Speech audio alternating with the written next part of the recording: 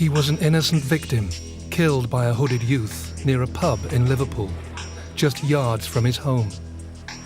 He was only 11 years old. The shocking news of Rhys Jones's murder made national headlines as the country faced the serious issue of escalating gun crime and gang violence. It was a crime that terrified every parent in the country. It was a crime that shook Britain.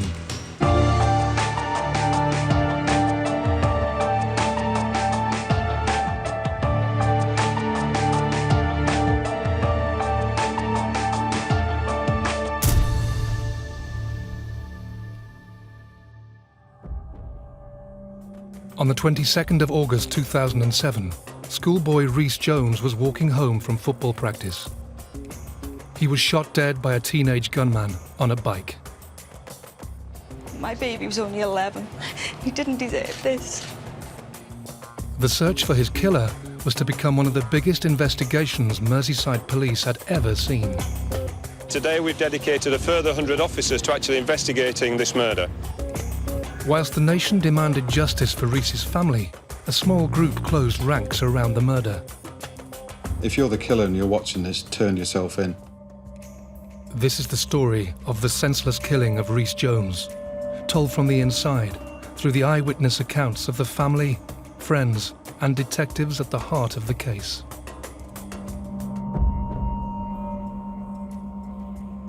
"11-year-old Rhys Jones lived on the Croxteth Park estate in Liverpool. Croxteth Park estate, which is predominantly a housing estate. There's something like 3,000 privately owned houses. And in the middle of the estate is the Fir Tree pub. And then very close by is the only block of shops on that estate, with a medical centre, a school and a church nearby. We've lived on that estate for 17 years. I've never felt unsafe. It's a lovely area that we live in. Obviously seeing groups of kids knocking around, but you know, nothing more than what you do as a youngster yourself. You know. It's a really lovely looking estate. You know, you drive on it and there's trees, there's woods, there's plenty of greenery. All the houses are nice. With it being private, everyone has a bit more pride in their homes, and it's a lovely looking place. I'd never had any worries about letting the boys go out and play. We've never had any trouble up there.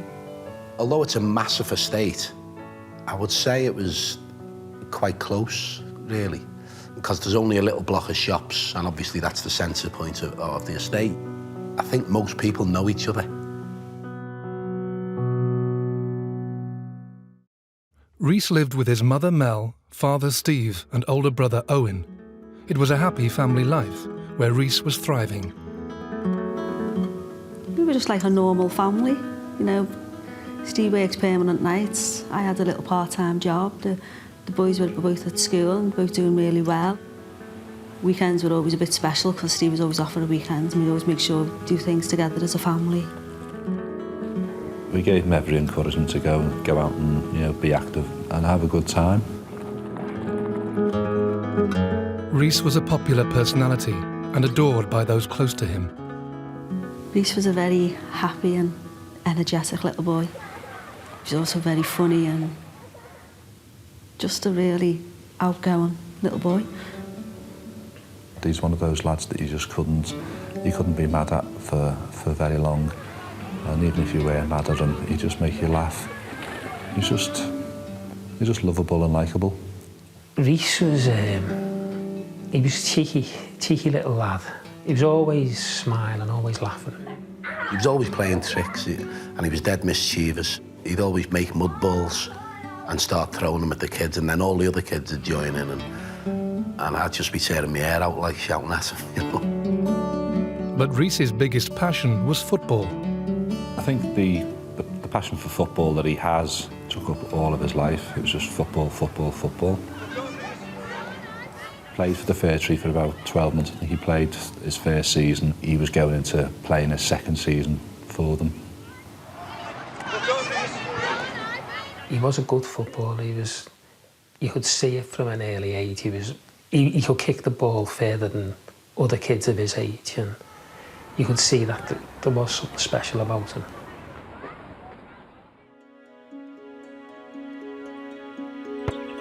It was a warm and sunny day on the 22nd of August 2007. I'd been to work in the morning. I came home and Rhys was starting senior schools in September, so we decided to go to town and get him his new uniform. I worked permanent nights, so I'd been in bed most of that day, and I got up round about tea time. Obviously, I had my tea. Rhys, I knew was going to go and train. He'd go training once a week and he'd play a match of a weekend. We decided that we would get together for an extra training session because the season was due to start on the following Sunday. But he was more excited because England were playing that night as well. So there was quite a buzz going round in the house because he wanted to get back for the match. He just had a light snack and then he just went up and put his kit on. Rhys left home and made his way to football. Rhys always used to take himself to training. As you come out of our house, it'd be a 5-7 minute walk on one straight road straight up to the football pitches behind the shops. The training ground would have been just to the right and slightly set back behind the pub. More or less right next to it, really. Soon after arriving at football practice, Rhys realised he'd forgotten something. The training session on that particular evening started about 6 o'clock. I'd asked all the kids to get there. Rhys had forgot his £5 signing on fee. And he went, oh, I forgot my money. And you could see him start to panic a little bit. And before I could even say anything, off he'd gone. He'd run home. Rhys! I was sitting on the settee watching the TV when he came bursting back through the door because he'd forgotten his sign-on money. And obviously he badgered Mel. And he just sat on the end of the couch waiting patiently for her to give him the money. Instead of just leaving it and paying next time, he wouldn't. So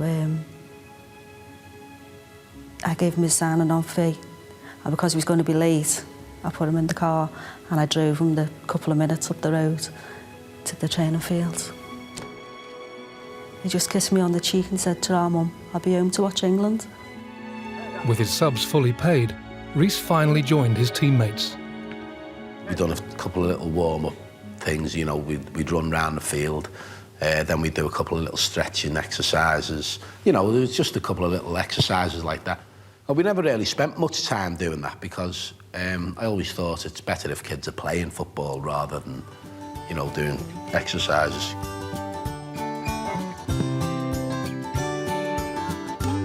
After a successful training session, Rhys was ready to make his way home, looking forward to watching England play Germany that evening. I was at the back of the car with the boot open, putting stuff in, and Rhys walked past the front of the car. And he said, ta-ra. And I said, where are you going? How are you getting home? So he said, it's all right, I'll walk. I asked Rhys to get in the car 2-3 times. And I even said to him, no, come on, get in the car, I'll drop you off, it's no problem. Come on. And Rhys was adamant he was walking. Hey, Rhys!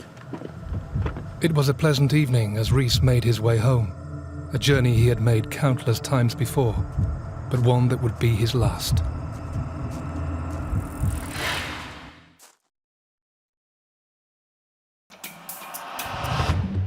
"11-year-old schoolboy Rhys Jones was a popular and passionate footballer, adored by friends and family.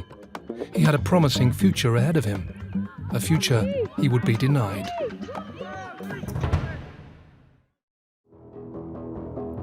Having turned down a lift from his football coach, Rhys Jones was making his way home on foot. He took his usual shortcut across the Fir Tree pub car park, only 500 yards from his home. The 22nd of August was a hot summer's evening. The pub was very busy. On that particular evening, England were playing Germany. A lot of people who were sat outside because of the nice weather and also because of the smoking ban. And Rhys at that time had finished his football practice and was walking a relatively short distance home from the football field. I jumped in my car and I drove probably 50 yards, and Sean was in the passenger seat and he screamed out Rhys's name. And I looked back, I've seen Rhys hit the floor, and I knew immediately he was hurt. The first thing that entered my head was he slipped. So I slammed the brakes on in the car and I jumped out. But by the time I'd done that, Sean had opened the door and jumped out. So he got to Rhys before I did.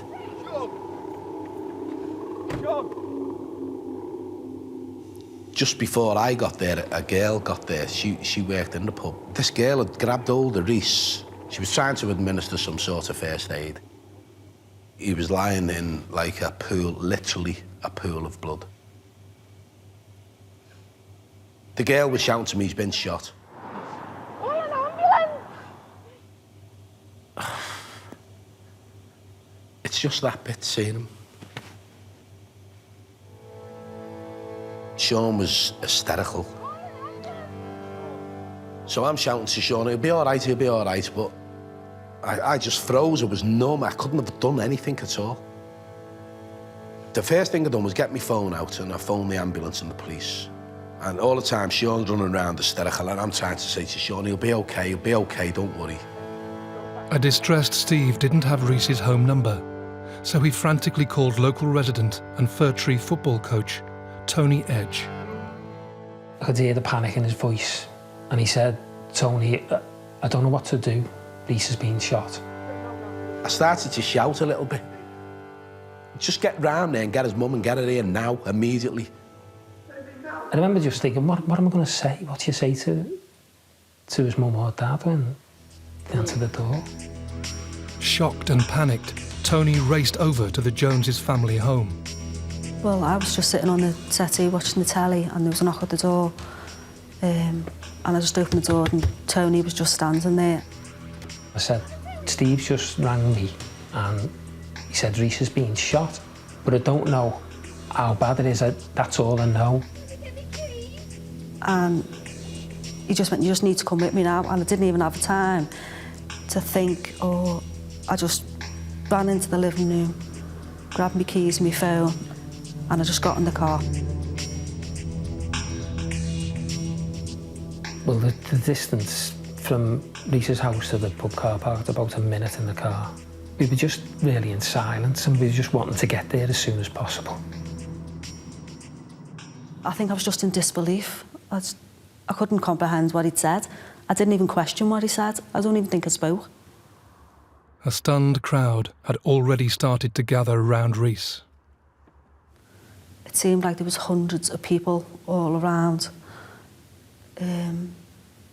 I couldn't see anything at first. I got out the car and I just heard someone shout, "Here's his mum."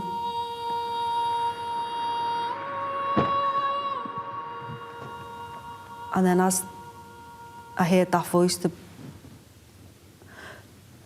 all the people that were together just sort of stood apart and Rhys was just on the floor. And I just ran over.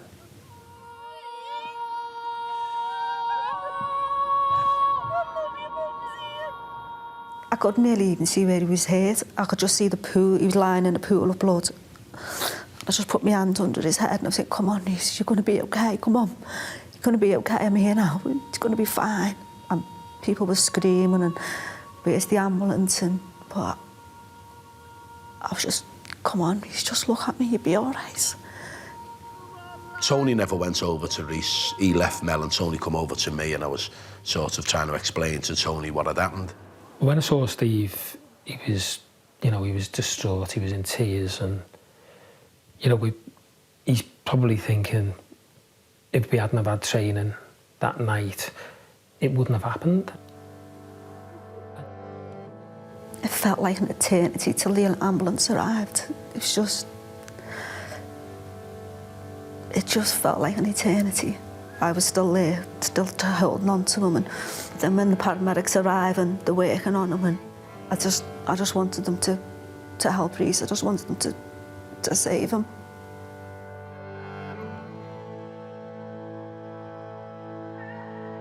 I think I was on the M57 driving along when I got a call off Mel, and it was a very, very short call just saying that, "Steve, you need to come home. Rhys has been shot." And the first thing that went through my mind was that some kids had an air rifle or an air pistol and they, let off a pellet or something and it struck him and lodged him or whatever it was. I didn't for one instant think that it was a proper firearm that he'd been shot with. Well, when we got to the hospital, everyone was there waiting for us. They're all working on them, and there's a whole team of people, and you're thinking, oh, it's going to be okay, they're going to...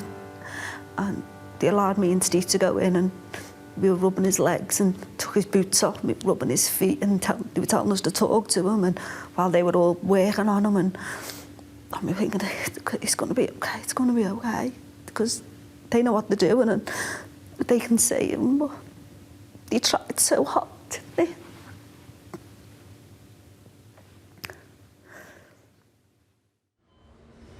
The doctors desperately persevered to save Rhys, but he never regained consciousness.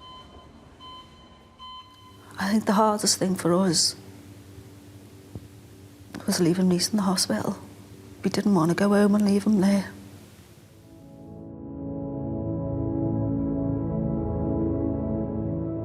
You couldn't touch him. He wasn't yours anymore. He was a crime scene.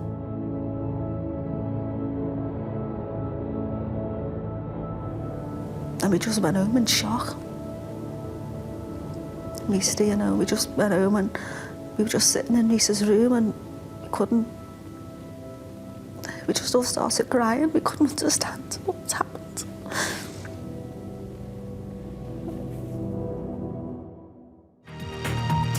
At 6 o'clock, the murder of an 11-year-old boy in Liverpool. He was shot by another youth on a BMX outside the Fir Tree pub in Croxteth. He was shot in the neck last night in Croxteth on his way home from football practice. He died later in hospital. And the police say knows who this killer is. This is not a time for silence. Do the right thing and turn them in. As the shooting made headline news, across the country there was stunned disbelief. Merseyside police quickly mobilised, determined to find the schoolboy's killer. It's probably one of the largest murder investigations that Merseyside police has run. The fact that he had no involvement and was an innocent victim in the middle of all this. You know, the pressure was there to solve this offence and to bring the people or person responsible to justice. There's a large number of detectives who were deployed immediately onto it to conduct the outside inquiries. You've got the incident room itself, there's a lot of search teams involved, all the scientists, crime scene investigators. In the early hours of the investigation, it was clear to the police that the shooting was gang-related. The Croxteth Park estate itself is about less than a mile from the old Croxteth council estate. We were aware that there was gangs in mainly the old Croxteth estate. You've got a situation in Liverpool 11 where in effect two close-knit geographical locations, which is Croxteth and Norris Green, are separated in effect by one road. And over the years there had been a number of incidents involving almost like conflict between these two groups, which had escalated and had started to actually use guns. We were aware of certain things that had gone on in the past, you know, between, you know, Norris Green and Croxteth Crew and stuff like that, but, you know, we'd never been a part of it, we never witnessed any of it. We just never thought that it'd overspill onto, you know, our estate. The whole scenario of there being gangs on the estate and young boys having guns just seemed a world away from the life that we were living. I just couldn't comprehend it. I just wanted to understand. I just wanted to know what had gone on, why someone could shoot an 11-year-old boy. Because I knew that Rhys didn't hang around with those type of people. You know, all his mates were all just good lads. The very next day, Rhys's parents conducted a press conference, pleading for witnesses. Someone knows who's done it. And I know people must be frightened, but they've got to think that they can't leave this killer out there. It could be their son, it could be their brother next time, because it'll happen again. If he's not caught, it'll happen again. As witnesses close to the scene came forward, they described a teenage boy riding a bike. There were 3 shots fired in total by the gunman on the night. The first one was aimed at 2 lads who were riding their bikes across the pub car park. They then rode off on their bikes, and he's obviously tracked them, aiming at them again, and has fired a second time. That bullet struck Rhys, and then amazingly the gunman continued and fired a further shot, the third shot, still obviously tracking his intended target at that time, even though clearly Rhys had already fallen to the floor having been struck.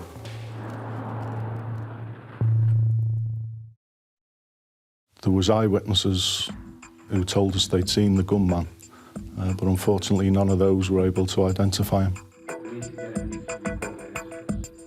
The police quickly obtained CCTV footage of the killer on his bike, hoping it would help their investigation.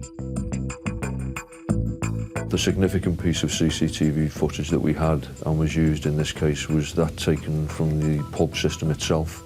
That showed the gunman obviously approaching from the rear and going to either side of the pub. At that stage, he's clearly looking for his intended victims. You see him come back across the rear of the pub, and he then comes out the other side, which is at the point where he stood astride his bike and fired his weapon 3 times.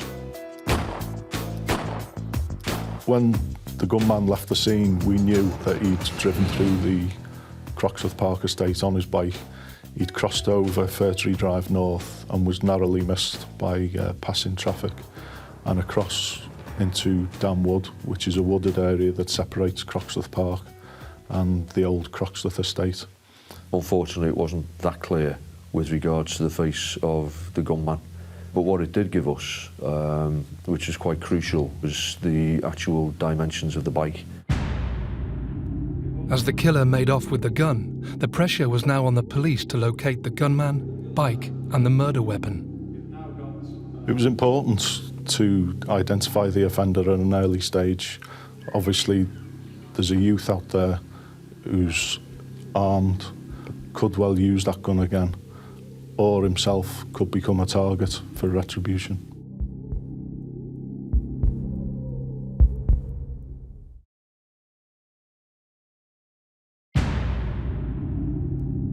Rhys Jones was shot in the neck on his way back home from playing football in Croxteth, Liverpool. The gunman fled the scene with the murder weapon. His mother, Mel, raced to the scene where she cradled her dying son in her arms. Rhys Jones's death shocked a nation. The local community was struggling to make sense of the tragedy. Everyone was just staying inside, that, you know, because people were frightened. People were frightened that it was going to happen again, you know, because, you know, if it could happen to Rhys, it could happen to absolutely anybody. I think the circumstances of Rhys being shot and killed created an element of fear, and rightly so, within the community. People knew that we hadn't arrested the offender. You've got to put yourselves in the position of a parent living in that location and thinking that could have been my child. You do have an instinct to keep your children safe, especially after something like that's happened. The streets around here were empty of kids. People on the estate were obviously very protective of their young children. It certainly changed my view on where Sean could go and who he'd play with. I wouldn't let him go 2-3 streets away on his own. If he was going round to his friends, I'd drop him off there and I'd pick him up.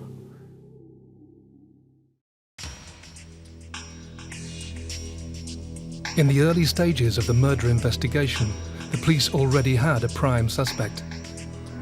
Postings on a social networking site had already named one boy as the alleged killer. 16-year-old Sean Mercer.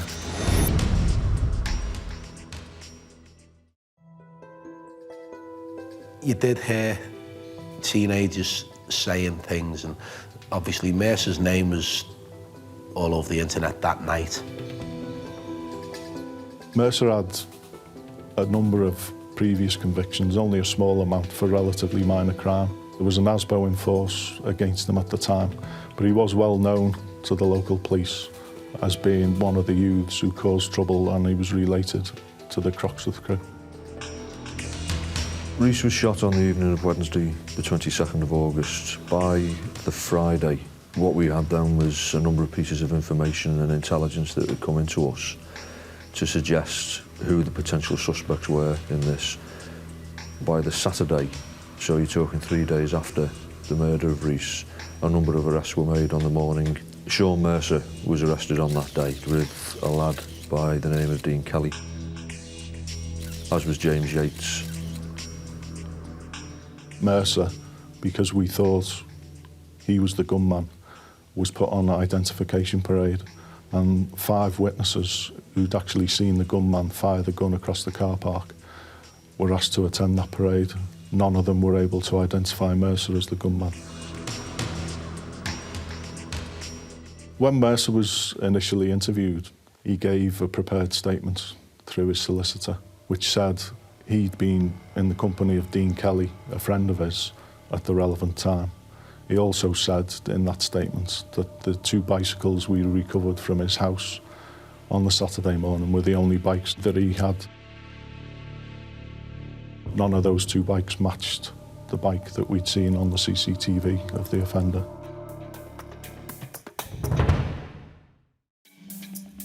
The Croxteth crew gang closed ranks around Sean Mercer. Even his mother, Jeanette Mercer, who was present at the police interview, vouched for her son. At this stage in the investigation, there simply wasn't enough evidence to categorically prove Mercer was the murderer. We know that if these people are going to try and, cover the tracks and hide, we know it's going to be difficult. We know it's going to be a long, hard slog. We just thought, well, we're in for a long haul here.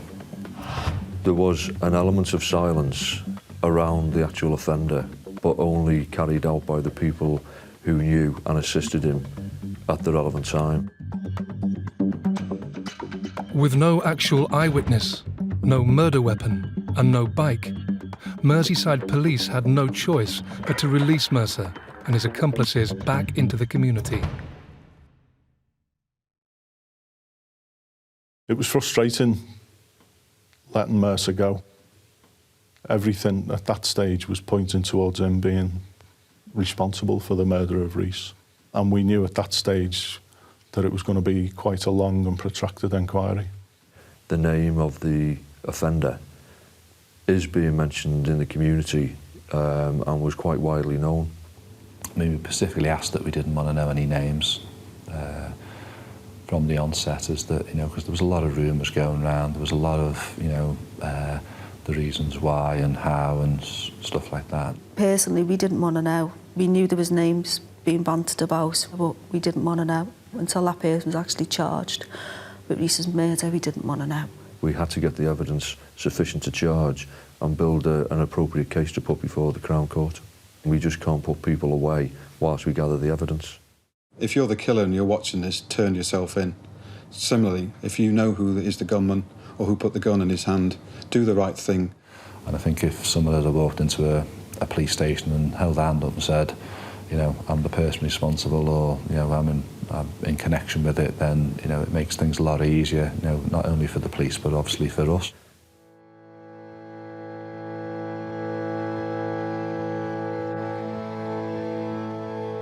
Thousands of mourners gathered at Liverpool's Anglican Cathedral for the funeral service of Rhys Jones. The murdered schoolboy was laid to rest.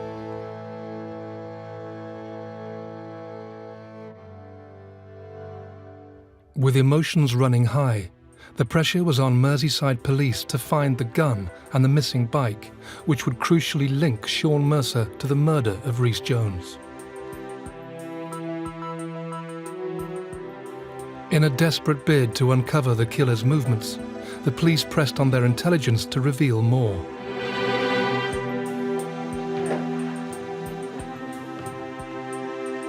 There was 2 calls made to Mercer before the murder of Rhys, and obviously what we would infer from that is that they were calls to say that the intended victim was in the area.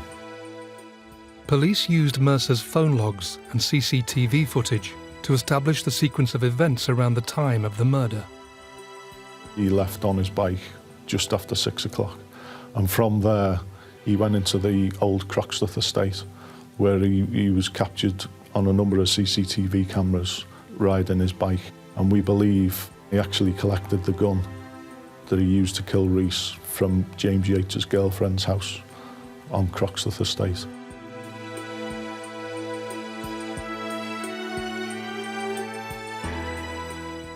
We established that the offender, having taken possession of the gun, he then went and carried out the shooting, obviously striking Rhys in that process. Following the shooting, Mercer rode off to the home of a 15-year-old boy, referred to as Boy M. We believe Mercer chose Boy M's house for a number of reasons. A, it was the closest of his associates to the Croxteth Park estate, so he could get there quickly and get off the streets as quick as possible. And also Boy M was only 15 years old at the time, and while not a member of the Croxteth crew, he had been involved in gang activity. He was young, he had behavioural problems himself, and Mercer knew he could tell Boy M what to do, and Boy M would do it. It was from Boy M's house that Mercer hatched his plan. Mercer made a series of telephone calls to his associates, and effectively he called his gang members in to assist him, and they helped by making plans to dispose of the gun, dispose of his clothing, douse him in petrol to get rid of any forensic evidence, and also to get rid of the bikes. It's a belief that petrol will dispose of any of the residue that's discharged from a firearm when you've been in close proximity to it being fired. But which of the Croxteth crew gang members were involved? Melvin Coy, age 24. He made a phone call to Mercer about 20 to 7, informing him of the people being present from the opposing group. Gary Case, age 24. He made a phone call to Sean Mercer just before 7:10 to alert him to the fact that members of the opposing group were in the area on the pub car park. James Yates, age 19. James Yates was an associate of Sean Mercer, and he had actually given the gun to Mercer on the night in question.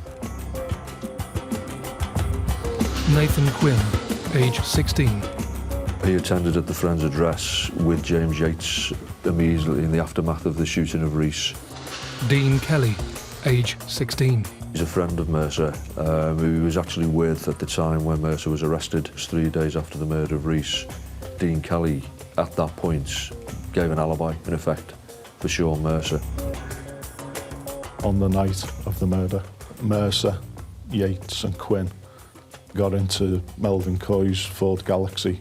They drove probably 1.5 miles, 2 miles to the Kirby Industrial Estate, where Melvin Coy had access to a lockup, and it was there that Mercer's clothes were burnt, and Mercer was cleansed of any firearms residue using petrol.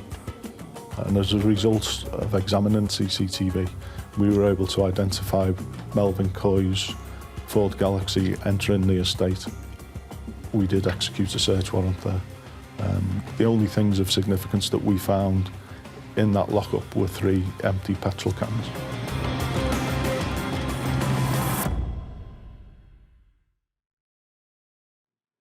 Having quite clearly established Sean Mercer's movements, the police needed to trace what had happened to the murder weapon. As a result of intelligence that we'd received, a search warrant was executed at the home address of Boy X. In the loft, we recovered a Smith & Wesson revolver, a self-loading pistol, and ammunition that fitted both of those guns. The type of residue that was recovered by the forensic scientists from the gun matched the residue that was recovered from Rhys's football shirt that he was wearing at the time. Boy X was arrested and interviewed. He gave us an account that Mercer had phoned him, told him to come to Boy M's house, went into the house and was confronted by Mercer, who gave him the package and told him to take it back and hide it. Our boy X was petrified. He felt intimidated by Mercer. Mercer called boy X because he knew of him and knew him from the area, but boy X was not a member of the same group that Mercer was. Boy X took the gun to his home address and he left it in the back garden. And then on the Sunday, another associate of the main offender moved that gun into the loft of boy X's address. With such a crucial statement, Merseyside Police took the unusual decision to file an application with the Crown Prosecution Service to offer boy X immunity. The use of that legislation is very, very rare, and particularly where a youth is concerned. Witness testimony from boy X was a major part in the inquiry. The evidence was slowly mounting against Mercer and his gang. As the police were waiting to hear back from the CPS, they still needed to track down a vital missing piece of the evidence that would bring Mercer to justice.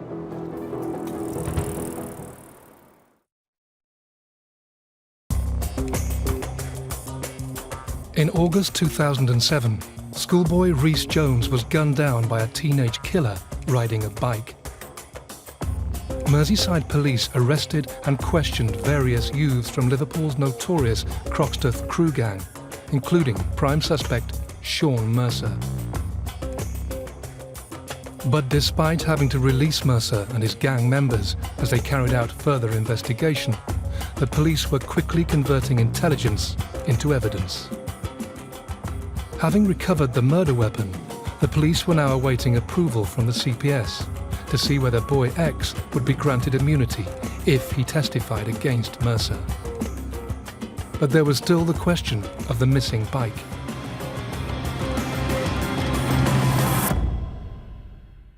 The bike that Mercer had used, we knew had gone back to his home address later that evening from witness accounts. But from his home address, we didn't know where it had gone, and it remained outstanding. The police launched a fresh appeal to help trace the bike. Following our press appeal, a member of the public came forward and said that he'd been cycling himself in the Kirby area near to the industrial estate, and he'd found the bike frame minus its wheels and taken it back.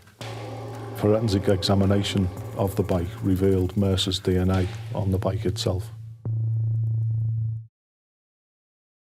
Mercer's mother, knowing that he had possession of that bike, she deliberately misled the police during the search by saying that bikes that we recovered at the offender's home address were the only bikes that he owned, and she repeated that fact during later police interview. There's a huge difference between even believing that her son had done it and actually deliberately lying during police interviews, during the police search, and quite clearly trying to frustrate the police investigation. We'd recovered the bike frame, we'd recovered the gun, and we had other witness accounts which basically blew Mercer's alibi away. And the whole estate knows it. All that remained was a decision from the Crown Prosecution Service on boy X. In April 2008, the CPS had made their decision. When the Attorney General had made the decision that boy X was going to be offered immunity from prosecution, within days we re-interviewed boy X, obtained his witness account. He entered into the agreement with the Crown Prosecution Service that he would give truthful evidence in return for the immunity from prosecution. On the 15th of April 2008, Merseyside Police arrested 14 people, including Sean Mercer, James Yates, Gary Kays, Melvin Coy, Dean Kelly, Nathan Quinn and boy M. And they were subsequently charged, Mercer with the murder of Rhys and the others with assisting him to dispose of evidence. When Mercer was arrested on the 15th of April, he was interviewed again he produced a prepared statement in which he denied any involvement in the murder of Rhys and chose not to answer any further questions. Gary Kays and Melvin Coy basically denied being involved in assisting Mercer. The others, when they were interviewed, there was a mixture of people choosing not to answer questions, saying no comment. As well as the Croxteth crew gang members, a number of adults were also arrested. Because we knew Jeanette Mercer had lied to us when she'd made witness statements, saying that Sean Mercer had only had the 2 bikes we'd recovered from the house, and because she had possession of his mountain bike on the night of the murder, a decision was made to arrest her. He said, at his house? She denied any involvement. Unless someone had taken it? James Yates's parents, Francis and Marie Yates, were heavily involved in trying to assist Mercer and their own son. We know that Francis and Marie Yates burnt a SIM card that the police failed to find when they'd searched James Yates's house, and that was the SIM card that he'd been using at the time, and that was crucial evidence. I think it was shocking, sort of like the help that they got, and it wasn't, you know, so much as, you know, Mercer and his mates that sort of like, you know, took him away, whisked him away and doused him with the petrol, you know, got rid of evidence, got rid of the bike and stuff like that. But it's the adults that were involved with it as well. Almost 14 months after Rhys's murder, the trial took place at Liverpool Crown Court. Sean Mercer pleaded not guilty. Throughout the trial, Mercer and his 6 associates were in the dock and frequently would be laughing and joking and not listening to what was going on.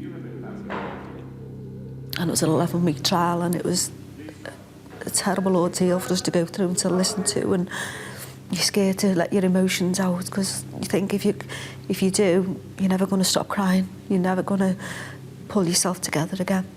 I think it's fair to say that the behaviour of Sean Mercer and all those people in the dock with him at that time was poor, to say the least. This was all done in front of Rhys's mum and dad as well. I think that is unforgivable, but I also think it actually shows the type of people that we're dealing with here. The jury found Mercer guilty of the murder of Rhys Jones. He was sentenced to 22 years in prison. Mercer showed no remorse at all. Even when he was sentenced, very little emotion on his face. He's destroyed us. He destroys our life.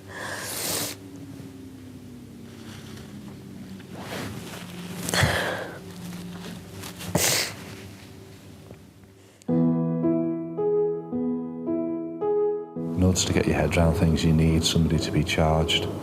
You need somebody to be found guilty. You've got to have a sentence that you feel reflects the enormity of what they've done. We got justice for Rhys, because as the sentencing goes, you know, Sean Mercer got the maximum what he could get. And in the eyes of the law, we've got justice. But I personally feel life should mean life. He should spend the rest of his life in jail. These people should realise that, you know, if they're going to go around firing guns and murdering people, then, you know, they should spend the rest of their life in prison.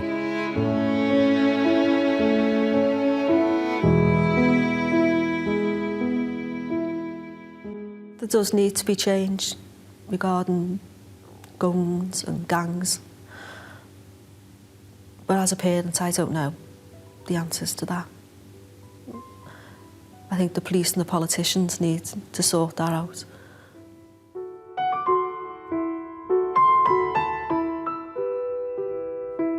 I, like any other cop, is going to sit here and say to you that we would like it to be no incident of gun crime. But unfortunately, there are firearms out there. There are people who are prepared to use them.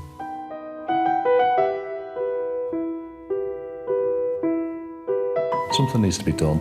It could start with tougher sentencing, you know, give the judges the tools to do the job, get these people off the streets, you know, get them to learn the lesson that, you know, if you're going to get caught with a gun, you're going to end up with a hefty sentence, and, you know, and make them serve that sentence. But Rhys's death would not be in vain. We've set a charity up in Rhys's name. It's the Rhys Jones Memorial Fund. The charity is to raise enough money to build a much-needed community centre in Croxteth Park, where we live. Somewhere for all the kids to go, keep them off the streets, keep them busy, give them an interest. I work quite closely with Steve Gagan, which is, we do a soccer competition each year for the kids. Fair Tree take part, you know, the old lads that Rhys used to play football with, and it's a really, really good competition. Rhys just lived for football. Everything evolved around football, and in terms of keeping Rhys's memory alive, then the most appropriate way to do it is through football. I just remember Rhys as being a really bubbly, lovable lad. He'd just make you laugh. I just remember Rhys smiling. He was always smiling, he was always laughing, always joking around. And he was always his most happiest when he was playing football.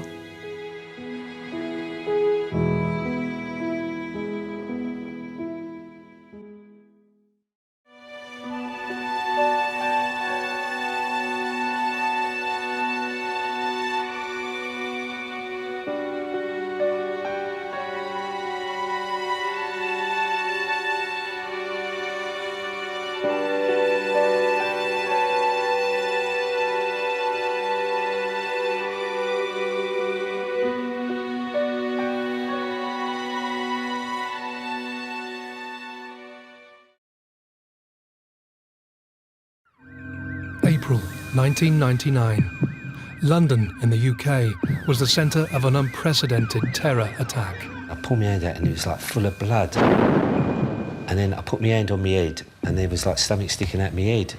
The blast just caught me. A lone right-wing fanatic went on a one-man rampage, killing 3 people and injuring hundreds. I feel nothing. I did what I had to do. Area within a minute just turned like a war zone. He left a trail of destruction through the capital, lasting 2 weeks, making this a crime that shook Britain.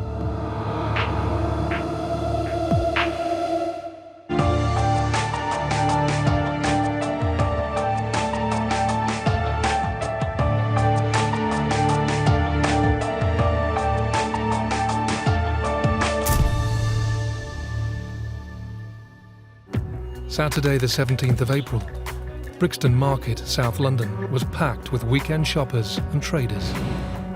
I was at Brixton Market because my friends had to go to work up there and I went with them to spend the day. As Miles MacLeod helped his friend on the market stall, Paul Maskell was managing his staff and customers in a supermarket just yards away. I was just like the day-to-day managing of the store, doing staff rotas, just normal, everyday managing of a retail unit. It was coming to the end of the day, it was all looking forward to going home. As Paul's day drew to a close, Miles and his friend waited for some extra trade. Everyone else started packing up kind of early because some people didn't have a good day, but we was going to stay a little bit longer because we didn't have to be anywhere till early evening. The bustling market was still heaving with people when Miles noticed something suspicious. I walked down to go to the shop, and then on the way back, I noticed the bag. And I let my friend know, and my friend come over and started walking around the bag, asking people if it was their bag. And they said no. So my friend goes to me, pick it up. Miles went to investigate, unaware the contents of the bag would change his life forever. So I picked it up, and then we walked around to Electric Avenue, and we opened the bag, and that's when we noticed it was a bomb. I had to actually look twice, because you could actually see the nails, the Tupperware box, the batteries, the wires, and then you knew it was an explosive device. Brixton was still packed full of shoppers, all unaware of what Miles and his friend had discovered. I took it seriously straight away because I've never seen anything like that before. As soon as I've noticed and I've told my friends to get away, and we started to stop people trying to get people away from it. As Miles attempted to alert people of the danger, others were not so wary of the device in front of them. Some people heeded the warnings, others didn't. And one man in particular went up to the bag, it was a nice bag, a head bag, and took the device out of the bag and walked off with the bag. The little gentleman what was on the fruit stall picked the bomb up from there and put it next to the green bin next to Iceland. But at this time, they thought it was a joke still. They thought it wasn't real. It got moved 3 times. Me moving the bomb getting taken out of the bag, and then the bomb getting put next to Iceland. The makeshift bomb, packed with nails and stuffed into a plastic box, had been sat at Brixton Market for over 30 minutes. The security guard come in and told me he felt someone had left a bomb outside. I couldn't really take that serious and just carried on the phone call really and ignored him. I could see that he was getting quite agitated about the events that were going on outside. He came in and told me and more or less insisted that I go outside now and have a look to see what was going on out there. And went outside and there was a crowd of people gathering around. We wasn't sure what a bomb would look like. We felt it would be like a big alarm clock with orange sticks underneath it. But this one turned out to be in a shoebox with a Tupperware box on top of it. Paul, along with the crowd now gathering, wasn't convinced the device was real. The guy was pointing out to me that there was like nails in the top and you could see wires, and he was convinced that was a bomb and we should do something about it. So I thought the first thing I should do is go and phone the police while the security guard was trying to keep people back. Not too many people at that time were taking much notice of him, and he was doing as best as he could trying to keep people back. I've seen police across the road, so I've run across the road. I told him there's an explosive over there, there's a bomb over there, and he got his notepad out and goes, "What's your name and address?" I went inside the store, phoned the police. They told me I should evacuate the store and keep people away. Yet again, I couldn't really believe it was a bomb, so I took no notice of the police and didn't evacuate the place, and went outside saying this just can't be a bomb. And we got within a few feet of it, and then it went off.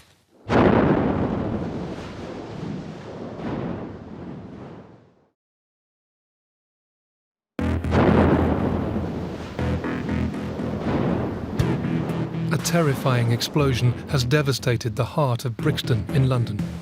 An explosion in South London has injured dozens of people. The blast in Brixton is being treated as a major incident.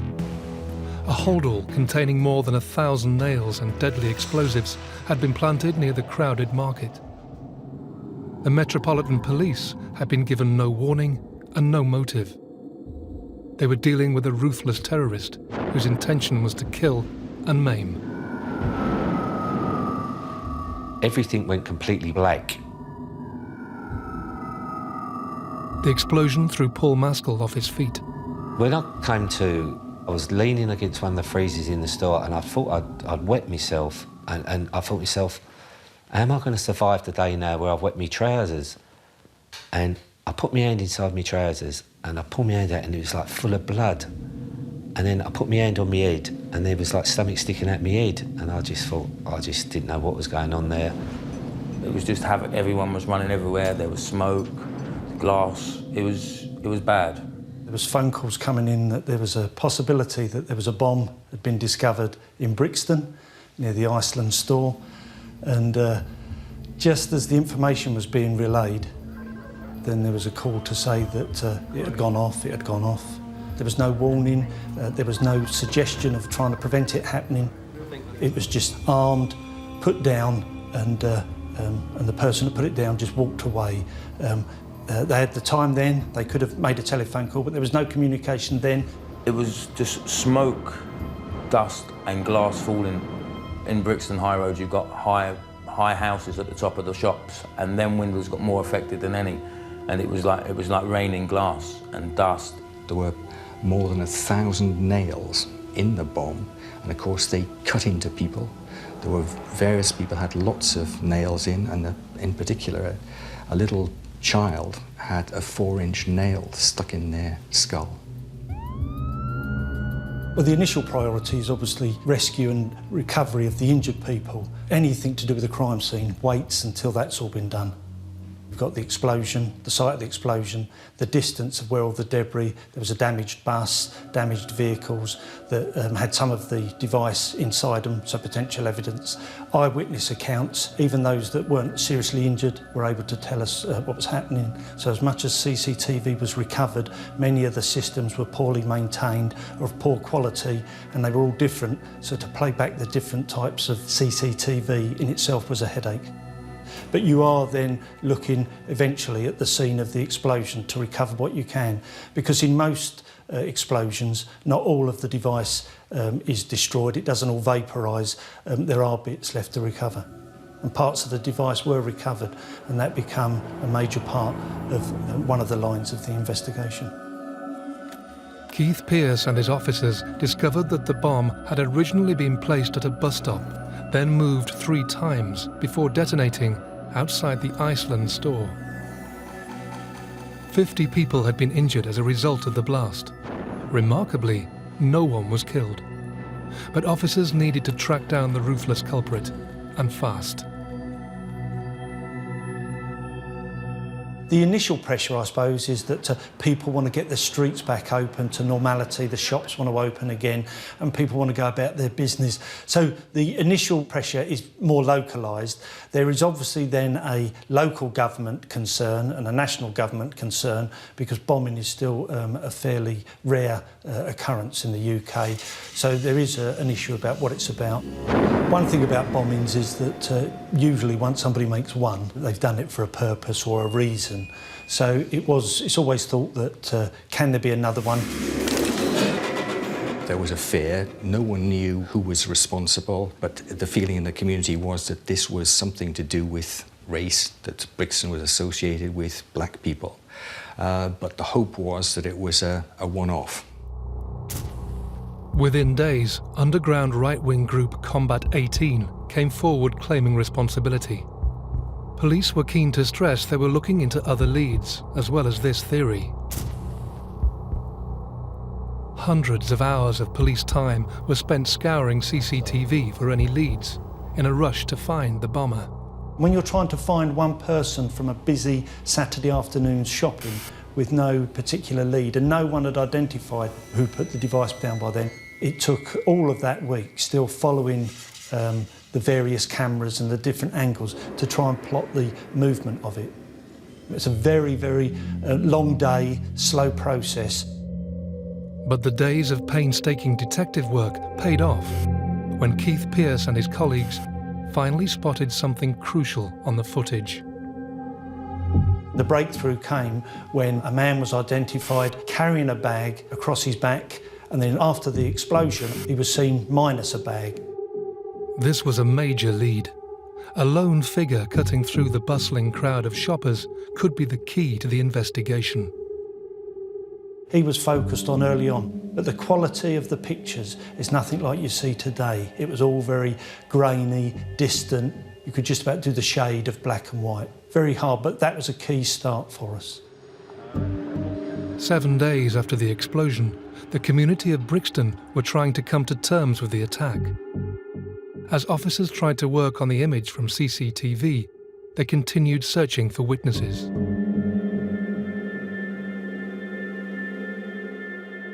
The key thing the following Saturday, as in many crimes, you go over it again. You have an anniversary event to try and find witnesses who may have been there. As police searched for further clues to the tragedy, 5 miles across the city on Brick Lane, Dr. Hack and her family were heading home. We are returning to our North London home. As we are passing near the Brick Lane, suddenly we decided that to do some little shopping and to buy some Bengali newspaper.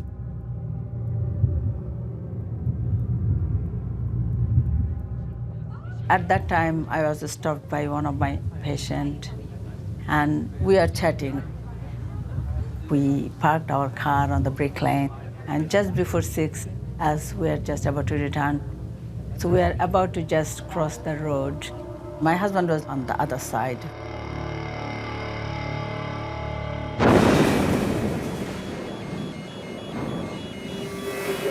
Whole area was really in dark cloud that you could not see what is happening, and my whole body was covered with the glass splinters. All the windows were broken, smashed, and you didn't know what is happening. We had a team in Brixton at the time, around the 5 o'clock time, to try and jog people's minds. And while that was happening over in Brick Lane, we then had another phone call to say somebody thought that they may have found another device. And at that same time, when the phone calls were being made, a second device had gone off almost similar time, a week later to the one that had gone off in Brixton. Almost to the hour, 7 days on from Brixton, police were dealing with another terrorist attack. The explosion had ripped through the heart of the Asian community in East London, injuring 13 people and causing severe damage to surrounding buildings. That was really, really horrific, horrifying, and really, I have never experienced like that in my life. Early indications are that the device had gone off in the back of a car. So, of course, again, one of the initial thoughts was this the bomber with the device in a car that had gone off? And so, therefore, did we have either the bomber with the car or some evidence to be obtained from the car? But we found out fairly early on that, similar to the first device, people do strange things when they come across a bag with a bomb in it.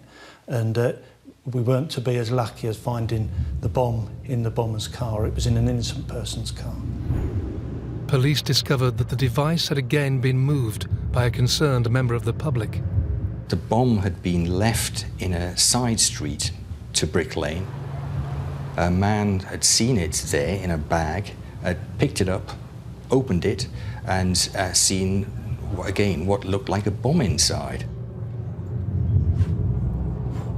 They thought it may have been a workman's bag with tools.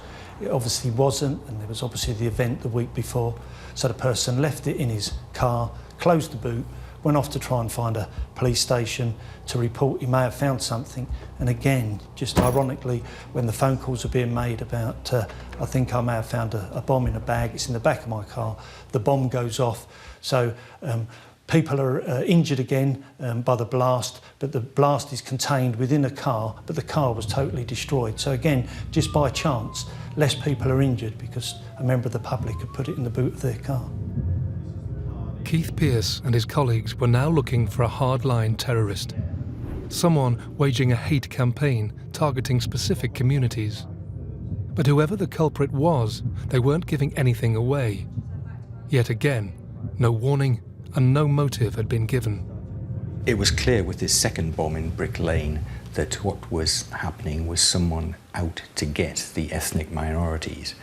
Brixton, full of black people. Brick Lane, usually full of Asian people. So here was a racist bomber, or bombers, and they were out to kill and maim people. And it was amazing that up till then, no one had been killed. The pressure was mounting because this was almost a week later to almost the exact time. We've got a description from the man who found it and put it in his car and had a look at it. So it gave us a bit of an indication, and because people aren't every day making devices and setting off explosive devices, it was a good indicator that it was the same or similar device. And then within the next few days, you can start finding that as an evidential fact that they're the same manufactured type of device. Police were fairly certain they were now dealing with the same bomber. But with little to go on and with pressure mounting, officers were in a race against time to identify who was responsible. Finally, after sending the grainy image to specialists, they get their first major breakthrough. I would wish to question this man, who I'm asking people to identify.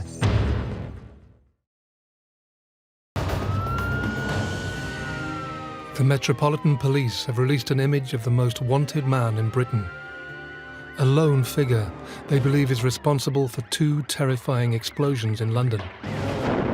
Having attacked communities in Brixton and Brick Lane over 2 weekends, officers are in a race against time to catch the culprit before he strikes again.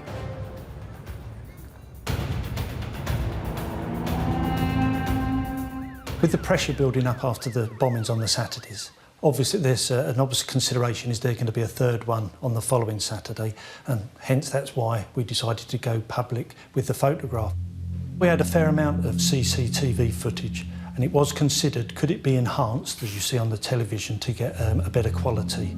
It was trying to get a picture that you could at least someone may be able to recognise by just changing the colouring and the shading and the shadow on the picture. And a picture eventually was prepared for a press release. Despite the poor quality, police believed they had enough for a public appeal. This was now their #1 suspect. The image was released to the media in an urgent bid for vital information. With the weekend approaching, there was widespread fear in the capital. It was clear it was a racist bomber and a serial bomber. So people were worried that there was going to be another attack, a third attack, and the fear was no one knew where that was going to be and who was going to be attacked. This was the second Saturday. Were we then going to be facing something on the third Saturday? Despite the grainy quality, officers hoped someone would recognise the man in the image. With a slight build, blue jacket, jeans and baseball cap, his appearance was fairly ordinary. But thankfully, information started to come in. Photograph generates a lot of calls that have to be followed up. Incident room. You have to make a judgment call which have a higher priority than other calls.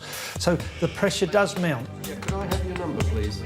Long hours of working, knowing that you might be the one that's going to make that breakthrough to find the suspect and hopefully prevent it happening again. It was released on the Thursday lunchtime following the Brick Lane bomb, and the police had, for all that time since Brixton, been trawling through the CCTV that they had, and they struck lucky eventually because he was wearing a white baseball cap.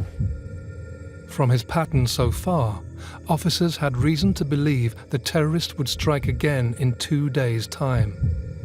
If no information came forward from the public, they faced their third disaster in 11 days. During the course of the Friday, we had an incident room running because of the public appeal, and there were many phone calls coming in. Police were inundated with calls from people desperate to help. As officers followed up possible leads, one particular call caught their attention. At about 5:25, was from a man who said that he worked with somebody that he thought was the person in the photograph. It was very vague, but he named him as David Copeland. He identified where he lived, and he based it on the fact that he worked with him. David Copeland was 22 and from Middlesex. One of 3 boys from a middle-class family, his mother was a nurse and father an engineer. On paper, there was nothing really to suggest he was going to carry out such crimes. He just seemed to be a loner, left school. I think the expression was as if he was invisible. He wasn't remembered by many people. He had no girlfriends. He didn't really have any friends at all. He had an inferiority complex. At school, he was bullied. It was during his adolescent years that cracks began to appear. He was, in his mid-teens, already a racist, and he tried to avoid any contact with any racial minority. And he'd also developed a taste for violence. He was a little violent himself, particularly when drunk. He had 3 convictions. They were sort of fairly minor. One was for criminal damage, one for assault on a neighbour, and one for taking something away without paying for it. Other than his petty crimes, Copeland managed to stay off the police radar, moving to London after leaving school to work as an engineer on the Underground Rail network. He worked with his father, and the father, when he'd been presented with the photograph of Copeland in the newspapers by a workmate, the father saw the photograph. The workmate said, "That looks like David, your son David." And the father said, "No, it couldn't be, it couldn't be." It doesn't look like him, and anyway, he always wears a dark baseball cap. He hasn't got a white baseball cap. But Copeland's colleague had his doubts and contacted police. Officers now had a firm lead and had to respond quickly. Meanwhile, across town, Gary Reid was preparing for a night out. On the day that it happened, it was a day off for me, and a beautiful day. It was the beginning of a bank holiday weekend. I'd had a sort of a lie-in, and I thought, I'll walk into town, see what's going on. As Gary set off for the heart of London, Tommy Douglas was heading into Soho. We travelled to the West End, walked round the corner. It was very busy. You know, everybody happy, enjoying themselves. Typical bank holiday, you know. Admiral Duncan opened its shutters. I had originally intended to wander around and have a look at some of the theatres, and then sort of wind myself home through the back way. I'd heard of the Admiral Duncan. I think I'd been there once. It wasn't the most favourite place in the world, but it was open, and there weren't too many people in it, and I thought, I'll go in for a half.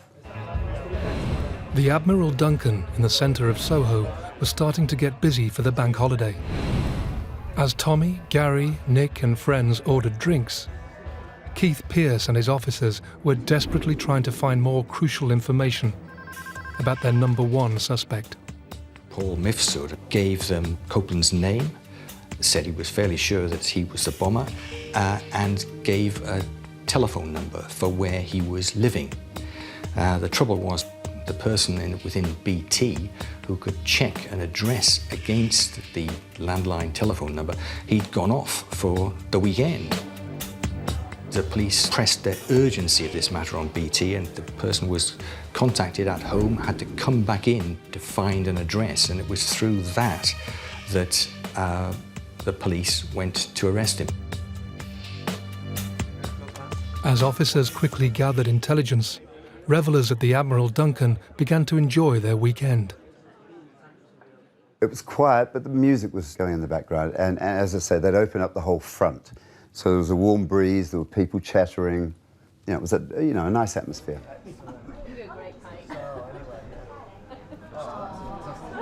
As the pub started to get busier, one of the bar workers noticed something suspicious. Someone started looking at the bag and wondering about it, and one of the people working behind the bar even, in fact, looked over the bar, down at the bag, and was about to inquire whose bag it was as a result of the security briefing they'd been given. The first inkling I got of anything wrong was a feeling of, first of all, was complete and utter silence.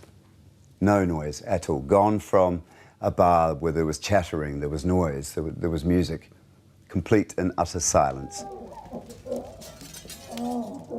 I remember a lady, I remember looking up at her, but she had a red beret on, and she caught me before I fell. So I was in her arms, and I was looking up at her, and I could see her mouth opening and closing, and I'm sure she was crying, and I could tell she was screaming, but couldn't hear a thing.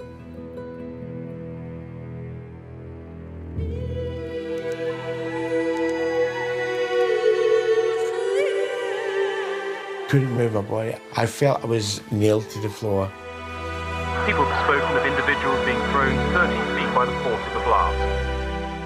And when I went to move anything at all, it was from the waist down was complete pain.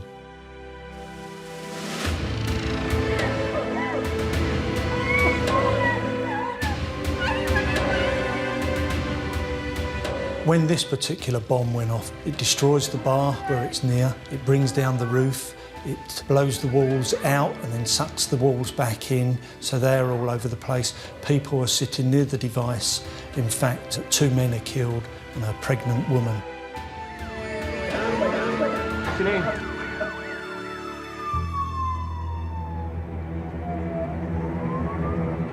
I believe that this is linked to the other cowardly attacks that have occurred in London over the last few days.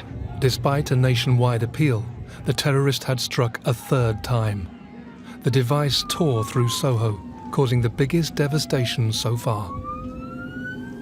Well, I had seen it on television, and then my husband said, oh, there's lots of people in London that won't be him, but then he was a bit concerned and we hadn't heard. We tried his mobile phone and he wasn't answering it.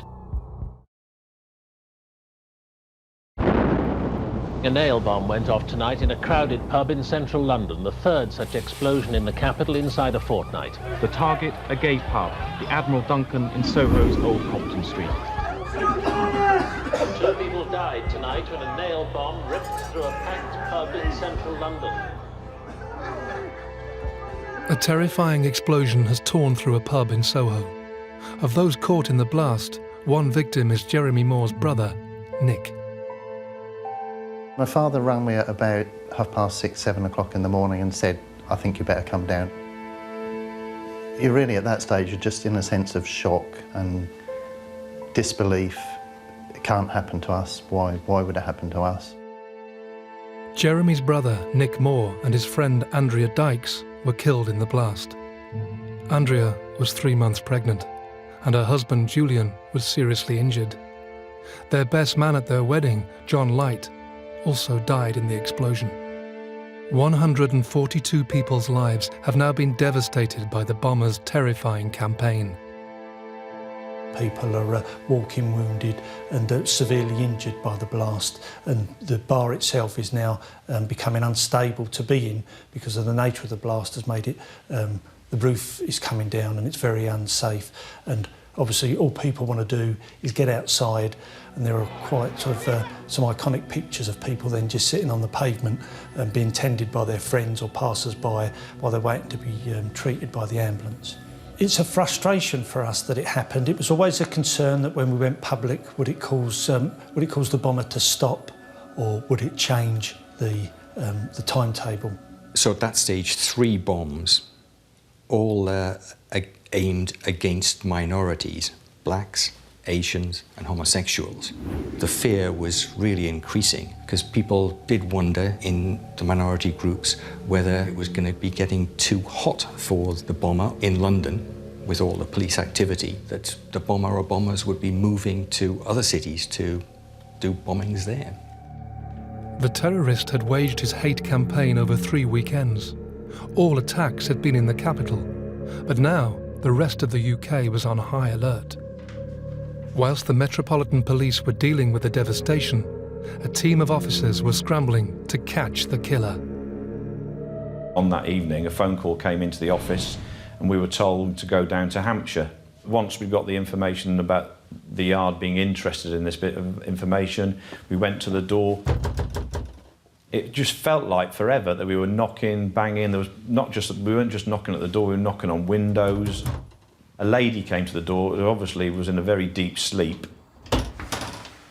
David Copeland live here? We asked whether David Copeland lived at the address, and she said, well, there's a David at the address, but I don't know what his surname is. So we walked up the stairs, myself and 2 colleagues, knocked on the door. There was a reply from him, who is it? We identified ourselves as police officers. What do you want? I said, we wanted to speak to David Copeland. Is that you?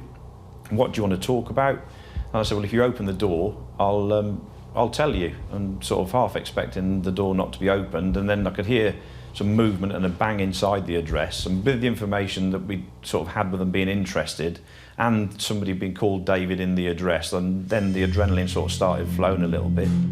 The door then opened, and standing in front of us was David Copeland, definitely the person that was on the video, wearing nothing but a pair of blue tracksuit bottoms. And then got in and arrested him straight away for the bombings at Brixton, Brick Lane, and the one on the evening at Soho. And straight away, without any prompting, he said, yeah, they're all down to me, I did them by myself. David Copeland didn't resist arrest and surprised officers with his immediate admission of guilt. But as they searched his bedsit, they discovered evidence that revealed his extreme beliefs. Straight away, behind was a big red, black and white Nazi flag on the wall, and next to that were cutouts from magazines or photographs of other bomb scenes of people with injuries and the results of bombs, with a whole raft of pictures on the walls. Alarmingly, his sickening shrine also included pictures from the devastation he'd caused in London. He said that there was 2 litres of ammonium nitrate, which didn't mean to me, but bearing in mind he just admitted that he was the bomber, there had to be something to do with explosives, and there were some firework boxes underneath the bed. That was an obvious risk.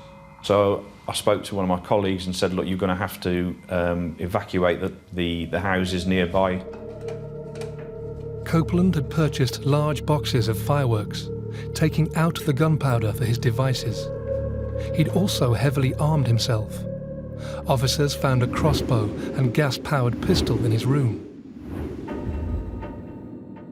He was rushed back to London for questioning, where he freely discussed his reign of terror. Here is Copeland's actual police interview. Shockingly, he reveals why he planted the bomb in Soho the day before. Thursday afternoon, when I had over the radio, you know what I mean, they got pictures of me. Where were you at this point, sorry? In one of these sex shops. As he left the shop, he saw a copy of the Evening Standard, which had a photographs of the suspect bomber on the front page. He saw that it was him, and he knew, or felt, that he was close to being captured.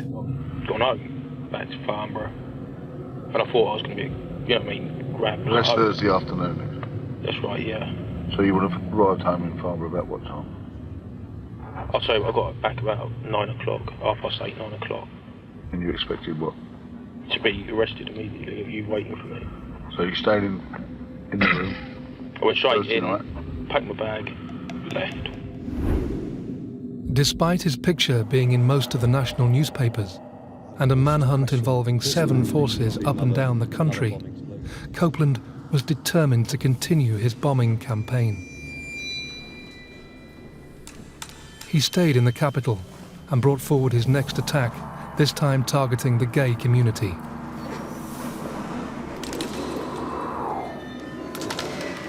He wanted to bring the country to the boil, which I have to say he was very close to doing, and getting all communities up in arms. He walked into the pub carrying the device, and it was already armed, as the other 2 had always been armed when he was carrying them. But he changed his appearance. He no longer had the dark jacket or the baseball cap. He now just had jeans on and a white T-shirt. A lot of the bars and places had been visited with security about being aware of unaccompanied bags being left lying around. But the unfortunate thing in the pub in question, many people had put down sports bags and rucksacks. They were having a nice time. It was a nice early evening. That spot was the only empty spot at the bar. I went up to get a drink, and I slipped it off my shoulder and put it on the floor. During all of the times that we had dealings with Copeland, he showed no remorse for any of the injuries or any of the deaths. He thought it was a means to an end. The only time he asked about anything was about this rat Whizzer. How was Whizzer being looked after? I feel nothing. I don't feel sadness, but I don't feel joy. I did what I had to do. Are you sorry? I'm sorry for the woman and the child. I think the woman was pregnant. I feel sorry for her. But I don't feel no guilt for the others. Copeland gloated over his actions and showed little remorse during his 4-hour interrogation. Murder, mayhem, chaos, damage get on the news. It's a top story, really. Personally, I wanted to get caught. Why? To be famous. If no one remembers who you were, you never existed. During his lengthy interview, Copeland also revealed the circumstances leading up to the attack on Brick Lane. Why Brick Lane?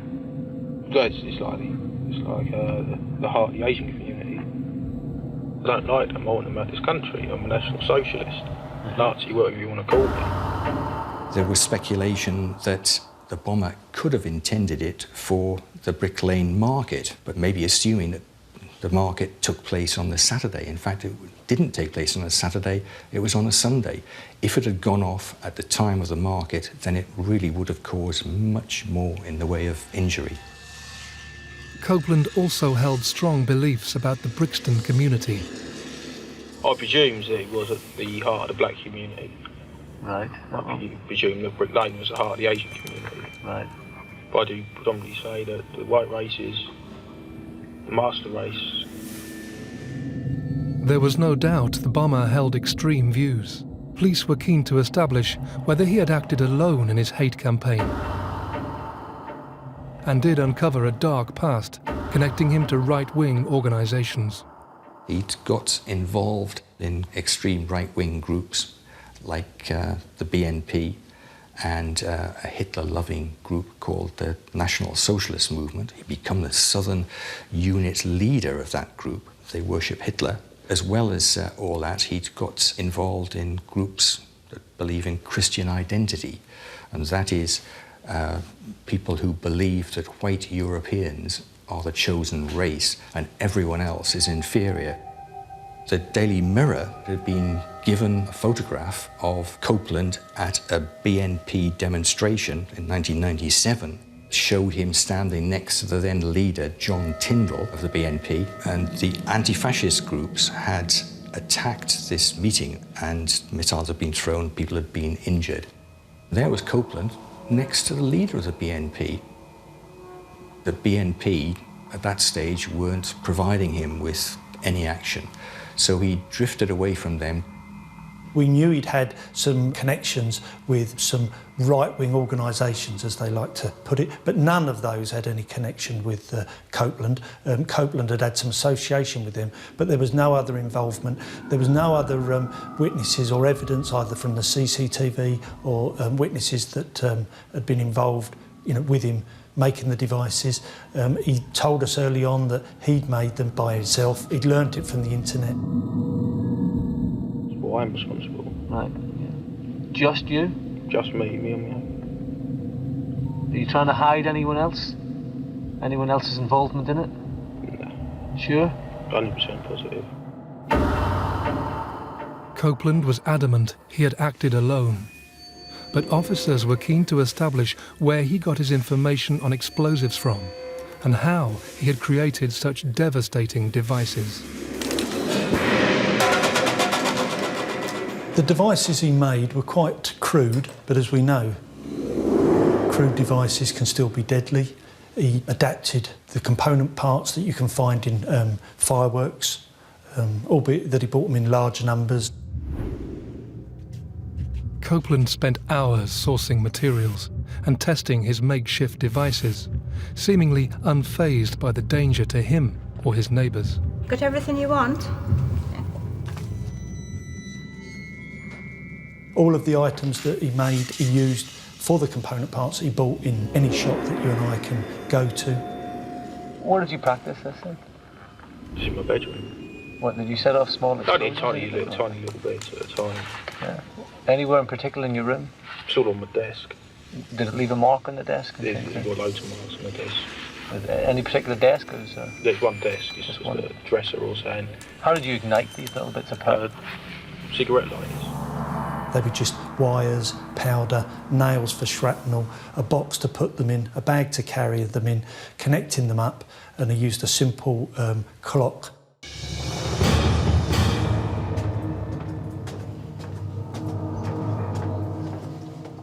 Copeland led a one-man trail of destruction through the capital of the UK.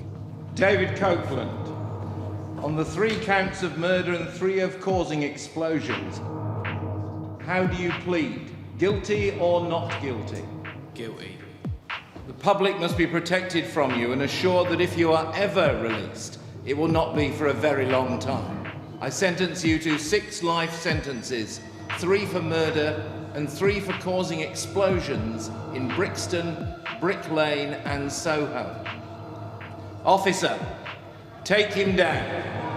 14 months after the London nail bombers' campaign of terror, 6 life sentences were passed down to him, with a recommendation he should spend a minimum of 35 years in prison.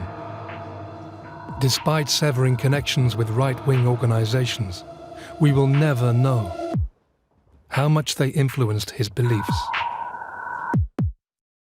It was a senseless crime, and I don't think we will never get over it. There's not many days go past without some remembering, some looking out the window and thinking of my brother. But the way we have sort of coped with this is the love and the friends that we've actually made through this tragedy. I thought I was dead. I thought, I must be going to heaven. And then the next thing, I woke up in St Thomas's Hospital, menaced to legs. David Copeland has not achieved his aims of fame and power. Today's verdict proves he is a dangerous, pathetic nobody who is now where he belongs. When I thought about what he'd done to my parents and to the people that had loved me, what he'd put them through when I was hanging on by the skin of my teeth to life, that's when I got, I got quite angry at him then. The rest of the time when I went to his trial, saw how pathetic he was, what a waste of a life his. I was dealing with him by letter. It was clear that he was proud of what he'd done, and he really thought that was going to be the spark that would cause racial conflict, and eventually that would lead to the installation of some extreme right-wing government. He really believed this. I went back to Brixton and I just couldn't cope with the pressures of that place anymore. They put me into a different store. I couldn't cope with the pressures of that one. I couldn't cope with everyday life issues. And eventually I got retired on the grounds of ill health. I don't even think of him at all. I'm very, very pleased that he's locked up, and he's, surely to God he won't be let out.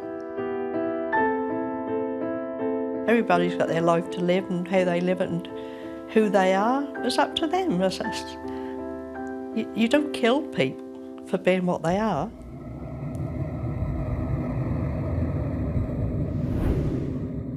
I think the British people have a right to everything claims.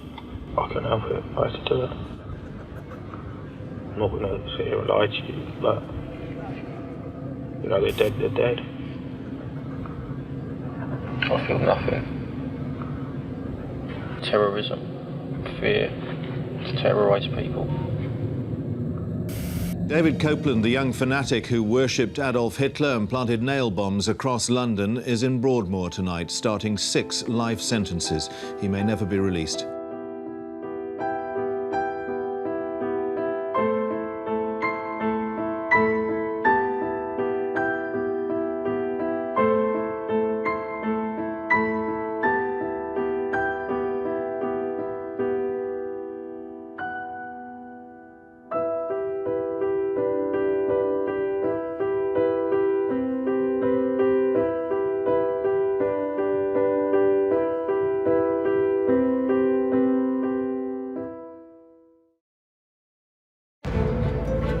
There is just one story this morning, the dramatic end of the Gorbachev era in the Soviet Union. She was one of Britain's most high-profile television presenters, at the pinnacle of her career, when she was mercilessly gunned down outside her house in London.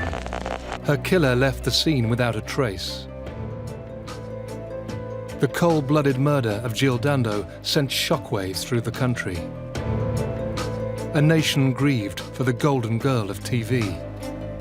This was no ordinary crime. This was a crime that shook Britain.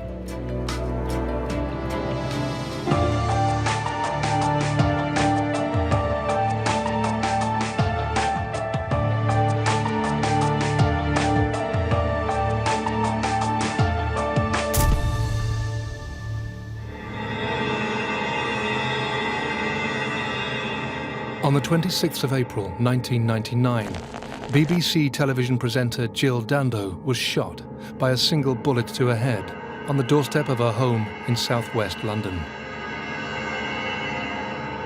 The hunt for the murderer and his motive proved to be one of the largest, most difficult and expensive inquiries ever conducted by the Metropolitan Police. 2 years later, during a controversial court case, local resident Barry George was found guilty for the killing. But during a dramatic retrial, he was cleared of Jill Dando's murder. So who shot one of Britain's most best-loved television personalities? Because she just This is the story of the brutal slaying of Jill Dando, told from the inside through the eyewitness accounts from those closest to the story. Born in Weston-super-Mare, Jill Dando began her journalism career as a reporter on a local paper, the Western Mercury. Determined to work in broadcasting, she eventually went on to become a presenter for BBC South West. She quickly rose to become a household name when she moved to the BBC's national news operation in London, presenting the breakfast news and 6 o'clock news. But she was best known as the face of the hit shows Holiday and Crime Watch, a series which explored unsolved criminal investigations. Above all, Jill Dando was renowned for her down-to-earth charm that endeared her to millions of viewers. It didn't matter whether she was doing Crime Watch or the news or the holiday programme and the other things she did. She had a warmth and sincerity about her, which is not really something you can learn. It's just the way you are. And I think Jill had that connection with the public that made them feel like she was their sister or their auntie and part of their family. Jill Dando was a national figure. She was a very pleasant personality, very easygoing. Funnily enough, she self-deprecatingly once described herself as Miss Blando because she thought she was too nice to be true, but she was. People liked her. When she moved to Fulham, she lived in the next road to where I live, and we would always bump into each other in the local shops, in the street, and that's how we would chat and catch up. She was great fun, had a fabulous sense of humour, but very serious and professional when she needed to be, and she was just a great person to be around. Throughout certainly my years on Crime Watch, it was always a very close-knit team, and Jill fitted into that perfectly. It was another young woman who was going to be the face of Britain at the millennium. So she was the embodiment, in a sense, of the BBC. As well as enjoying a successful TV career, Jill had recently announced her engagement to gynecologist Dr. Alan Farthing.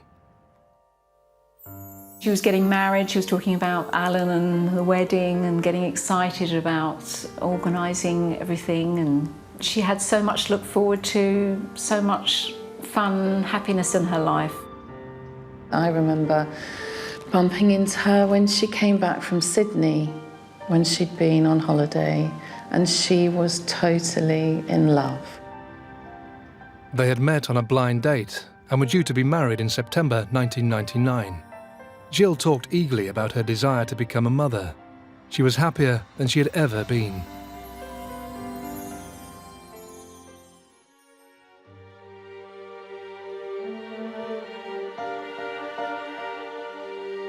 Jill Dando had spent the night at Alan Farthing's home in Chiswick. Are you working late this evening? Jill left her fiancé's house in Chiswick. I think it was about 7 or 8 in the morning. The plan was that she would go from the house to, I think she had a fashion shoot at lunchtime, a job she was doing, and then in the afternoon she was planning to go to a fitting for her wedding dress. Miss Dando had been going to her house purely to get changed. She was no longer living there. She was living with a boyfriend several miles away. In Gowan Avenue was a 2-storey terraced house, which she was actually selling for about $400,000 at the time. Jill lived on Gowan Avenue in Fulham, southwest London. Gowan Avenue is almost a typical inner London suburban street. Terraced houses, most of the people are at work during the day and not too many people around at this time. But it is an area with a lot of families with children out on the street walking, taking children to the park, taking them to and from school or shopping. When she bought her home in Fulham and was so thrilled about it, she told me that one of the reasons she'd chosen that home was that it had a hedge and it had a tree that afforded her privacy. Having left her fiancé's home in Chiswick, Jill made various stops on her way home, including a brief visit to the petrol station. King's Mall shopping centre in Hammersmith, and a fishmonger's on Fulham Road, before making her way home. It was around 11:30 a.m. when Jill finally arrived at Gowan Avenue. She got out of her car, having parked it, and in fact, still had the keys to the car in her hand. As Jill was about to approach her front door, she was unaware that somebody was closely watching her every movement.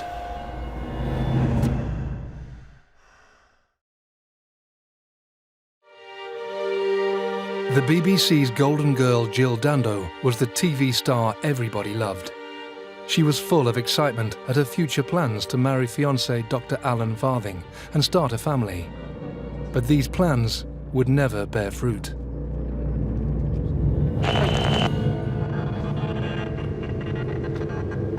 Jill arrived at her home on Gowan Avenue at around 11:30 a.m. As she looked for her house keys in her bag, she was approached from behind.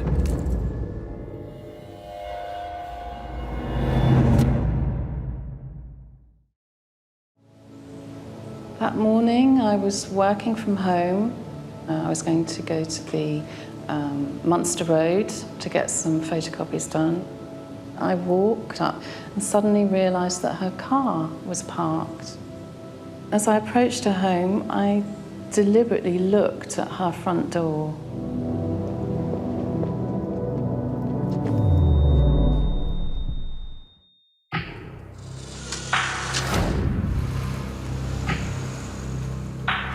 What it seemed to have happened was that Jill Dando had gone to her home address, albeit she wasn't living there anymore, and it would seem that she was attacked and shot effectively on a doorstep just prior to entering her house. It was a ruthless murder. It wasn't done, the shooting wasn't from a distance. The killer wasn't standing at the gate, he wasn't sort of leaning out of a car, he went right up to her. Pushed her down onto the step so that she was kneeling, placed a gun to her temple and fired a single shot.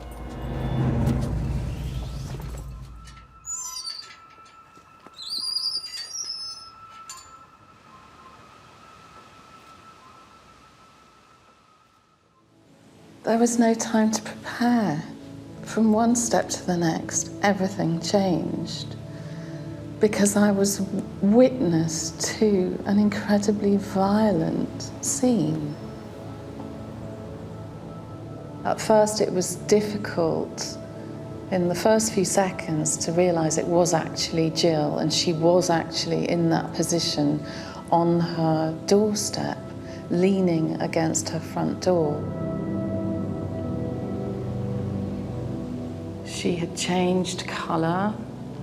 There was a lot of blood loss, and instinctively, it was clear to me that she was dead. The gate was firmly closed, and Helen knew it was important not to disturb the crime scene. I looked around, there was nobody else in the street, and I quickly got my mobile phone to call the emergency services.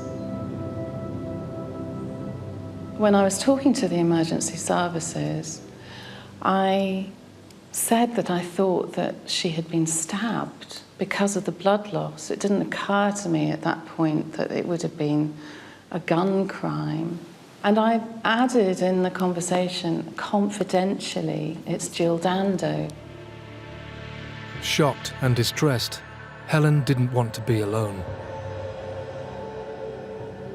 I remember that I'd seen a neighbour who lives near me. So I ran down the road and knocked on the person's door. My neighbour came to the scene. She took one look and said, "She looks as if she's dead," and ran off, further up the road to a doctor's surgery. So I was left on my own again at the scene, looking at Jill, who was lifeless on her own doorstep. The police were first to arrive. They just went through the gate and started dealing with Jill. There were mixed reports coming in. There was so much confusion, I think, by everybody because of the nature of the incident and, in reality, the nature of who she was. They pretty quickly bundled me and the other two, the doctor's receptionist and my neighbour, into Jill's neighbour's home. Soon after, the paramedics arrived, and then the air ambulance. Jill Dando was taken to Charing Cross Hospital. She was certified dead at 1:03 p.m.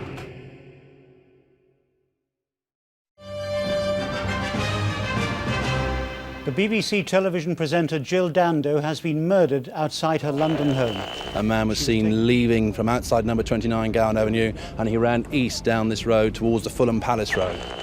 Detectives are now trying to establish a motive for the murder. Our correspondent Fergus Walsh. I felt completely numb, really, in many respects. It was just the most extraordinary piece of information I think I've ever been given.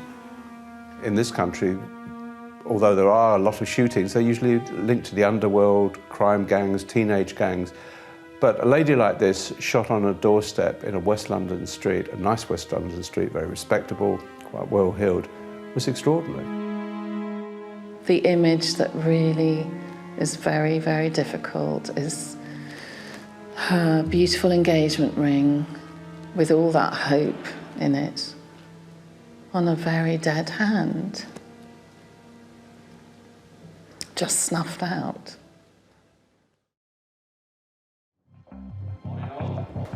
Scotland Yard launched into action with Operation Oxborough, the largest criminal investigation since the Yorkshire Ripper. Regardless of who the victim is, there needs to be a methodical approach to the inquiry. It was just because of the victim, in this case, being such a high-profile celebrity, that everything was increased. For the first few days, almost whole editions of newspapers were filled with this story and nothing else.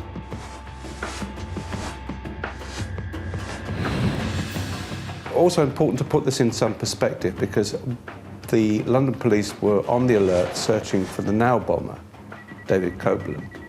And so there was a huge amount of police activity around London and a lot of news media concentration on that issue, because there'd already been two now bombs, one in Brick Lane, one in Brixton, and there was a great deal of concern about where this now bomber was going to strike again and what the reaction would be. With unprecedented media attention surrounding Metropolitan Police investigations and the victim's high-profile status, the homicide squad were fully aware that they were under immense public scrutiny. They faced their first hurdle with a forensic examination of the crime scene. Yeah, one of the main problems that the police had was that it had been quite severely compromised by the medical services that had been there, by them removing her body once it was clear that there was nothing more that could be done, created some problems. Very little was obtained from that scene. What they had done, I can't criticise that, because I assumed that everything was being done to try and save Miss Dando's life at the time. There was nothing that came out from the scene other than the fact they, of course, had the bullet which had killed Jill Dando, which was quite unusual. It was crimped, it had been pressed in. They used 50 search officers going down the surrounding streets, and they took up the drains, they looked at the sewers, they looked all along the riverbank by the park in case that the gunman might just have tossed the gun over a hedge or threw it into a drain. We can't be sure, obviously, about the gun that was used because it's never been recovered. But the thinking was that it was in some way a reactivated gun, or one that had in some way been adapted. with a serious lack of forensics from the crime scene. The homicide squad turned their attention to examining the witness statements. There was no eyewitness to the actual offence. Several witnesses gave information about a man who was present at the scene before and immediately after, and one of the main focuses of the inquiry was to identify this person. Richard, her neighbour, said that he had heard her set her car alarm and that he had heard a scream, looked out of the window, and he'd seen somebody go past further down Gowan Avenue. He walked very calmly away from the scene, and when I actually saw him, I thought nothing of it. I thought, in fact, it could have been a friend of Jill's when I heard the screaming. That's why I particularly at that moment didn't do anything that now I wish I could have done. One of the problems that the team was faced with was the unprecedented amount of information that was being received within the incident room. During the course of the inquiry, over 2,000 people were named as being responsible or in some way involved in Miss Dando's murder. Without a clear witness or without a clear motive and reason, stranger murders are, by definition, the most difficult to investigate. In a sad twist of fate, Scotland Yard turned to the programme Jill Dando presented before her death, Crime Watch, to help find her killer. You never imagine in your wildest dreams the idea that you would ever have, or we would ever have had to make an appeal about somebody we knew so well. Hello? Hiya. Choose from Hiya. There was a pressure on us to think that we could do something to help, to use the programme and to use our experience to try and help in some way. And I think everyone was actually really relieved that they could feel that they could do something. The appeal itself to find information regarding Jill's killer produced a lot of phone calls. Several witnesses saw a man in the area earlier in the morning. And then there are various sightings of a man in a sort of waxed jacket. We have somebody who saw what they described as a sweating man at a bus stop. We have another sweating man seen in Fulham Palace Park, or Fulham Park, which is opposite, quite close to Gowan Avenue, who was talking on a mobile phone. So there are lots of different little sort of sightings, but nobody actually saw the attack. One of the main purposes of the inquiry is to try and separate the potential suspect from other people. And I think as the months went on, it was quite apparent that this was going to be a long investigation.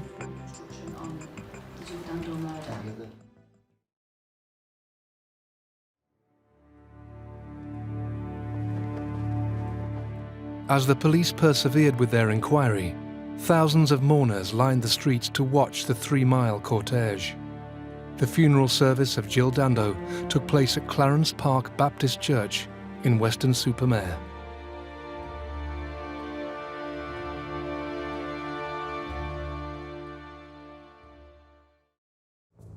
A grieving nation mounted pressure on Operation Oxborough. Would the homicide squad ever find Jill's killer and bring him to justice?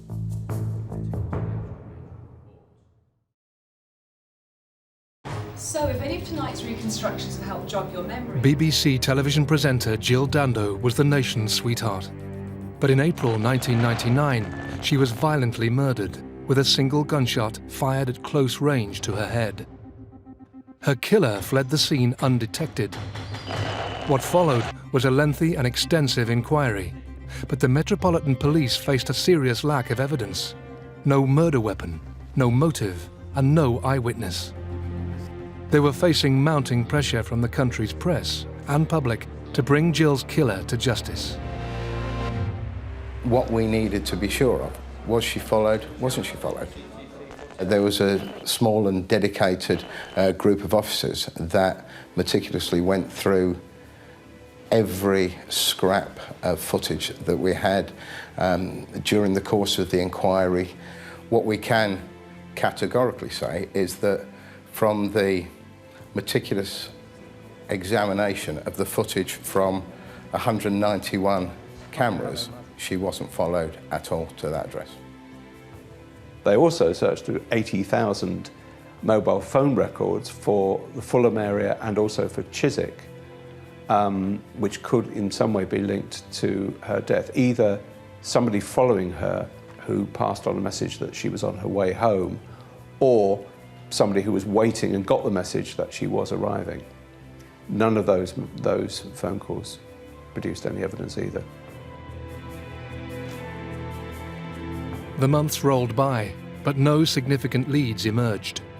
The police were struggling with a serious lack of evidence. Her file of facts had 486 names in it, and they went through every name and address they could find. They looked at her fiance's background and drew a blank on that. We obviously just stayed at my house. I realised that on day one, I was probably on a list of potential suspects being first on the scene. That's a normal thing. The nearest and dearest of a victim are always scrutinised, and I knew that I would be too. Because of the nature of who Miss Dando was and her work, it was hard to ascertain a definitive motive as to why someone would conceivably want to kill her.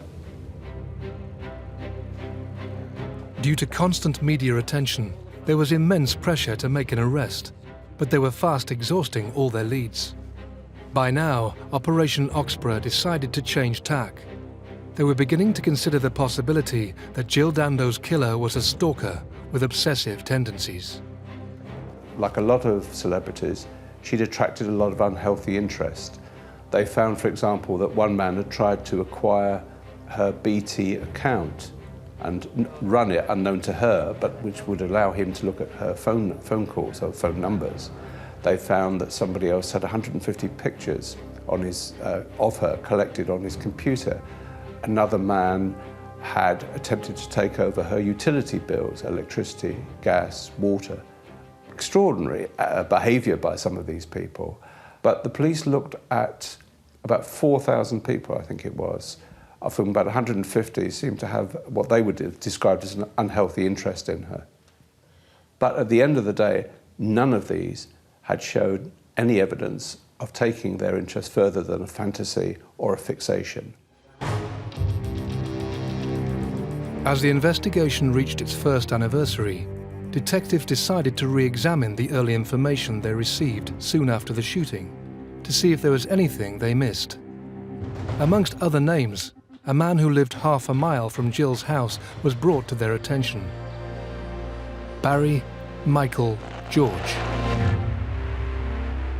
George had a conviction for a sex attack in the 1980s. He also discovered that there was a reference on his file to the fact he'd been arrested in the grounds of one of the royal palaces with a length of rope around his shoulder and a knife. And the palace concern was the one where the Prince of Wales and Princess Diana were then living. And they found that he'd been stopped by police in the 1990s for following women. Nobody at Fulham Police Station actually knew anything about him, interestingly. Barry George turned out to be a very long way down the suspect list. He was described as a loner, and he was almost a usual, one of the usual suspects, because the police hadn't found anybody and they came back to him. Barry George had been reported to the police in the early days following Jill's murder. A detective constable called John Gallagher discovered a message about a man called Busara, which had come in from Hafad, which was a local drop-in centre for disabled people, very close to the scene of the shooting, in which they said that this man Busara had seemed very agitated and they were concerned about him.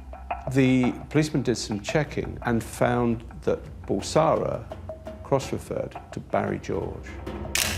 Barry George often claimed he was the cousin of British musician Freddie Mercury, using the alias Barry Bulsara.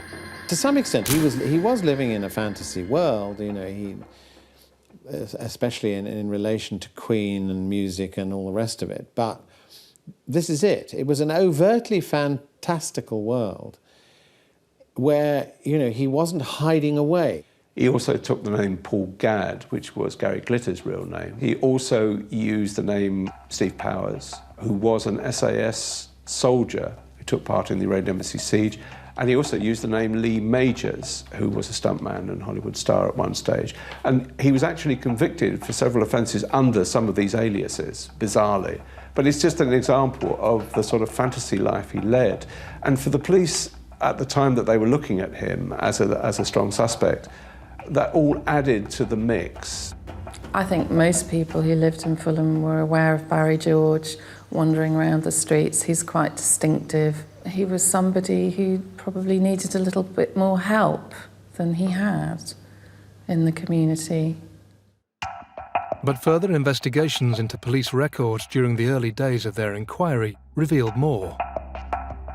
By now, police were getting very concerned because they also knew, looking through their records, that a local taxi firm had also called the police soon after the shooting to say they were concerned about a man who kept coming in and seemed to be trying to build up what, as it appeared to the police, to be constructing an alibi for himself. Timings were crucial, of course, because the killing took place at around 11:30 in the morning. Question, where was he?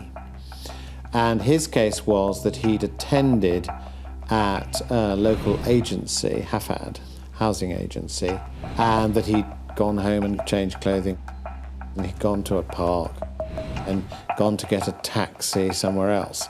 And so his defensive alibi was that he wasn't in the road when it happened. Detectives decided to place him under surveillance and carefully monitored his every move. We had access to a whole load of black and white photographs taken of him in the street. My recollection is that those photographs didn't take it anywhere. In other words, yes, he's looking a bit furtive in the street, because he always looks a bit furtive. The investigation revealed that Barry George had a history of following and photographing women. There was one case of, I think it was a woman in a bus queue, and then he got on the bus with her. Now, this is very overt behaviour. In other words, it is somebody who is, I think, desperately anxious to create a relationship, which he hasn't got, with somebody. And so it's an unhappy situation, and it's very unpleasant, I suspect, for any woman who is on the receiving end of this treatment. And in a sense, he needs help if that's what was going on. But this is a long way away from the nature of this crime, which wasn't about following Jill Dando around in order to create a relationship. The psychological profilers were talking about somebody who might well fantasize, who might, for example, have fantasized over Princess Diana, somebody who'd had difficult relationships in the past, which Barry George had had. All of these things added to the list of things that ticked off that made him a very strong suspect, and then eventually the strongest suspect.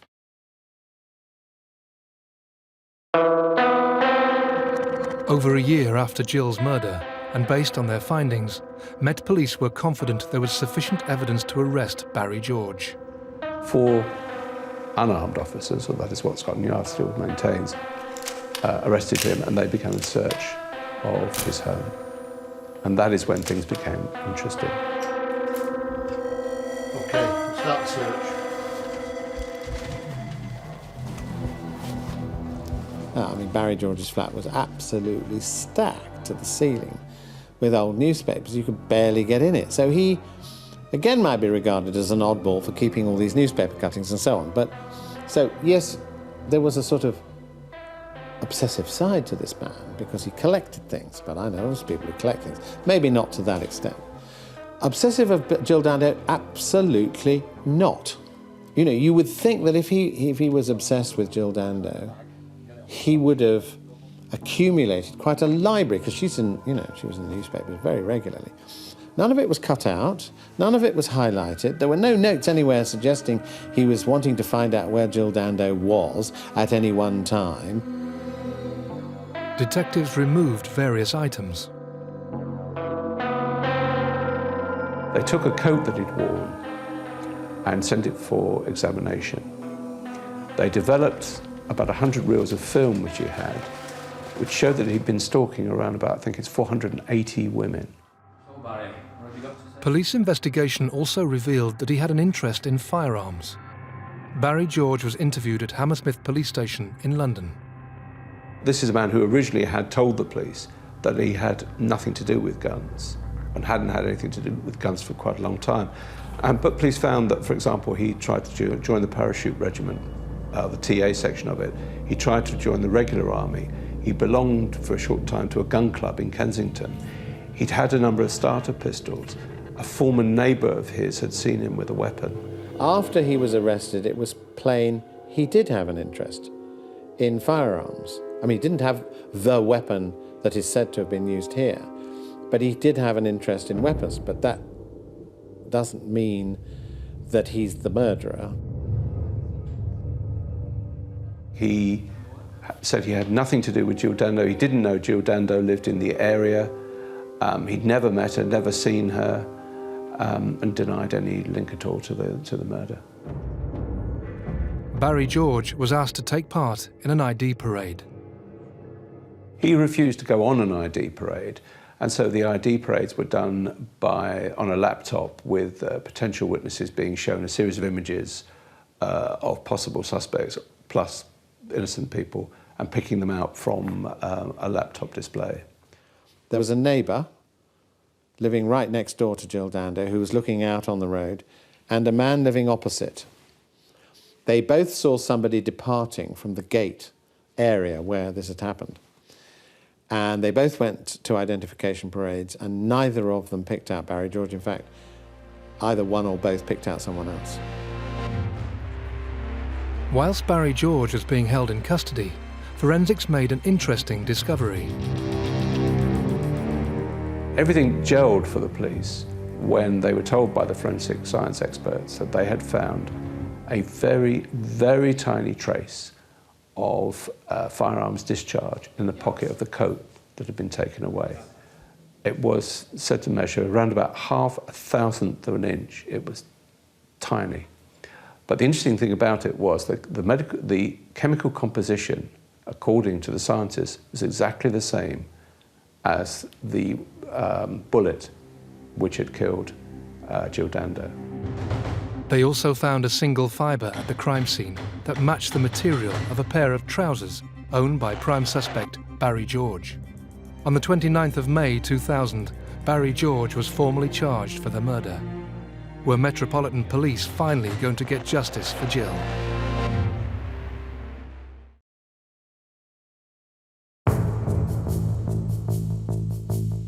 The murder inquiry into BBC TV presenter Jill Dando's death was fast becoming one of the largest and most expensive police investigations to ever take place in Britain. Operation Oxborough traced, interviewed and eliminated thousands of suspects in the months following Jill's death. A year later, local resident Barry George emerged as a prime suspect. Following closer inspection into his criminal history and police surveillance, they arrested him. It was during a raid on his flat that some of his personal possessions were removed and examined. When forensics revealed a small amount of gunpowder trace in his coat pocket and a thread from his trousers linking him to the crime scene, the homicide squad formally charged Barry George with the murder of Jill Dando. Barry George's arrest had incited quite a lot of actually adverse publicity, which I think was very, very unfortunate. The public were sympathetic to a very famous, very intelligent, very beautiful woman who'd been killed at her front doorstep. And so there's an outpouring of grief, and therefore anyone who's arrested for that immediately has a problem. Almost 1 year after his arrest, the trial for the murder of Jill Dando finally took place at the Old Bailey.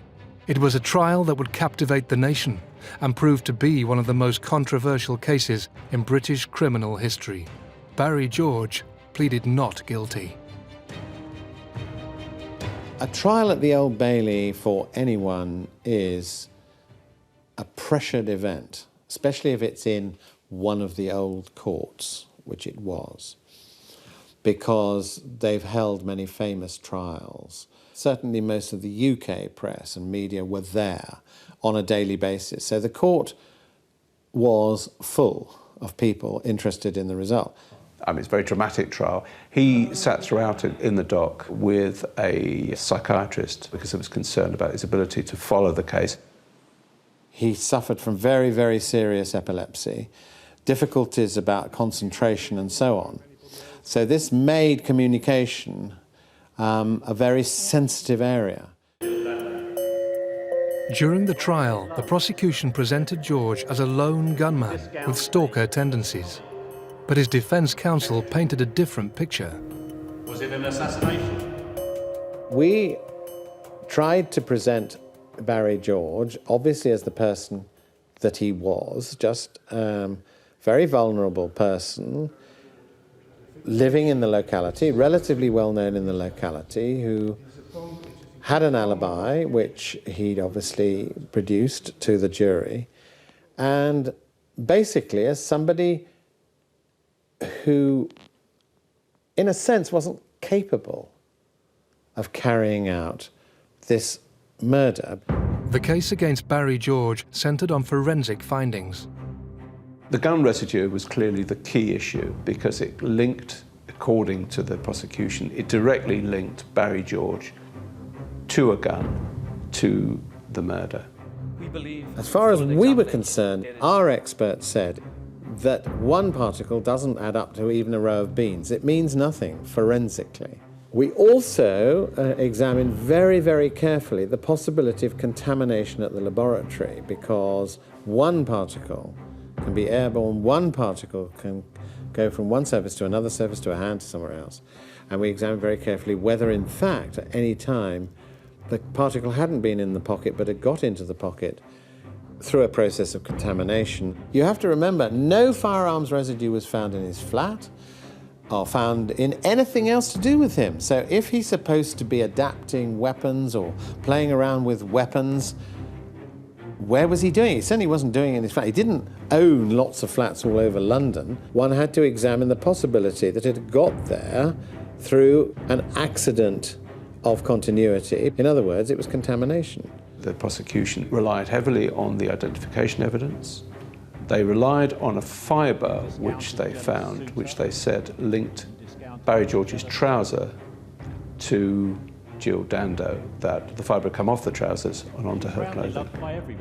The case hung on the slenderest thread, that was the sort of comparison, and the slenderest thread was this one particle. Because the identification evidence of him being in the street 2 hours before, in my view, was weak.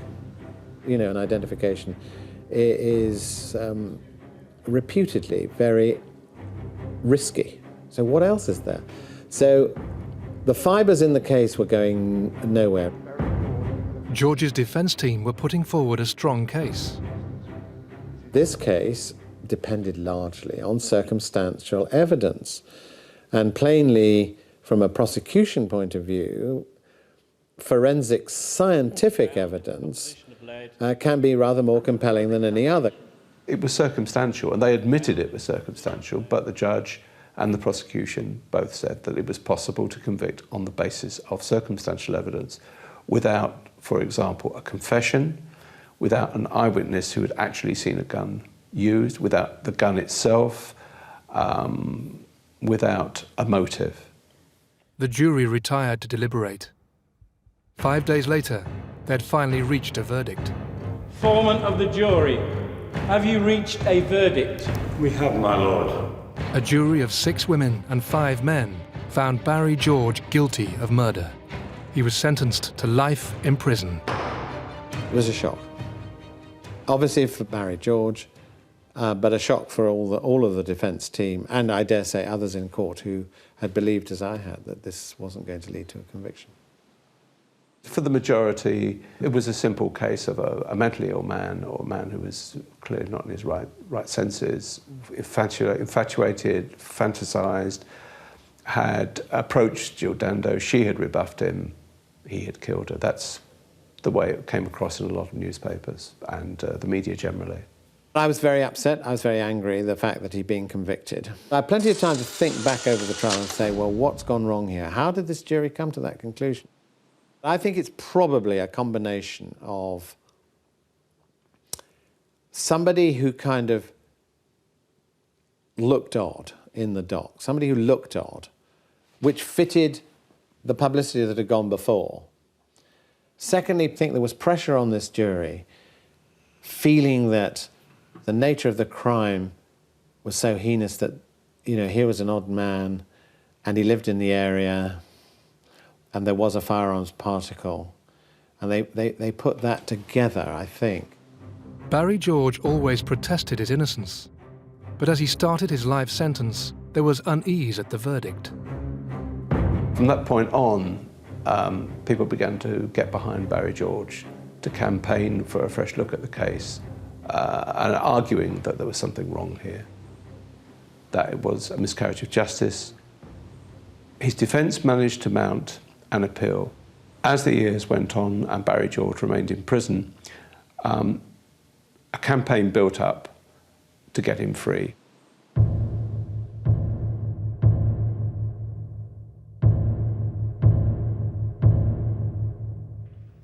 After an appeal and 8 years in jail, vital new forensic research cast doubt over the significance of the gunpowder traces. The Court of Appeal had argued that if the evidence in the pocket had been found a day or so after the murder, then it was key evidence. There was a link. But because there had been such a long period of time, it was no longer safe to assume it was linked to the murder. There were also points made about the fibre which was found on Jill Dando. The clothing she'd been wearing had been left at the scene for quite a long time after the shooting. So it's perfectly possible for that fibre, which is fairly common, to have come from another source and not from Barry George's trousers. The forensic evidence was deemed unsafe. The Court of Appeal set a date for the retrial. The prosecution maintained that he was an obsessionist with a fantasy about guns and a grudge against the BBC. The defence simply said, what we have here is the police have arrested the local nutter. And that was the phrase used by William Clegg QC, who now appeared for Barry George. And the jury accepted that there wasn't sufficient evidence. After 8 years in prison, Barry George was finally cleared of the murder of Jill Dando. Because I'm a firm believer that the truth will out in the end and justice will be done, but some people have to wait far longer than he did. And to give him his due, his persistence, his self-belief, that got him acquitted. So who did kill Jill Dando? There wasn't a clear explanation. It wasn't a sex attack, it wasn't a robbery. It was an assassination of some description, and that left people very, very puzzled. I mean, I believed throughout the case, because of the nature of the evidence and the window of opportunity, it had to have been carried out by a professional. What we were all conscious of throughout the inquiry was what a senseless crime this was. And the feeling of shock, to a degree, throughout the country never really diminished. It was just extraordinary, and please God, nothing ever like this happens again.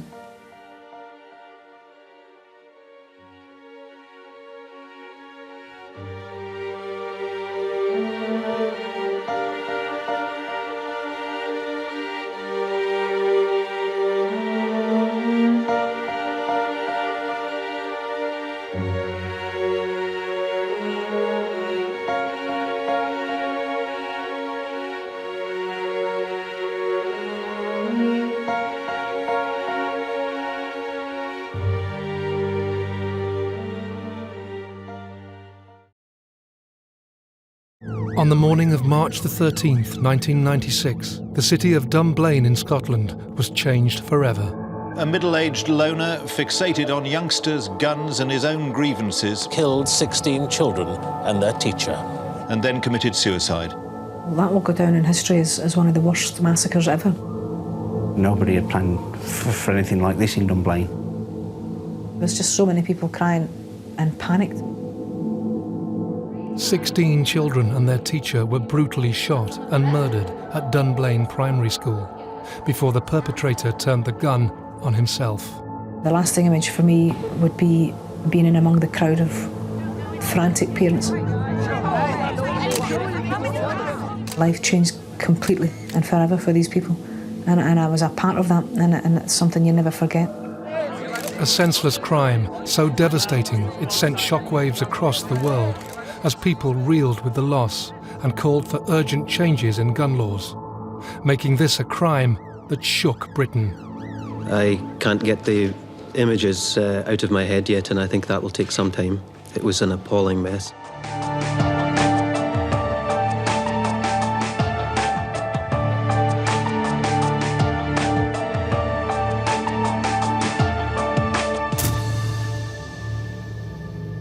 Evil visited us yesterday, and we don't know why.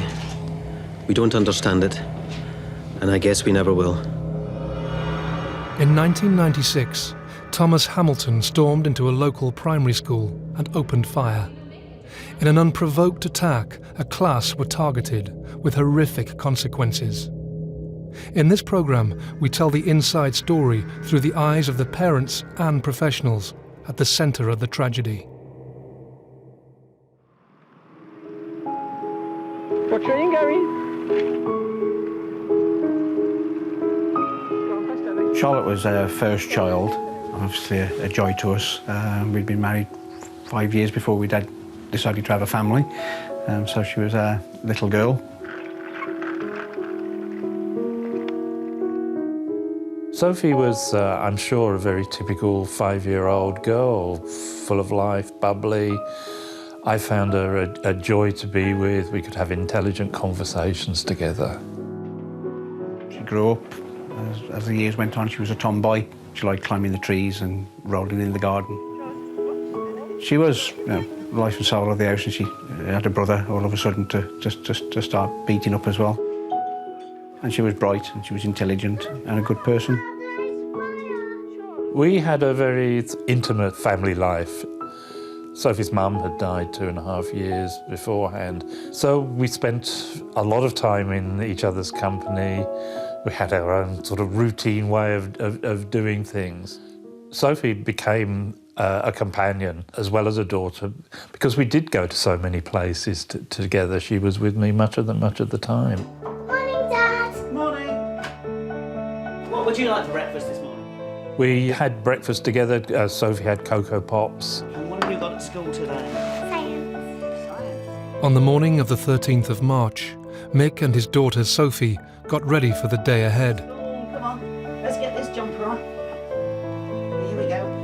Ready? We got up somewhere between 7 and 7:30. I made sure that Sophie got dressed. Okay, let's go. Good girl. Across town, Martin Dunn and his family were starting their day. We were planning to move away from Scotland because of job movements. So although we'd only been here a very short time, we were going to be moving south within the month. Have you got your keys? So at that time, I was not so rushed to go in and out of work. It was a normal morning. It was breakfast time. Charlotte loved going to school, so there was not a problem of saying, come on, get ready. She was up and ready. She was bubbly. She loved a breakfast, so we all had breakfast. Charlotte Dunn and Sophie North both attended Dunblane Primary School. They had started in the lower class 7 months earlier. She packed her belongings all in a bag. She just went to school with a smile, as she did every day, really. See you tonight then, honey. Okay. Take care, honey. Bye. I took Sophie to Kids Club, where she went before and after school. Sophie would be at Kids Club for half an hour, 3/4 of an hour before school started, and would go over to her classroom at around 9 o'clock. Bye, In fact, I was never quite sure of the timings of things to do with the school. My duties were to drop her off at Kids Club and pick her up from Kids Club. So the bit in between was a bit of a mystery sometimes. I actually took Charlotte to school on that morning. So dropped her off at school, stood with her until the bell rang, playing with her friends and introducing me to some of the other children who I'd probably not seen before. So that was quite different for me, because I hadn't done that normally. This is my dad. We looked at where we wanted to live when we took the decision to move to Scotland. Dunblane had a good reputation for schools, which was a big decision for ourselves, that we wanted the right school for Charlotte. It was a sleepy village compared to a sprawling industrial Midlands that we came from, so it was novel for us. With Sophie and Charlotte at school, Mick and Martin went to work. I drove from Dunblane after I'd dropped Sophie off to go to Stirling University, where I worked, and spent a couple of hours doing the usual things I would do at work, mostly based in my office. I was working in Stirling at the time, so it was just a normal day in the office. Approximately 10 o'clock, we had a phone call from one of our sites. Some guys saying, "Have you heard the news?" After I'd been at work for 2 hours, a colleague came to my office door and asked if I'd heard anything about a shooting at Dunblane High School. What's happened? He then corrected himself and said primary school. He'd had a phone call from one of our students. He'd heard on the radio about a shooting. He says, "Oh, there's been an incident in Dunblane. There's been a shooting. It's on the news." A shooting at a school was difficult to comprehend. With limited details, the fathers began searching for more information. Unfortunately, I was the first one to take this message, so having finished the phone call with Mike, I put the phone down and went and got the other parents and said, "Look, I've been told there's something happening in Dunblane. We need to find out." Hello, is that Dunblane School? One of the guys picked up the phone, rang the school, managed to get through, and we were just told that, yes, there'd been an incident. Could you please come to the school and fetch your children? I tried calling Dunblane Police Office, couldn't get any answer. So there was no information apart from these rumours. We don't know if Sophie's involved.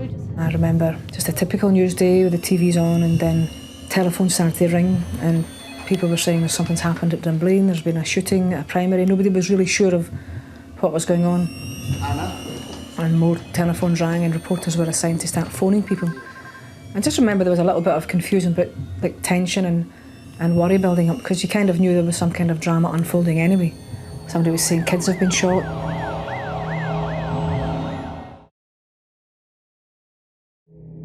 The residents of Dunblane have been stunned by horrific news. Initial reports claim of a shooting in the local primary school, but information was limited. Only 2 hours earlier, Mick North had dropped his 5-year-old daughter, Sophie, off for her classes. Martin Dunn had said goodbye to his daughter, Charlotte, in the school playground. After hearing of the incident, they desperately try to find out exactly what has happened. I got back towards Dunblane and it was chaos. I mean, the roads were jammed. I ended up parking on the local Tesco's car park, made my way up to the school on foot. There was lines of police officers there asking who your child was, what year she was in, and people were then being sent one way or another. I didn't really panic at that time. I was obviously worried and concerned, but no one had any information. And I waited until somebody else came along and asked if I would like to have a lift back to Dunblane. And I said, yes, I probably should go. So if there's trouble, we're going up there, come on. Immediately we were dispatched a team of reporters, and we had the features editor of the Record, Alan Rennie. He had 2 kids at Dunblane. He was from Dunblane, so he was obviously immediately, the whole office was turned out. Nobody knows who's been shot, whether it's teachers or whatever. So you had a sense of terror. We didn't really have any information to go on. So it wasn't until we got close to the school that it was apparent that this was something major. By the time the parents reached the school, crowds of concerned residents were forming, and the world's media was already descending. I got sent at that time across the road to a house, the other side of the school. I was told to go there. And when I got there, my wife was already inside waiting. We just started to sit and wait till the parents came along, and then we suddenly realised this was all the one particular class. So we started to realise, I think, at that time that we were different to all the other families. Eventually, somebody came in and said that the incident only concerned one class, and that was Mrs. Mayer's. And perhaps it was only then that I started getting really concerned. Gwen Mayer had a class of 30 pupils, 5- and 6-year-olds that included Sophie and Charlotte. After the announcement, those parents concerned were taken out of the house and moved inside the school to wait for further news. There was doctors from the surgery and some of the ministers, local ministers, but they were like everyone else. They were just, just generally chatting. We were just waiting and waiting. There was no information coming through. Dunblane Primary School was one of the largest in Scotland. So there were over 600, nearly 700 pupils there. So the chances that your own child has been affected by anything are quite small. But of course, as soon as you're told that it only affects her class, then everything changes. From that point onwards, the demands for information increased. We were being told nothing, except that we would hear in 2 or 3 minutes. There was a senior police officer who'd been put in charge of us, and he kept on saying, 2 minutes, we will tell you in 2 minutes.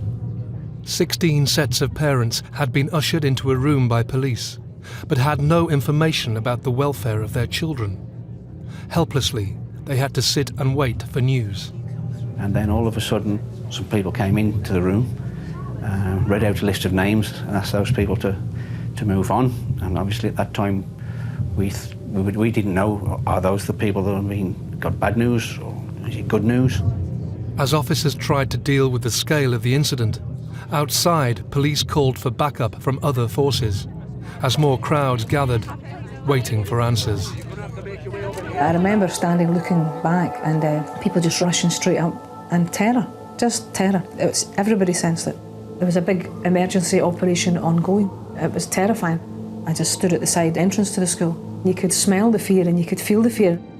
Here in Dunblane, a scene of hell and damnation is how a teacher described... Police continued to allow parents some access to the building in order to collect those children not affected. Meanwhile, just yards away in the staff room, officers were giving little away. As parents, you always need to know where your child is. And here we were, not being told anything. We had taken our children to school that morning. We had left them in the care of the school, yet we didn't know where they were. We weren't being told where they were. We weren't being told what had happened to them. I had a friend with me who I'd met up with. She'd been Sophie's nursery teacher, and she very kindly said she'd stay with me until I had some news. And obviously everything was going through our heads. Is she alive? If she's alive, is she injured? Is she waiting desperately to meet up with me? Or is she dead? They were all thoughts, they were all possibilities. As parents waited for news, Anna and her colleague tried to gather more information. It was an eerie atmosphere, just like numb and people coming out, kids coming out crying. There was obviously some parents there coming to get their kids out. Because I was with Alan and because he had children at the school, he was able to go through the police lines, and I went with him right into the school. I will remember for the rest of my life being struck by the cloakroom. There were all these wee pegs, which are only at the height of 5- and 6-year-olds. But in this cloakroom was all these wee coats hanging.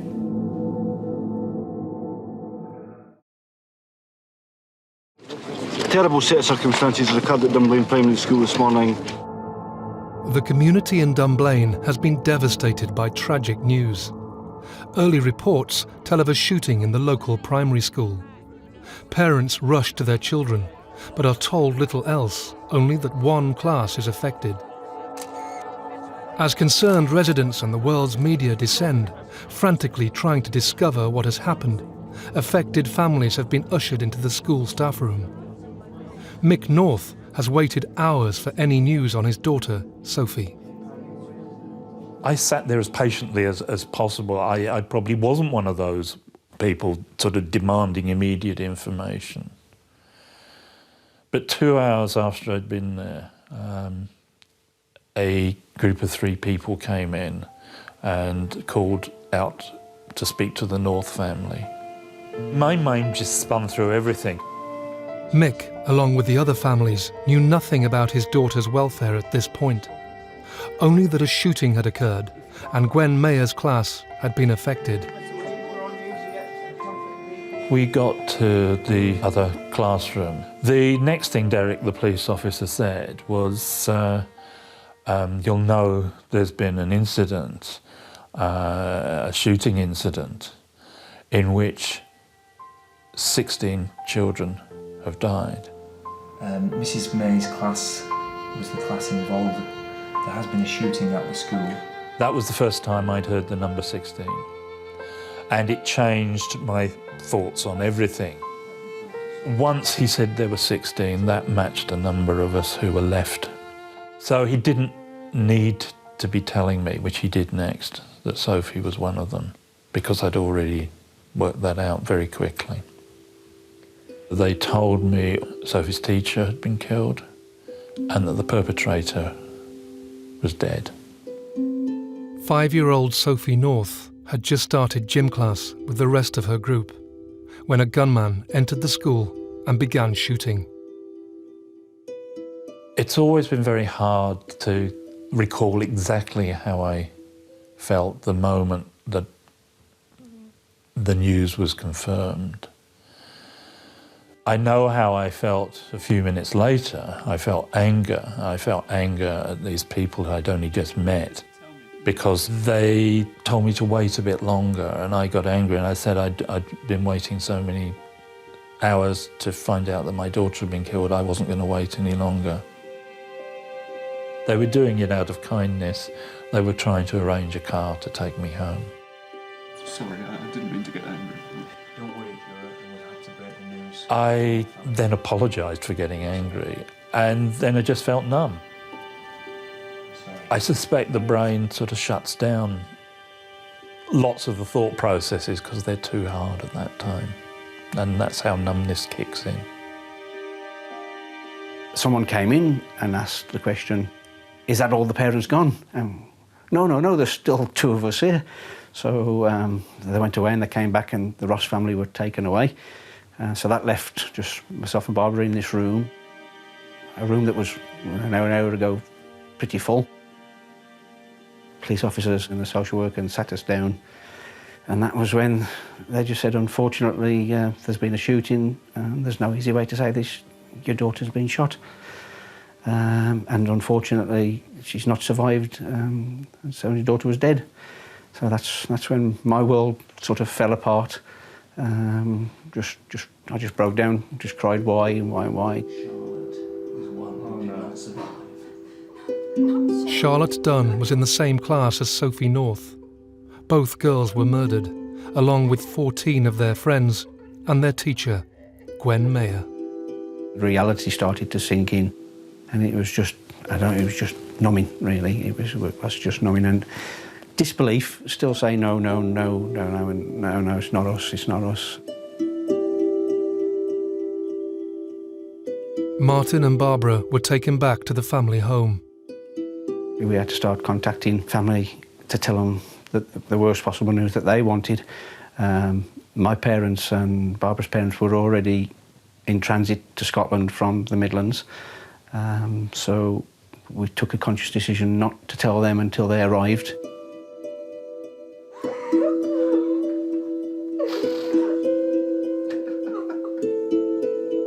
I got back to a house that was obviously empty, but seemed even more empty than it should have been. The answer machine was full of messages, and playing them through, you could hear the same people phoning a number of times, getting increasingly worried. Hi Mick, it's Dave. Can you call me back? Hi Mick, it's Dave again. Can you give me a call back as soon as you get this message? I shut myself away for the first week or so after Sophie's death. Surprisingly, for someone who reads newspapers quite avidly, watches TV news quite a lot, I just didn't want to know what was being reported. Here in Dunblane, a scene of hell and damnation is how... As the families tried desperately to absorb what had happened to them, details of the massacre began to unfold. Was it in one classroom, sir? It was in the gymnasium. A crazed gunman had committed the most horrific crime against 16 innocent children. He was identified by police as 43-year-old unemployed former shopkeeper and scout leader Thomas Hamilton. Just a few hours earlier, he had travelled 7 miles from his house in nearby Stirling to the primary school with a premeditated plan. He'd hired a rental van the day before, and he drove it to Dunblane and was seen parking the vehicle in the school car park at about 9:30. He then cut telephone wires. It's assumed that he thought he was cutting the wires to the school. In fact, he cut them to local houses, so the school's telephone actually still worked. He then went into the school. No one is exactly sure how he got in. Dunblane Primary School, a rambling building, lots of different entrances, but he wasn't seen going in. The children had gone to the classroom first, and because they were doing gym immediately after assembly, they changed into their gym kit. 2 of Gwen Mayer's pupils were absent that day, so 28 boys and girls eagerly changed for their gym class and then went to assembly. So they were in the assembly ended. They went into the gym, which is the room next door. He went to the assembly hall. It's also assumed that he thought that the assembly would be taking place then. He'd asked a boy the week before what time the assembly took place, and the boy misinformed him and told him it was 9:30.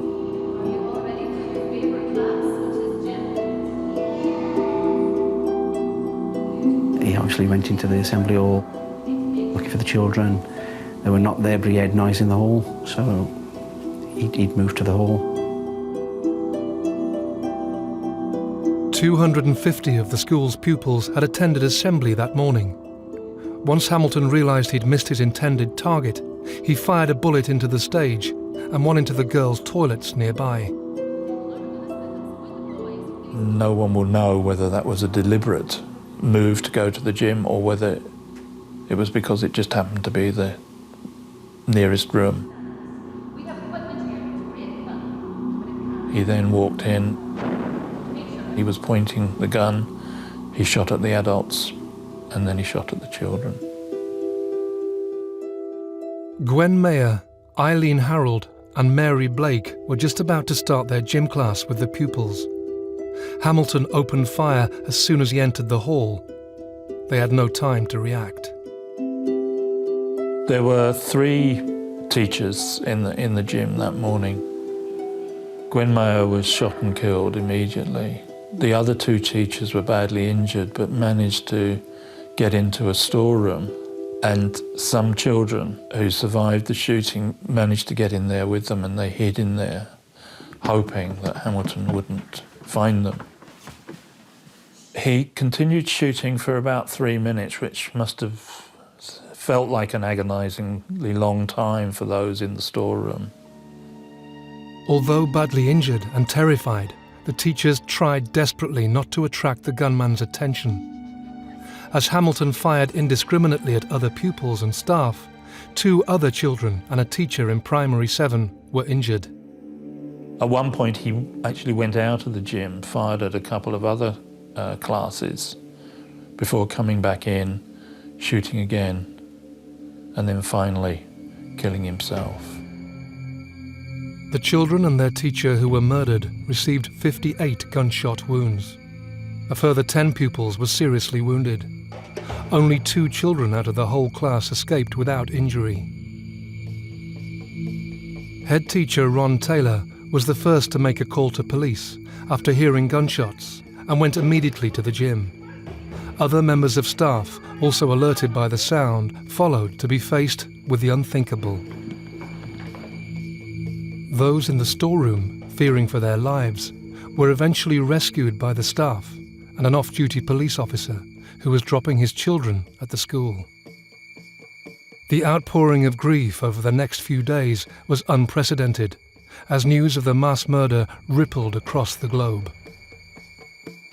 Dunblane had become the centrepiece of the world. Donations and cards started to flow in.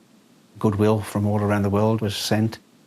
The press intrusion at the time didn't really affect us because we were being guarded, but you saw people being interviewed in the street.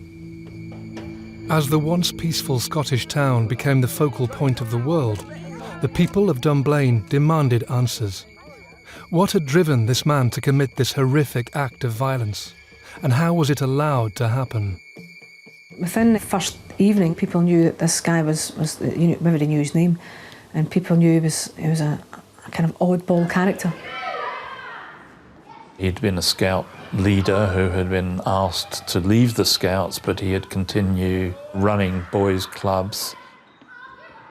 Hamilton's conduct with boys in his scout group had seriously been called into question. So much so that after one particular complaint from 2 boys, the association revoked his warrant and blacklisted him. He had been with them less than a year. Despite being struck off, he tried to enter the Scouts again in a county 10 miles away. His attempt failed, so Hamilton went on to form his own boys' clubs. There have been a lot of complaints about Thomas Hamilton over the years concerning the way he ran his boys' clubs, which some people considered too strict. But that was balanced at the time by people who were quite happy for their boys to go along to these. So there were mixed messages coming out. What was quite telling was that the number of boys who were going to the clubs was decreasing as time went on. He obviously believed that this was because rumours were being spread about him. There were attempts made to charge him over the conduct at some of the boys' camps, but charges weren't eventually brought. Hamilton also held a firearms licence for 19 years, target shooting at least 3 gun clubs in the area. It had all these guns and it had its licence renewed, and also there was some kind of talk that it had been reported to the police as maybe you shouldn't renew his licence, and for any guns, he had licence for loads of guns, never mind just one. So there was a question mark over did the police do the right thing here? Hamilton's firearms licence had to be reviewed every 5 years. On each occasion, authorities allowed him to continue legally owning guns and thousands of rounds of ammunition. On the day, he got 4 weapons with him, 4 weapons which he had licences for. He had 1,500 rounds of ammunition in a bag. Why does anyone need 1,500 rounds of ammunition in a house? Why does anyone need 4 handguns? Of varying calibers.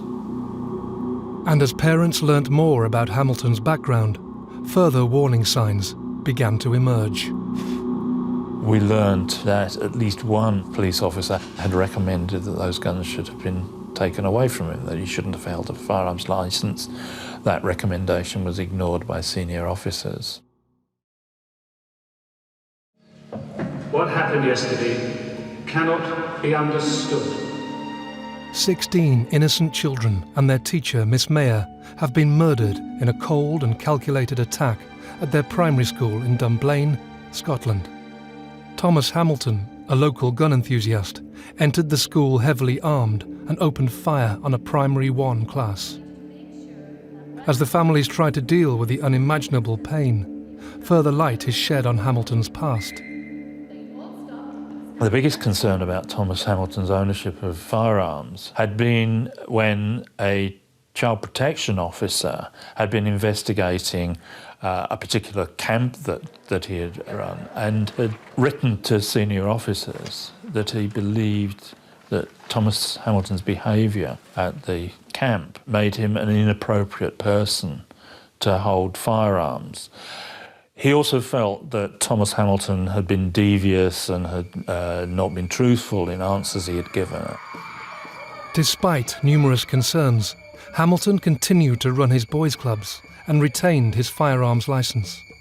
A licence that allowed him to legally possess the weapons that eventually ended the lives of so many children and their teacher. I think there's no doubt that a lot of things could have been done. I think a bit more intelligence within Central Scotland Police Force would have prompted an attempt to take the weapons away. The broader question of firearms ownership, yes, I do think something could have been done about that as well. Parents felt urgent changes in the gun laws needed to be made. The Snowdrop campaign started as a petition to ban guns in this country. That was started by a group of mothers with emotion, and that rolled, and we got quite a lot of signatures. The Snowdrop campaign attracted worldwide support. Thousands signed the petition, along with another campaign by the Sunday Mail newspaper, to completely ban legally held guns in the UK. As lobbying gathered pace, Martin and his family had another painful event to deal with. We had made plans to move back to England because of a job move. So we'd already purchased a house in England, so we'd got a moving date. We'd got a moving date of the 29th of March. So 13th of March happened. We had a funeral to arrange. We then had a room that we'd just shut away immediately. Charlotte's bedroom had been closed up. Only myself and Barbara had been in that room since the day. And as the moving date came closer, we were forced really to go into that room and to put everything in boxes.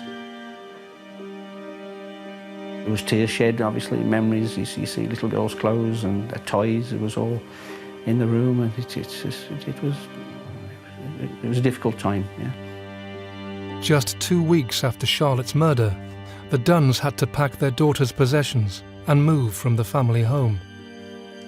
2 months on from the tragedy, a public inquiry opened, led by Lord Cullen, to investigate the circumstances surrounding the massacre. The Cullen inquiry really took on board all the events of the day. It looked at legislation, etc. And certain key witnesses were called to give evidence and advice in their specialist fields. From that, Lord Cullen went away and debated what could come out of the inquiry, and there were certain recommendations made in the Cullen inquiry, which was like, a review of handgun legislation and a potential ban on handguns. The inquiry also included shocking details from the crime scene. We were told of Charlotte's injuries. We were told that she was shot 3 times, once through the head, once through the shoulder blade, and once out through her side. So that, although that wasn't the news we didn't really want, it also helps with closure. From there, we were given little piece by piece bits of more information of what had happened on the day. Charlotte Dunn. As parents listened to harrowing details surrounding their child's death, the urge to ban legally held guns grew. 4 months on from the tragedy, the people of Dunblane forced Parliament to listen to their plight, with over 705,000 signatures backing their appeal for a change in gun legislation. We took boxes upon boxes of A4 paper signed to Parliament. We all went down on a coach. We started to see MPs to campaign for a ban. These were petitions, and whether or not they were successful, they would have limited time. But it was also important to have something more permanent in place, an organisation that could put pressure on the government and politicians to make sure that safety from guns was given equal importance to any issues about the ownership of guns and using them for sport or whatever. Mick North, along with other parents, felt a permanent organisation was needed, one that could lobby against the legal use of firearms in the UK for years to come. So the Gun Control Network was formed. This, along with the Snowdrop campaign, became a formidable force from people demanding change. Thomas Hamilton's guns had been legally owned. His ammunition was legally owned. You couldn't think of a situation where anyone would have that amount of ammunition. We wanted a total ban. We didn't see what the need for any guns held in private ownership. The Conservative government at the time made a compromise to look into the possible ban of legally held handguns, a move parents felt was a step in the right direction. I can always remember the meeting with John Major. It was explained then that the best they could hope for in that political climate was a compromise where bans would be on a certain limit, the size of the gun. Ladies and gentlemen. As further pressure was placed on the government to turn this compromise into a reality, Lord Cullen also made 28 strong recommendations following his inquiry into the massacre, some of which focused on vital changes to police procedures. I think a lot of the press called the police into question, and there was a lot of locals. By that time, the people had organised themselves into a group for justice for these kids. So there was a lot of political kind of aggravation going on at that time. And the police they were called to question. We'll never ever know the truth of this. He had an history in the central region of Scotland. Whether anything could have been done about it, I don't know. He had been banned from certain venues. He had been banned from the schools in Dunblane of running clubs, so steps had been taken. He'd been reported to the police. They'd taken no action previously. Looking back, I wished obviously somebody had stepped in a lot earlier and prevented this person from doing what he did on the day. Of the 28 recommendations put forward, the inquiry suggested more communication between police forces and more powers to question those holding a gun licence. One area that was of particular concern to us only in retrospect was the involvement of the police, both in the licensing of Thomas Hamilton's firearms and also in their conduct on the day.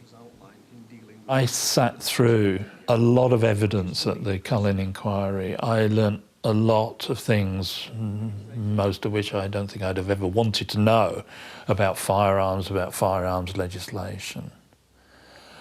And nothing I heard convinced me that it was safe for most people to have ownership of something as dangerous as handguns. That's not to say that any individual person would not be okay with them. It's just that the risk of having so many of these weapons in the hands of so many people was just not worth it. 14 months after the Dunblane massacre, a change in legislation was finally introduced. The first Firearms Amendment Act, which banned the larger caliber handguns, came in about a year after the Dunblane shootings. The second act, which banned the smaller caliber handguns, became law later on in 1997. So that's 18 months or so from the awful events at Dunblane to getting a ban on the private ownership of handguns.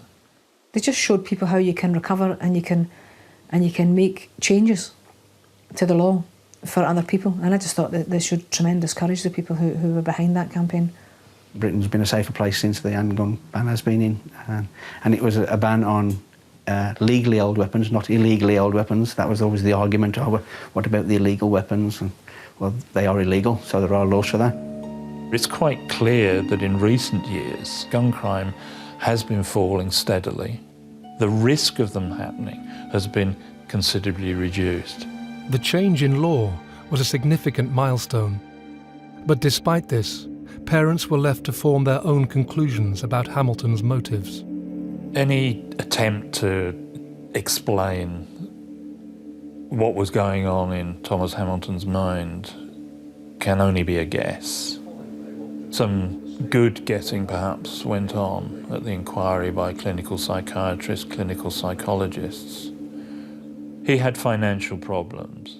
He didn't like what he felt was being said about him in Dunblane and elsewhere. He didn't like the fact that his boys' club had been far less successful. And it's clear from other things he had said over the years that he was someone who liked to blame others for his failures. Hamilton clearly had issues. The inquiry revealed that a week before the tragedy, he had written a letter to the Queen complaining he'd been branded a pervert and protesting his innocence. Why Dunblane Primary School? Why that day? No one's ever going to know. It does, in a way, fit a pattern of mass killing. Someone who wants to kill themselves is aggrieved at how they feel other people have treated them, and so make sure that other people suffer at the same time as they kill themselves. But again, that's speculating on exactly why he wanted to do it. Was it a revenge attack? You know, were we chosen against all the other towns that he'd had clubs in? And we'll never really know, I'd say, because he took his own life. He took a coward's way out. But in some respects, I think that's better for us, because I don't know how I'd react if he was still alive in a prison. The horrific events of March the 13th, 1996, will be etched into people's minds forever. No one will ever know the full reason why 16 innocent children and their teacher were brutally murdered. Shortly after the new legislation was passed, Mick North decided to leave Dunblane. I had to retire a year or so afterwards because my health wasn't good enough to continue working. I had no reason to stay in Dunblane after it happened, and since I had the option of moving away, I did. As Mick North left Dunblane, Martin Dunn and his family decided to return. We'd been back in England for a while. Myself and Barbara had been coming backwards and forwards to Scotland, so we could go to the cemetery every now and then. We decided that being away in England was not working for us, so eventually we made plans and we came back to Scotland. We've been here ever since, and for us that was the right decision. The community of Dunblane has tried hard to move on from the tragedy. Shortly after the mass murder, the gymnasium at the primary school was demolished. But for those who witnessed the horrors of that day, nothing will erase the painful memories. Life had changed for all these other children as well, because children who have witnessed something, who have got that as a memory. I mean, no child should have to see that, and they have that as a memory. If you ask someone to talk about their childhood, these children have that as a memory, that day and that week and those kids that they lost. Go on, past Debbie. Go on, carry on. The loss doesn't go away. As the years go on, it becomes a little bit more acceptable, but the raw pain on some days just doesn't go away. You drive past the school and see children running around in the playground and you think, oh, that could have been Charlotte. We couldn't go to a wedding for a long, long time because I hadn't got a daughter to give away anymore. There's always a huge hole there, and you know, that's never ever going to go away, no matter what I do. We'd have loved her whichever way she would have turned out, but we'll never know. There are those memories and reminders here that trigger those what-ifs. It would be very hard to say exactly how much I miss Sophie. I can think of so many wonderful things that we could have done over the years. Get upset. We have good memories. We remember things that we did as a family. Sledging down the hill with a granddad.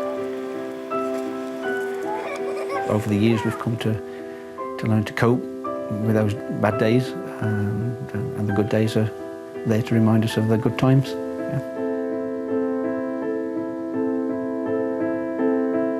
I don't know how well I would have dealt with a teenage girl on my own. However, I would have loved the chance to find out.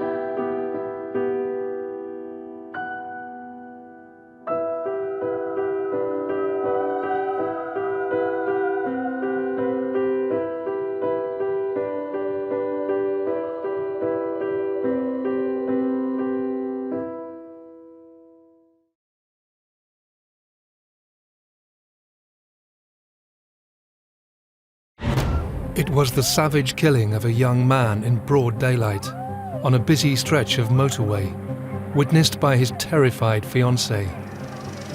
The killer, a high-ranking career criminal who had killed before. A stunned nation was gripped by the horrific road rage murder of Stephen Cameron as it made headline news.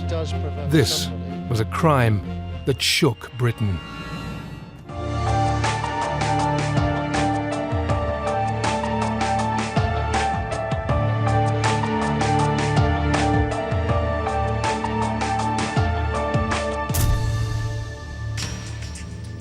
"21-year-old electrician Stephen Cameron was in the prime of his life. But on the 19th of May 1996, a lethal confrontation on a busy M25 motorway slip road would cost him his life. Police are describing the attack as a case of road rage. They're appealing for witnesses to the murder, which happened earlier this afternoon on a slip road between the A20 and the M25 near Swanley in Kent. Kent police launched a huge investigation, sparking an international manhunt to bring Stephen's killer to justice. This is the story of the brutal murder of Stephen Cameron, told from the inside through the eyewitness accounts of the family and the detective at the heart of the case.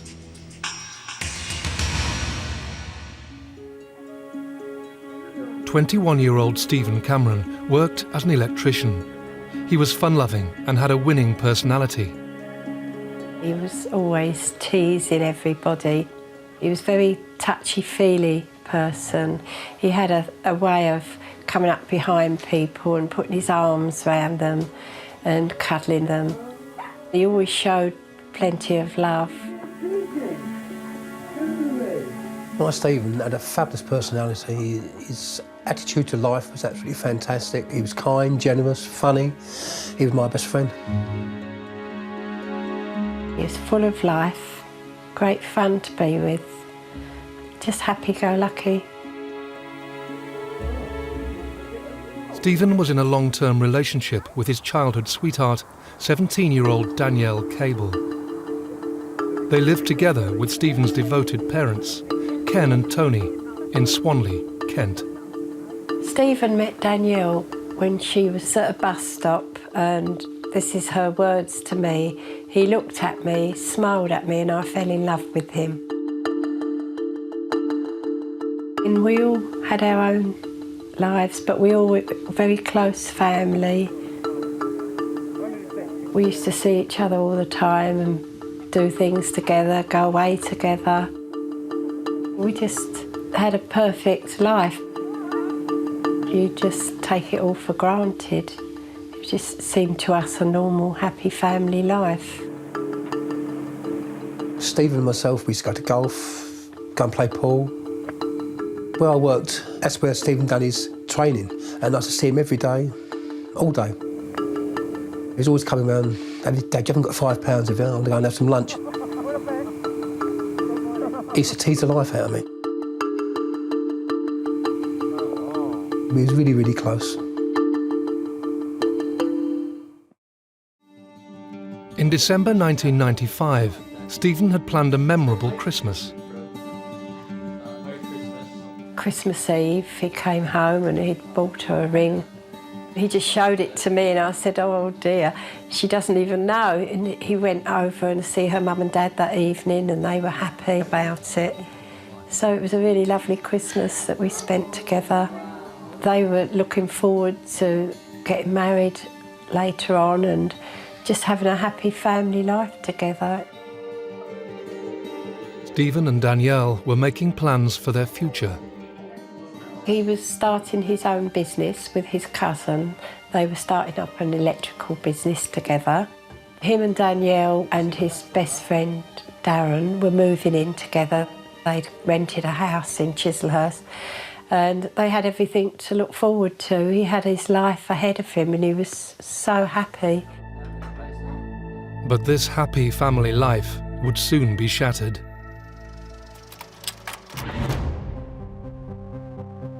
Deep in the heart of the Kent countryside, just 10 miles from the Cameron family home, lived one of Britain's most notorious criminals, Kenneth James Noy.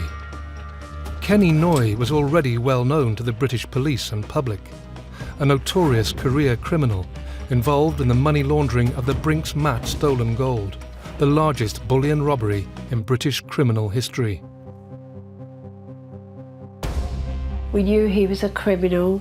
We didn't know him. We knew there was a book that had been written, The Brinks Mat Robbery, which my husband had read and Stephen also had read.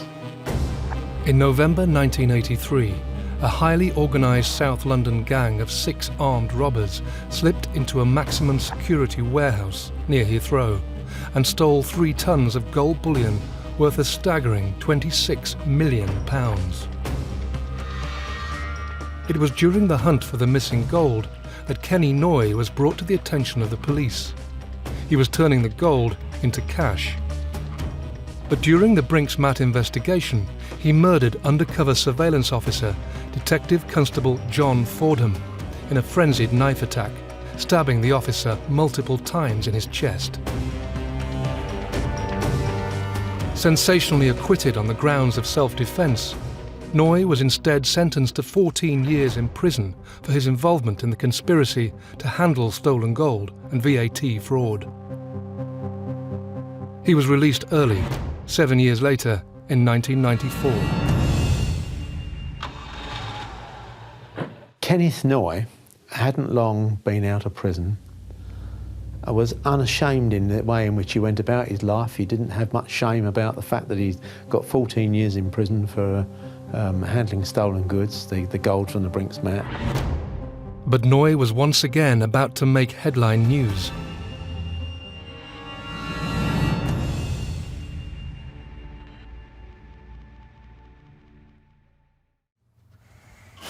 It was a seemingly normal Sunday morning at the Cameron family home. Because they'd been out the night before and Stephen had been drinking. I control myself. That morning, I had my 2 little granddaughters staying. They'd got in bed with Stephen and Danielle and was laughing and joking, and he told them that he was going to have them as his bridesmaids, and he was describing to them what sort of dresses they would have. I was up early because my mother, who lived across the road to us, wasn't very well, and she was in bed and I was going to go shopping. Stephen got up and he said, you're going to cook my breakfast, jokingly, and I said no. I said, I'm off out. And he said, oh, come on Mum, please do my breakfast. I said, no, don't be so lazy, you do it. The last thing he did was tell me he loved me. I left with the 2 granddaughters and took them shopping. Yeah, we had a cup of coffee together, had a little chat, because he'd been out on the Saturday night to a club. You got to be ready in 5? Yeah. As Stephen and Danielle got ready, they discussed their plans for the day. Stephen was going up to London to buy some bagels for all his friends. They were all going to a football match that afternoon to watch Danielle's brother play football.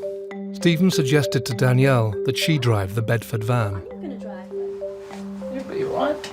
Danielle was driving because they'd been out the night before and Stephen had been drinking. Danielle, never driven on a motorway in her life. She'd only just passed her test. Stephen decides that, Danielle, you can drive the vehicle, we'll go out and get some shopping. She was very reluctant to do that, but accepted that perhaps to please him she would drive it and get a motorway driving out of the way, as it were, but she wasn't very happy about it, especially a van. It was on a Sunday, it was about 1:10 I was watching the Monaco Grand Prix. Just started the warm-up lap and Stephen went off with Danielle. As they set off from their home to drive to London, they were unaware of the danger ahead of them.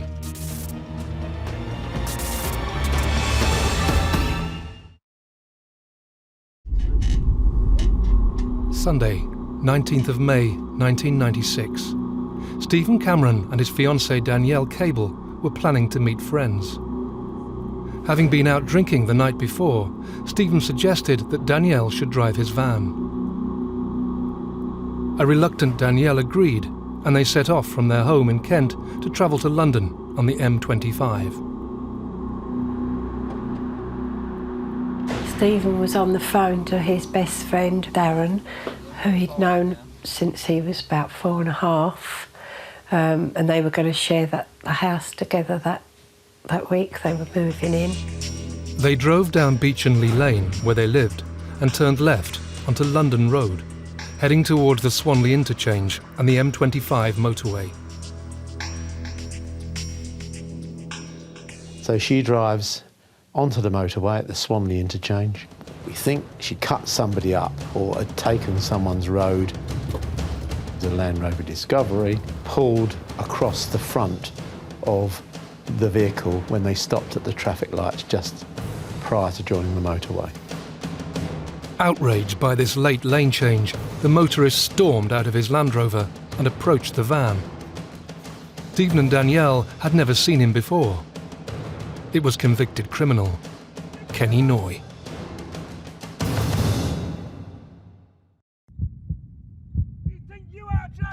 Danielle is in a dreadful state at the driver's wheel of this rascal van. Terrified, Danielle had no idea why her driving had just triggered such a tirade of abuse from the other motorist. Stephen stepped out of the van and approached the raging driver. Stephen wasn't even driving. He was just protecting his fiancée, which any man would do. Stephen Cameron came face to face with Kenny Noy. What he didn't know at the time, of course, was that the one person that he picked this gesticulation with was Kenneth Noy, a known criminal. They quickly became embroiled in a heated exchange of words. There is a confrontation between Stephen and Kenneth Noy at the front of the rascal van, of which Danielle saw the lot. But the disagreement soon turned to physical violence.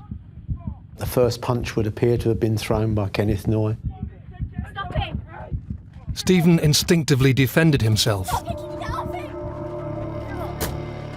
But whatever happened, Kenneth Noy was getting the worst of the confrontation that effectively he'd chosen to have. In a desperate bid to help her fiancé, Danielle frantically tried flagging down other motorists. Over 30 vehicles passed, but no one stopped to help. But it soon appeared that a younger, bigger and stronger Stephen had managed to defeat Noy. Instead of leaving, instead of just going, he goes back to his vehicle, to the passenger side, and comes back as Stephen's coming back into the rascal van with what we now know is a knife. Danielle is screaming at Stephen, he's got a knife, Steve. Stephen turned away to walk away, and the man went back and got a knife. And the next thing you know, he's stabbed by Kenneth Noy, fatally in the heart. Noy twice plunged the knife into Stephen's body, puncturing his heart and liver.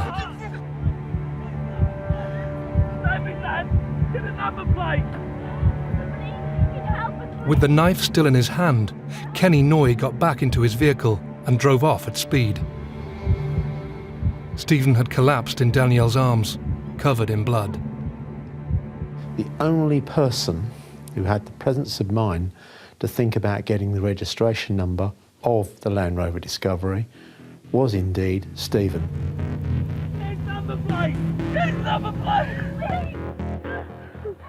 With Stephen dying in her arms, a distressed Danielle phoned for an ambulance and then quickly called Ken Cameron. When Danielle phoned me, I just went into total panic mode. Stay calm. Stay there.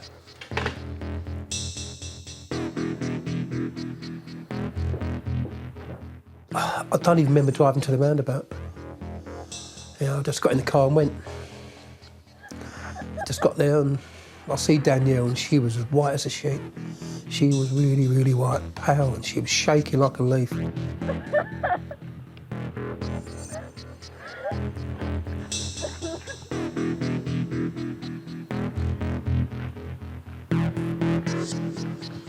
So I sat her in the car and I went over to Stephen and, yeah.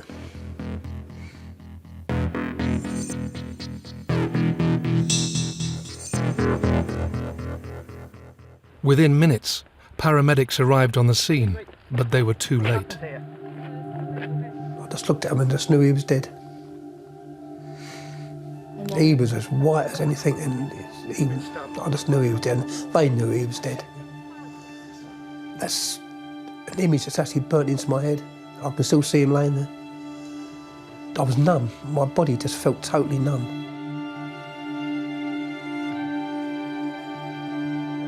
If anyone had said to me, if you were to see your son lying in the road and you knew he was dead, how would you react? I'd have said I'd have gone hysterical. I was as calm as anything. I suppose something just takes over, doesn't it? The adrenaline just takes over. What's his name? Stephen. Stephen. Stephen. Ken drove back home to tell Tony. Just as I'd got home, he rushed out the house and said to me, just get in the car.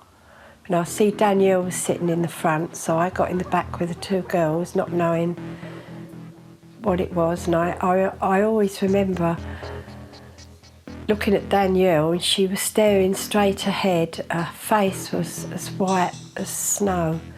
And I knew by my husband's panic that something was wrong.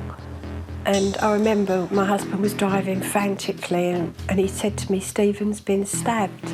I just felt my heart was going to come out of my chest. It was just thumping and thumping. And I just couldn't understand, you know, what was going on. I remember phoning my son. I was panicking and I thought, I've got to phone the two little girls' mum to tell them to meet us at the hospital because I didn't want them to be there. Danielle just sat there as quiet as anything. He never said a word. We went into a small room and we all stood there just waiting for news. I knew Stephen was dead, but I couldn't tell her.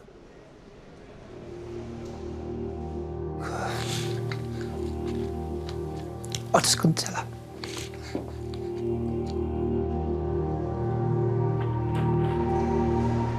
The doctor came in and he told us that they couldn't save our Stephen. He'd died.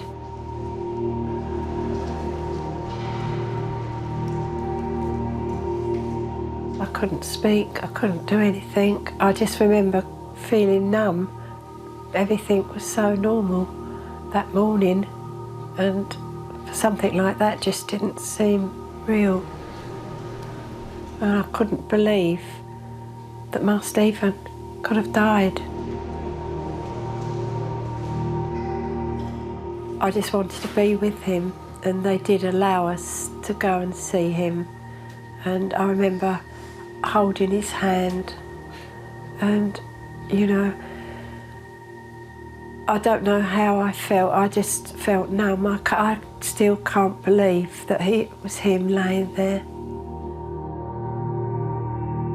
I can't think how my husband must have felt because he actually saw him. I was spared that, but I wish I'd have been with him though, because it'd be nice as a mother to be with him at that time.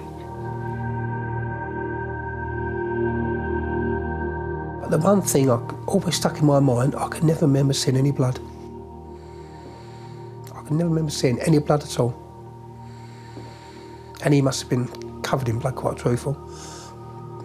Don't remember, it must have blanked out.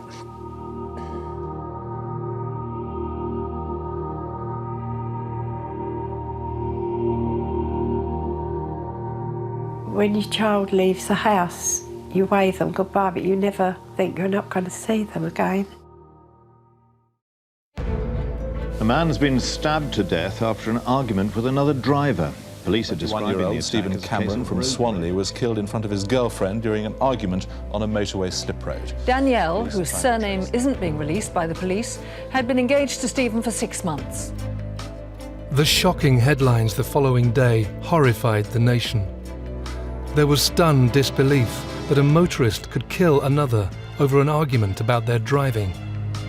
Kent police quickly mounted Operation Quern to hunt down Stephen's killer. It was one of the biggest criminal investigations in terms of resources for the Kent Police that we've ever had. We had something like in excess of 30 witnesses who had been using the motorway, that junction, at the time, and each of them saw different parts of what happened. Danielle, of course, saw everything that happened. He was driving a Land Rover when I came up. Out of all the witnesses that we had that saw, if not all the incident, but part of the incident, none of them got the whole registration number. None of them. With no vehicle registration number, Kent police were struggling to identify the killer. Had Kenny Noy managed to get away with the stabbing?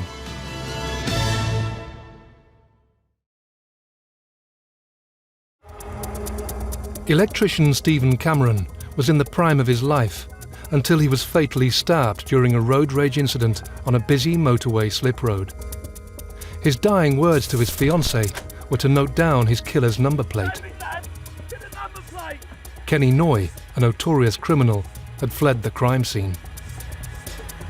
There was someone out there that stabbed Stephen and I wanted them caught. Although we had witnesses who could say what happened, nobody identified the person, no one knew who he was, and we were in a very difficult position because we didn't have any forensic evidence that would link a suspect to the scene. There is a CCTV camera at that junction, and on that particular day, the 19th of May, it was not working. With no forensic evidence and no CCTV, Kent police were struggling to identify the M25 killer. The man disappeared in what we knew was an L-registered Land Rover Discovery. Difficulty you had was, of course, we didn't have the entire registration number. The police national computer showed 18,000 plus L-registered Land Rover Discoveries, and they're only the legitimate ones that were registered in the UK. But when you spoke to the witnesses, we had about 5 different colours. The colours ranged from green to maroon to blue to grey to black. Very soon we realised that we were going to find it very difficult to find that particular vehicle. If you don't have that significant lead for a named person within the first 48, 72 hours, you know it's going to be an uphill task.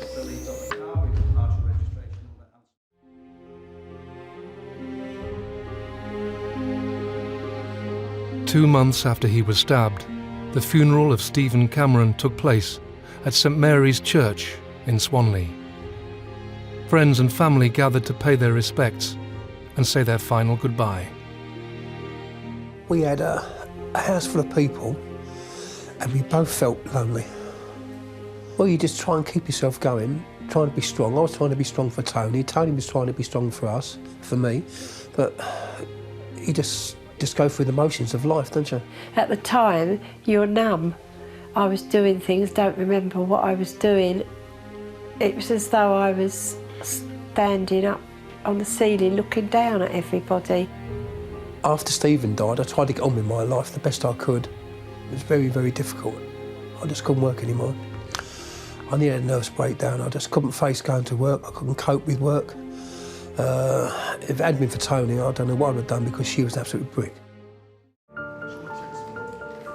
The grieving family's focus turned once more to the police investigation and finding the M25 killer. There was lots of points where you think that he isn't going to get caught, he isn't going to get found. And that was the worst part, not knowing where he was.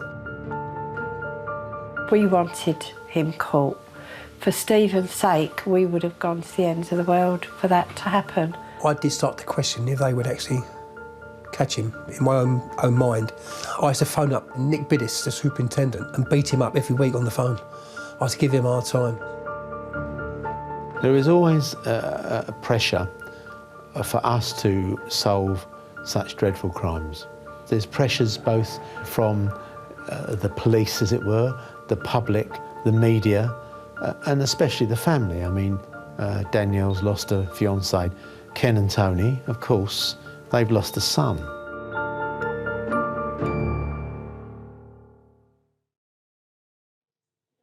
A heartbroken Danielle was their key witness, and Kent police desperately needed her to help solve the murder. And what did Stephen do?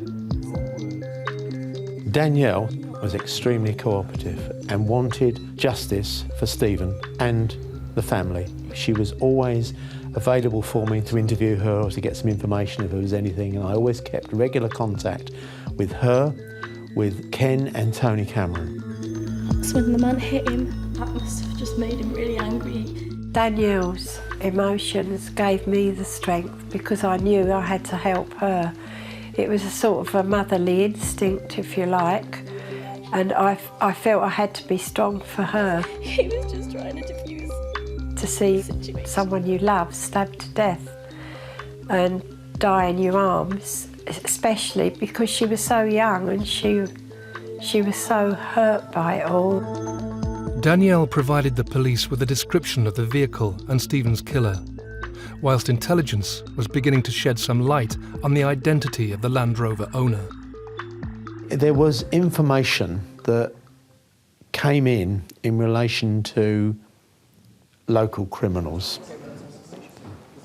which is not unusual in a murder inquiry. Kenneth Noy was the sort of guy that wouldn't hide away and would be part of his local community, be seen. It was suggested to us that he disappeared. This key piece of intelligence shocked those involved. I couldn't imagine anyone that would have gone back and got a knife, so I obviously thought it was some sort of villain to do something like that and to do it and run and not show any remorse. It might be road rage, but to me it was murder. We were extremely surprised to think that somebody of Kenneth Noy's professional criminal standard would get involved in such a crime. But of course he's disappeared, so we need to look at it. We never for a moment imagined that he would have been there to have murdered Stephen. It was 1,000,000 to 1 chance that he would meet such a criminal. I didn't believe it. First off, I just could not believe it. A person with his stature in the criminal world at 1:20 of a Sunday afternoon would do such a stupid thing in broad daylight in front of loads of people. Because he's a person who's well known in the area. I just didn't believe it. But Kenny Noy had realised the enormity of his crime. After stabbing Stephen Cameron to death, Kenneth Noy raced back to his home, where he made a number of frantic calls, packed a suitcase with cash, and left. Within 24 hours of the murder, his phone went dead. His mobile phone went dead. And of course, we had no means of finding out what communication he may have been using. Clearly he was using something, but we didn't have any way of monitoring it. We obviously searched his house. His associates and friends and his family claimed they hadn't seen him or he'd gone. I don't know where he was, but he'd had nothing to do with such a crime. Nobody would tell us anything. Nobody knew anything. Hear no evil, speak no evil, see no evil. He just disappeared off the face of the earth. With the help of his underworld contacts, Noy was whisked across the channel by helicopter, fleeing the country. We knew he had a criminal background. He had friends in the criminal world that would help him to stay away, and we knew he would have all these things to help him. He was desperate to cover his tracks and raise as little suspicion as possible. We then soon realised that Kenneth Noy not only had disappeared, but the Land Rover Discovery that he had been driving has disappeared. There was another, what we called a doppelganger vehicle, had been stuck on his driveway. This vehicle, which looked exactly the same colour and type of the one that we were looking for, was bought for cash. And that vehicle landed up on Kenneth Noye's driveway. I think it was put there so as if anybody was casually passing by to say that, you know, Kenneth Noye's disappeared, but his vehicle's still on his driveway.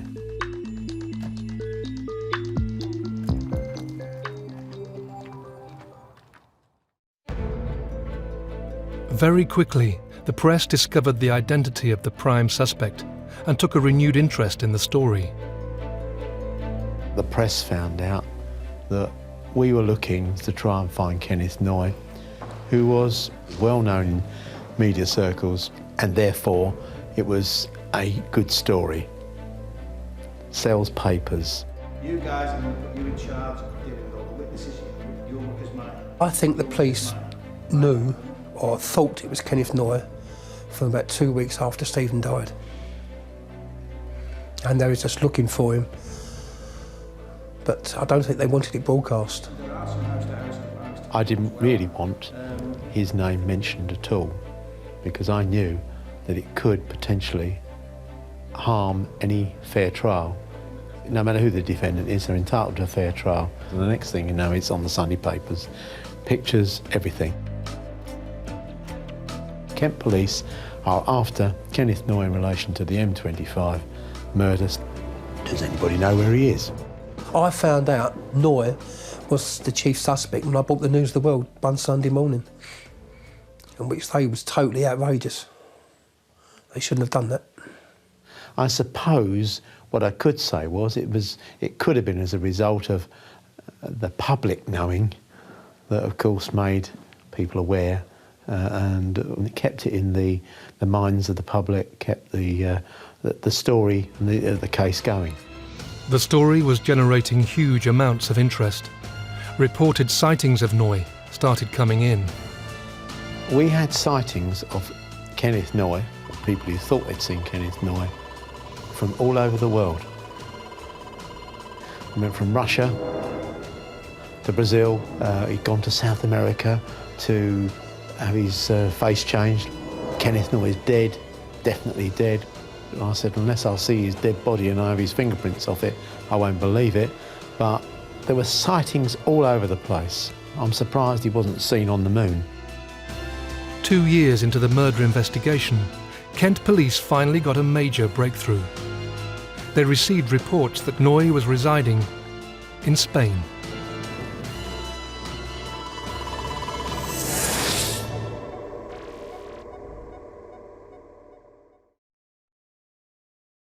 Noye kept a very low profile and, of course, changed his identity with a new passport in the name of Green. His lifestyle was one where he was living in a very remote house.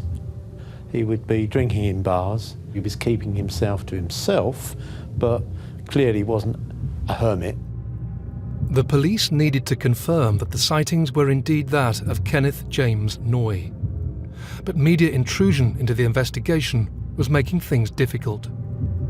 The problem I had was the minute I sent any officers abroad, it would only be 24, most 48 hours before the press found out. Eventually, I ran it as a secret inquiry. I sent the officers out there with the remit. All I need you to do is to go out there and see if you can see this guy and tell me whether it's Kenneth Noye. Don't forget that in 1984, Kenneth Noye had killed a police officer in the grounds of his house at West Kingsdown, and I've sent 2 officers out with absolutely no backup to a foreign country to see if they can find this man and identify him. With their mission outlined, the undercover surveillance officers tracked Noye down to a bar. Those officers actually knew Kenneth Noye because of obviously his previous convictions, and they gave me a positive response. It's definitely him. It was a big major breakthrough, but it was sort of opening wounds up because 2 years on we were you know, settling down a little bit. But bringing Kenneth Noy to justice was by no means a straightforward feat. We still hadn't got either any forensic evidence or anybody actually identifying Kenneth Noy as the person who stabbed Stephen Cameron. But the bottom line was that in order to link him with the crime on the 19th of May, I needed Danielle to identify him. She actually was the only one that actually looked him in the eyes and saw him that day. It was now up to Danielle to bring Stephen's killer to justice. But 2 years after the stabbing, would Danielle be able to positively identify her fiancé's killer?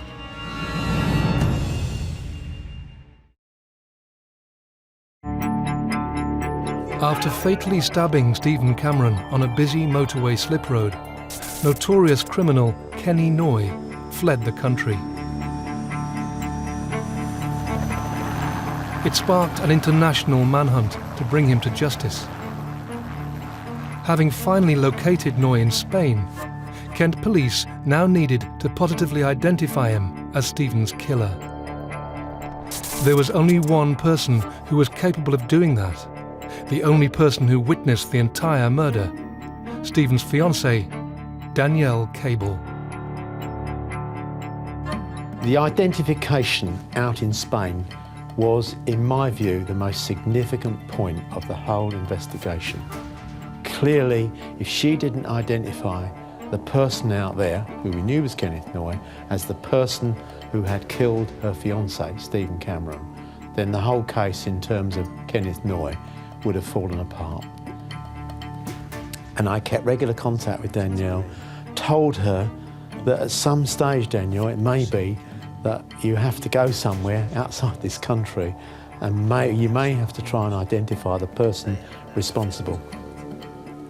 When the police came round to see us and inform us that Danielle had actually been taken away on a plane to identify the suspect, it came as a shock because we had no idea that they were that close to catching him. He didn't tell us where. He just said Daniel was on the plane as I speak to you at the moment. We think we found him. I was elated. Cried my eyes out.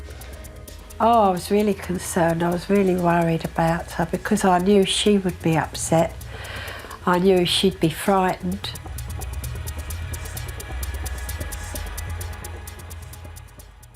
Of course, there were dangers in doing that.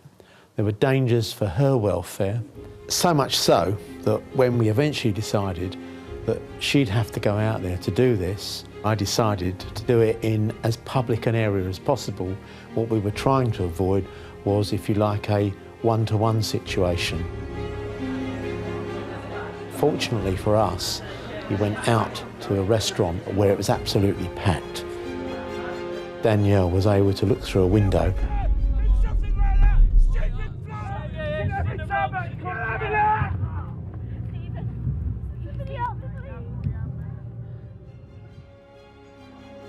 and she was positive in her identification. Nick Bidis phoned us and said, "We've got him, she's ID'd him, it's him." And we were just, you know, so relieved. It's about 2 years after Stephen died, which was an eternity, but it actually found him. We were then able, as a result of that identification, to obtain a warrant for his arrest in the UK.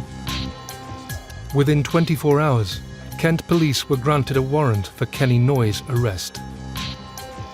Kenneth Noy was a creature of habit, and he was a person who frequented much the same bars in the Barbat area, and he was located in the particular bar where he was sitting outside on the seafront, and he was accompanied by a young lady. The Spanish authorities were actually fully briefed as to Kenneth Noy's previous convictions and his previous history as regards his violence towards officers, and they, I can assure you, took no chances when it came to arresting him. He was very quickly grabbed, immobilised, handcuffed and taken into custody. With Noy arrested, the process for his extradition back to the UK began, a lengthy process that would take a year to complete.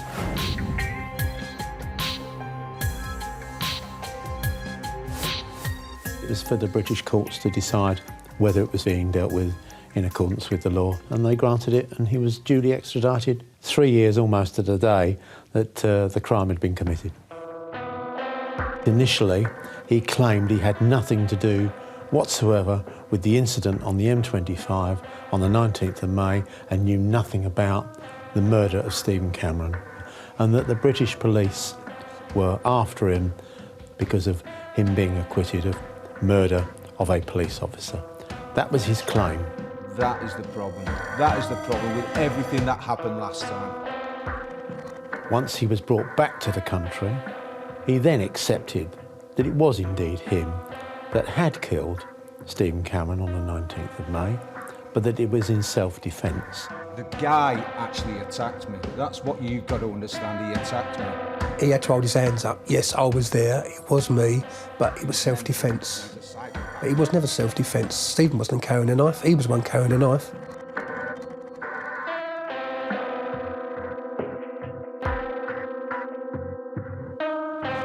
"4 years after killing Stephen Cameron, Kenneth Noye stood trial at the Old Bailey. He pleaded not guilty.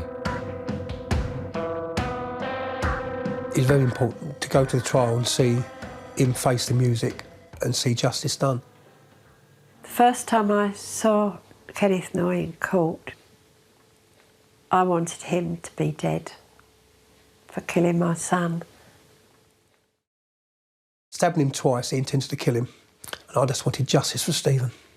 That's all I've ever wanted.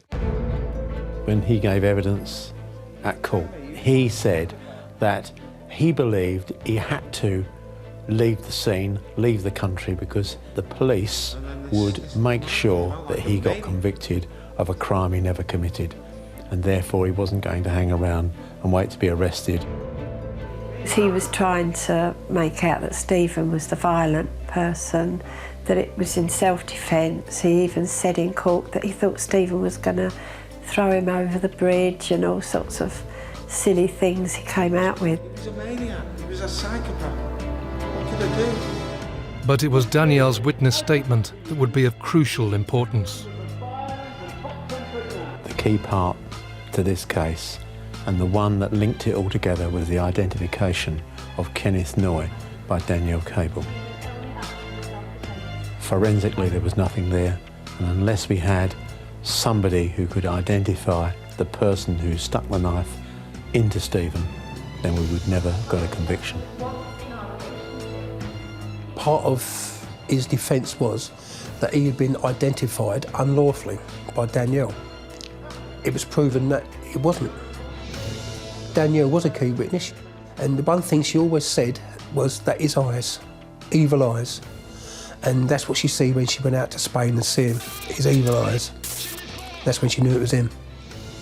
I hereby sentence you to life imprisonment. Kenneth Noye was found guilty and sentenced to life in prison for the murder of Stephen Cameron. He would have to serve a minimum term of 16 years before he could be considered for parole. At the time, I felt elated that he'd been found guilty, but I felt deflated that life didn't mean life, because he got 16 years. To me, he should never come out. He doesn't deserve to be out. He showed no remorse. I feel that Stephen got justice because we caught the person that did it, but I don't feel that there's justice, the fact that he's going to one day walk free and have some sort of life. Me personally, I think the law now should be that anyone who carries a knife, is caught carrying a knife, should be put in prison. It's treated totally different to gun crimes, which I think people die with knives and people die with guns. Why is it treated totally different to gun crimes?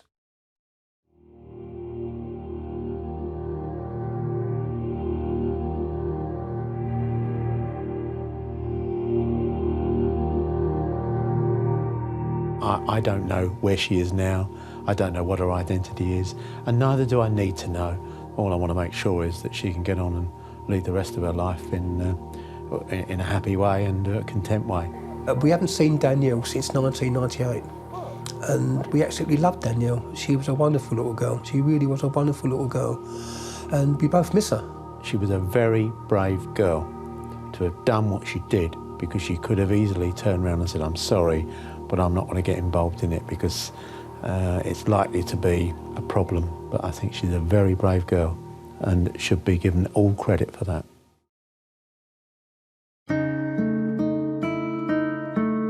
Stephen would have been a fantastic father, absolutely fantastic father. We'd have had fantastic grandchildren with him, which we've been totally denied by an evil man. You live your life, but you're not happy. Inside, your heart's broken. No one can mend that. Our son Michael can't even talk about Stephen. He can't face that his brother's dead. You know, but yeah, everyone's got on with their life, which, you know, we've had to get on with our life. You have to, don't you? Life goes on. But you don't stop mourning, you don't stop missing Stephen. I miss him every day, all day.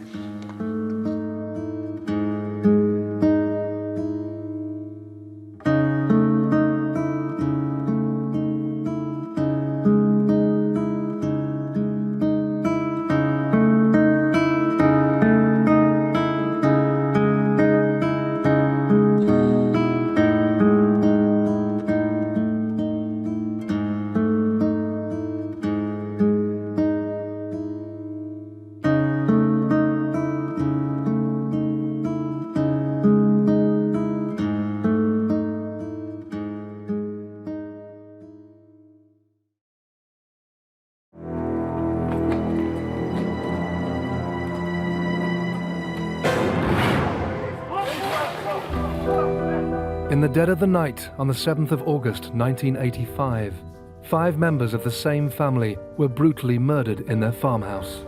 It was a shocking crime in an area where there was very little or no crime. 2 6-year-old boys and 3 adults were shot dead in cold blood. It was just ridiculously big, this story. It was just almost crazy. Officers believed Sheila Caffell had killed her family and then turned the gun on herself. But the twist that followed thrust this horrific crime into the headlines and turned the focus to her brother, Jeremy Bambber, a name that has gone down in the annals of British crime history. I don't think Britain had heard of a twist like it. And the twist continues. Is the right person behind bars? We look at vital new evidence that opens this case once more and makes this a crime that shook Britain.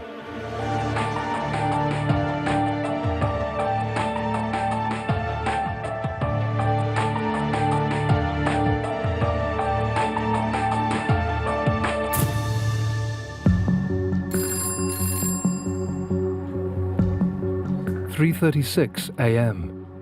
Chelmsford police in Essex receive a call from a local farmer, Jeremy Bambber, worried for his family's welfare. Jeremy Bambber had apparently received a phone call from his adoptive father to say that his sister, Sheila, had gone berserk in the house. You've got to come quickly. Dad? And had a gun. Dad! Jeremy Bambber tried to call back and he could not get through. In his state of anxiety, he wasn't sure, and who would be sure, whether it was engaged or off the hook or whatever, but he couldn't get through. Jeremy phoned the local police station and was advised to go to White House Farm, where he would find police officers waiting for him. The police rushed to the scene, and I think they spent quite a bit of time waiting outside, as you would do if there's been a report of gunshots. Jeremy Bambber worked at his parents' farm, but lived just 3 miles away in Goldhanger. He arrived at the scene just minutes after the police. A conversation started. The police officers wanted to know about the house, who's in it, and what might be behind the phone call. Bambber explained he had left the farm after work the previous evening. Officers decided not to enter until armed backup was at the scene. Police reinforcements were called and they were briefed. They were told there was a siege situation. Jeremy was asked to sketch a plan of the house for the firearms team. From the conversation with his father, it appeared Sheila, his sister, was threatening the family with a gun. At 7:35 a.m., almost 4 hours after police initially arrived, armed officers entered the sprawling 18th century farmhouse to be faced with a devastating scene. The father, Neville Bambber, was in the kitchen. He'd been shot there. The twins were in their beds. One certainly had been shot through the head and was still sucking his thumb.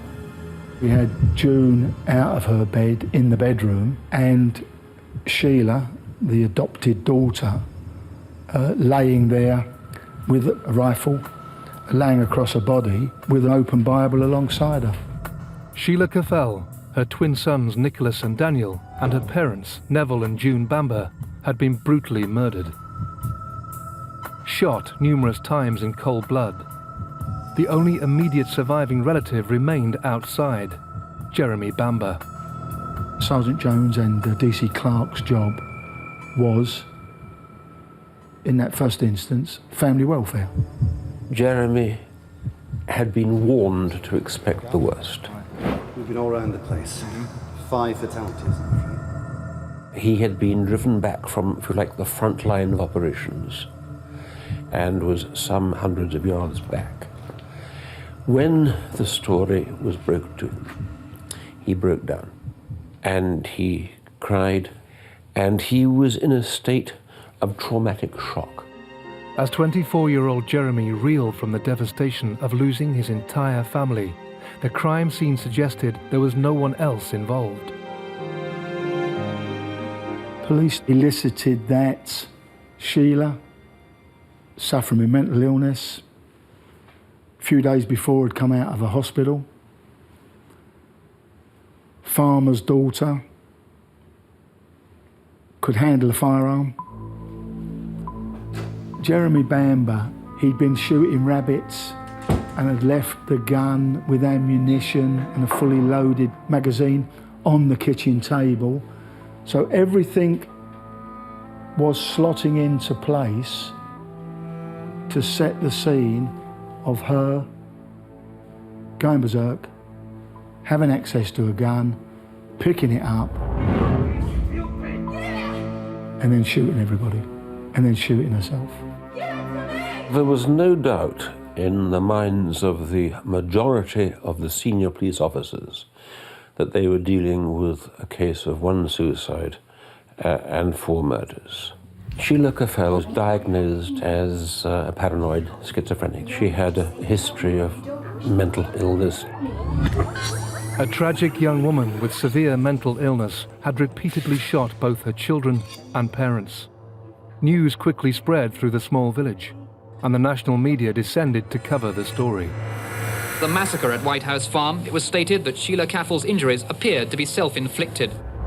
I was chief reporter on the Evening Gazette at the time of the killings. And the policeman said, well, yeah, what's happened is 5 people have been found murdered in a farmhouse. You might get 1 murderer in a year in the Colchester area, and that would be a big deal. But to have so many deaths reported like that, he just couldn't quite take it in, I don't think. The Bambber family were respected members of the community. Neville and June Bambber were very well known in the area. He was a local gentleman farmer. She very active in the local church. In addition, Neville was a local magistrate on the Witham bench. They lived in a very, very nice house worth quite a lot of money. You'd look at them and suspect they appeared sort of salt of the earth, but clearly the same didn't apply to their 2 adopted children. Jeremy and his older sister, Sheila, had very different reputations to their parents. Sheila embarked on a career in modelling. Initially, she made some progress, and she did a fair amount. But that seemed to suddenly fizzle out. Jeremy was a good-looking lad, and I think we soon found out that he had a very lively social life. It didn't take long to find out that he liked being out in the town in Colchester, and I think he was a bit of a ladies' man. Sheila and Jeremy wanted a greater freedom than their mother was prepared to condone. And I think that is where the trouble started. Friction within the Bambber family soon emerged, but officers needed to delve deeper to uncover a motive behind this horrific crime. Meanwhile, Jeremy, the only surviving close relative, was taken home to deal with his loss and piece together events leading up to the murders.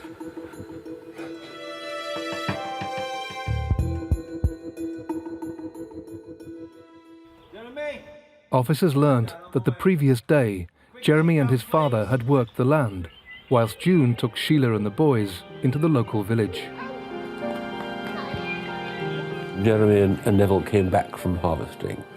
There was some sort of family supper, and they all sat round the kitchen table. And it was that point, according to Jeremy, that the conversation happened. And one element of that was suggesting that Sheila could not quite cope with her children. Sheila Caffel had a history of mental illness and was taking prescribed medication. She had split from her husband and was visiting her parents. Her recent state of mind had given Neville and June cause for concern.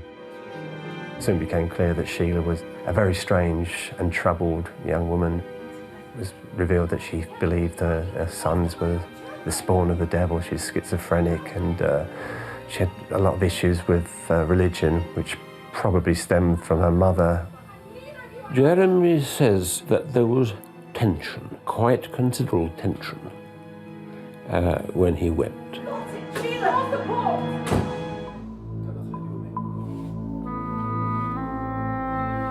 After the heated discussion, Jeremy left White House Farm. It was 9:30 p.m. 6 hours later, he received a call from his father.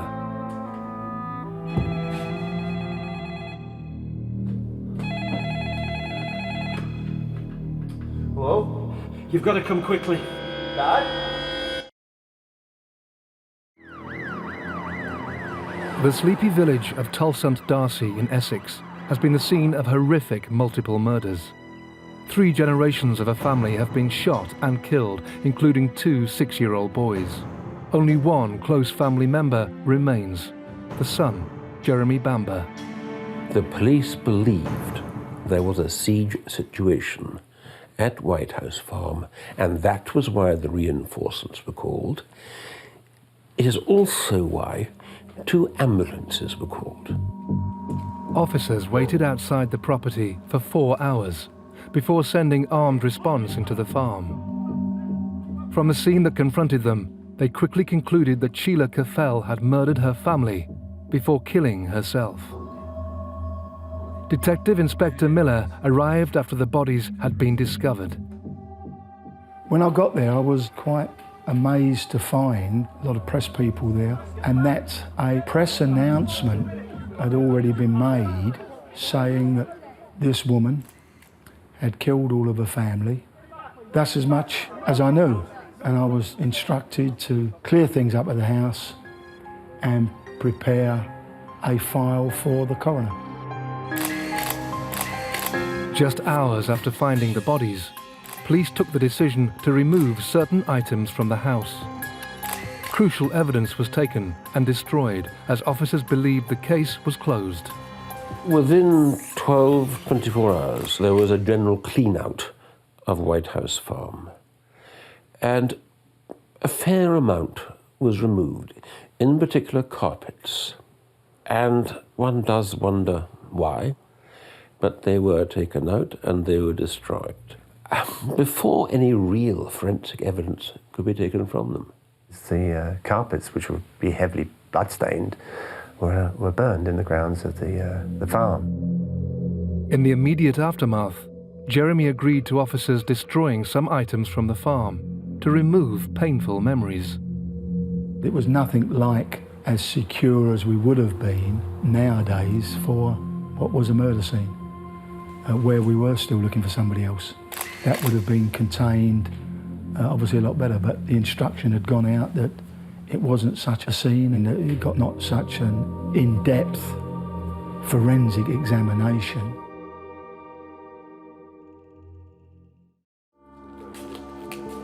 As forensic evidence wasn't a priority, the keys to White House Farm were handed to Jeremy and the extended family just 3 days later. The relations of the Bambers, one particular woman, Anne Eaton, I think was a cousin, she had come to the farm to do an inventory with the family solicitors. Jeremy Bamber's cousins, Anne Eaton and David Buflower, and Uncle Robert Buflower, were also farmers who lived nearby. They were keen to safeguard the property in the aftermath of the tragedy. There's sort of a bit of a Miss Marple thing going on there, and they obviously went into the house and had their suspicions. The Eatons and the Buflowers made a point of thoroughly searching the farmhouse. What happened next turned the case upside down. And it was shortly prior to the coroner's hearing that a surprising development happened. And they say in the gun cupboard in that downstairs office, they found the silencer and other materials. This silencer would fit and would be used with the rifle that we found on the body of Sheila Caffell. And Anne Eaton found it strange that the silencer was not on the gun when we found it, because there was no silencer on the gun when we found it. The weapon that lay with Sheila Caffell was a .22 caliber rifle, a gun used by the family for shooting rabbits. It was able to accommodate a silencer or sound moderator, like the one discovered in the gun cupboard. Once you got it out the box, on it seemed like some red paint or blood, or both, and a grey hair coming out of it that sort of attached itself to it. The family was convinced these items were connected to the murders, so made the decision to remove them from White House Farm. 2 days later, police collected the items the cousins had discovered. We were fortunate as an investigating team that Anne Eaton, who was familiar with the house, was able to find that silencer and deliver it to us. Because had we not got that, I'm not so sure that we would have ever had the conversation with Anne Eaton about the rifle that we found not having a silencer on it. This discovery by Anne Eaton and her family changed the whole investigation. Officers said the gun found on Sheila Caffell did not have a silencer on it. If they proved otherwise, she could not have committed the crime. She rang Stone Jones and he went over and collected it and brought it straight over to me, rang me and said, "Can I come and see you? I've got this silencer." Detective Inspector Bob Miller took possession of the device and sent it for forensic examination. Mildly excited, I have to say, when I saw it, but keeping an open mind and always looking at the negative side of things, said, well, it could be blood from a rabbit, the hair could be from a rabbit, it could be where the rabbit's only injured and they've actually gone up close to it to put it out of its misery. But we will send it to the forensic laboratory at Huntingdon for them to carry out a proper examination of it. Just a day later, police were called to the farm once more. This time, the cousins had discovered a scratch on the mantelpiece in the kitchen. The relatives of Jeremy Bambber had told the police that they'd discovered this mark and that it was related to a silencer that they'd also found in the farmhouse. Jeremy's cousins believed red flecks on the silencer could have been the result of a violent struggle in the kitchen, where the gun came into contact with the mantel. Whilst this was examined, results on red particles in the silencer were reported back.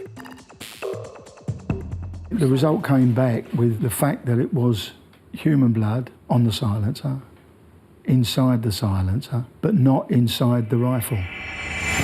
This was a major turning point in the case. If traces of human blood were found, it suggested the device had to have been used for something other than killing animals. And the lab reports went even further. The blood inside the silencer was Sheila Copeland. I'm not so sure if the laboratory were 100% that it wasn't also a mixture of June and Neville's blood. But either way, it was certainly Sheila Copeland's. Forensics had found the enzyme AK1 in the particles and attributed it to Sheila Copeland. If her blood was on the silencer, police believed the whole case was different to what they originally thought.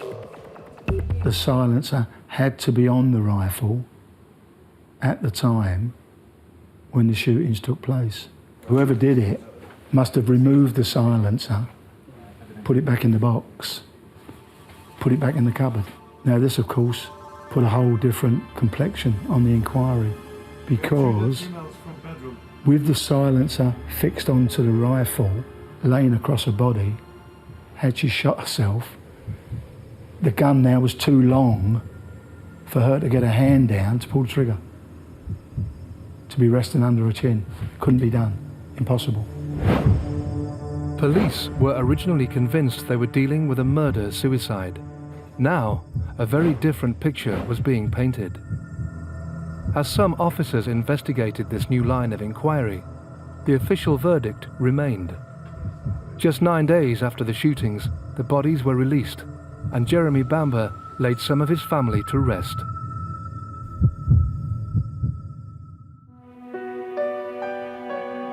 He was inconsolable. He had his girlfriend Julie Mugford by his side and Colin Copeland, Sheila's estranged husband, by his other side, and it was like something out of a movie. I remember looking at the photographs thinking there was a real power about the pictures.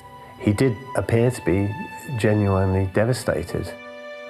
As the images of a broken family stunned the nation, officers continued with their inquiries and were soon to be rocked by yet another revelation. Jeremy Bamber's girlfriend at the time was a school teacher, Julie Mugford.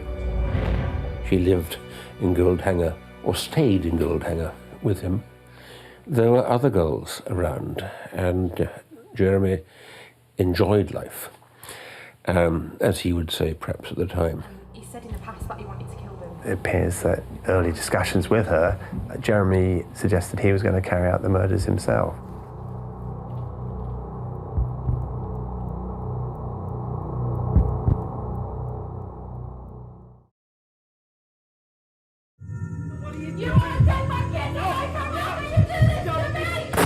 Police in Essex have reopened their investigation into the deaths of a family of 5 last month. Jeremy Bamber's immediate family have been brutally murdered in a violent attack at their farmhouse. Police believe Sheila Copeland, his sister, who suffers with schizophrenia, has killed her parents and sons before turning the gun on herself. But as Jeremy buries his loved ones and tries to cope with the grief, a sensational twist throws the whole case into turmoil. Jeremy Bamber's girlfriend at the time of the tragedies said he discussed ways of getting rid of the family, but I think the turning point for her not only was her conscience getting the better of her, and she felt she had to come and unburden it to us, but I think she'd overheard him talking to an old flame on the phone at the time that they were going out together, and felt a bit as though she was a jilted lover, as it were. And I think that certainly helped to be the turning point, which at the end of the day was in the favour of the investigation.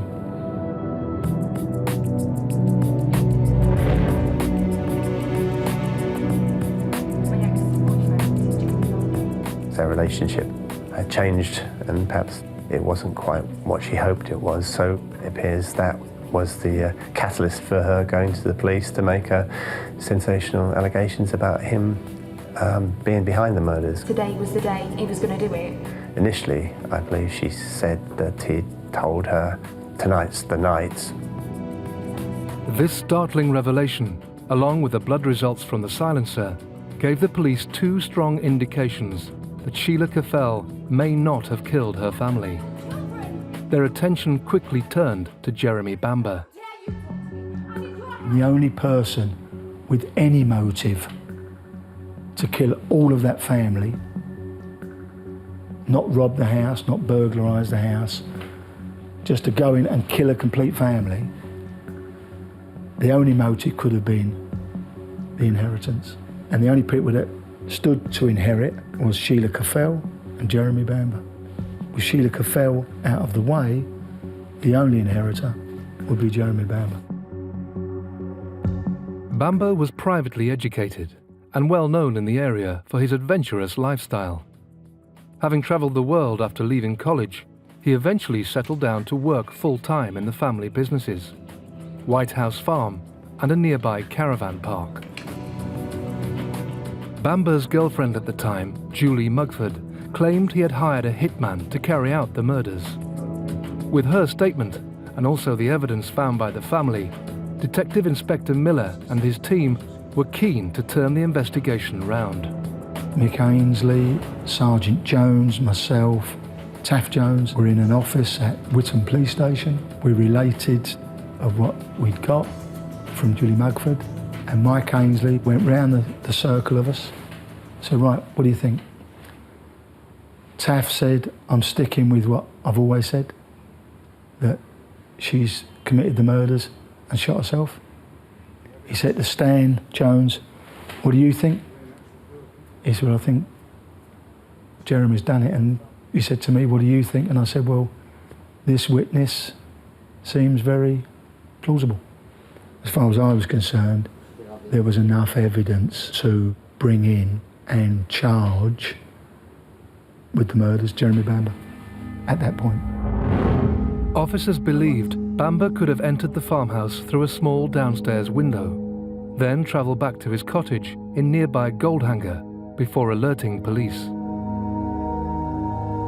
There's a seawall from Goldhanger round to the farm. I think a bicycle ride to and from the scene would never have been seen in a million years.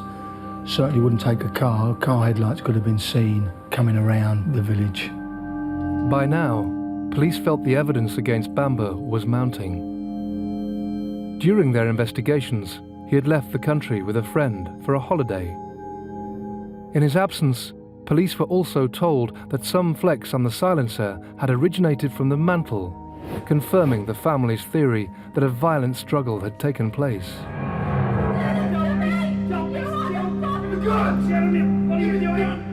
On Bamber's return to the UK, officers were waiting to arrest him.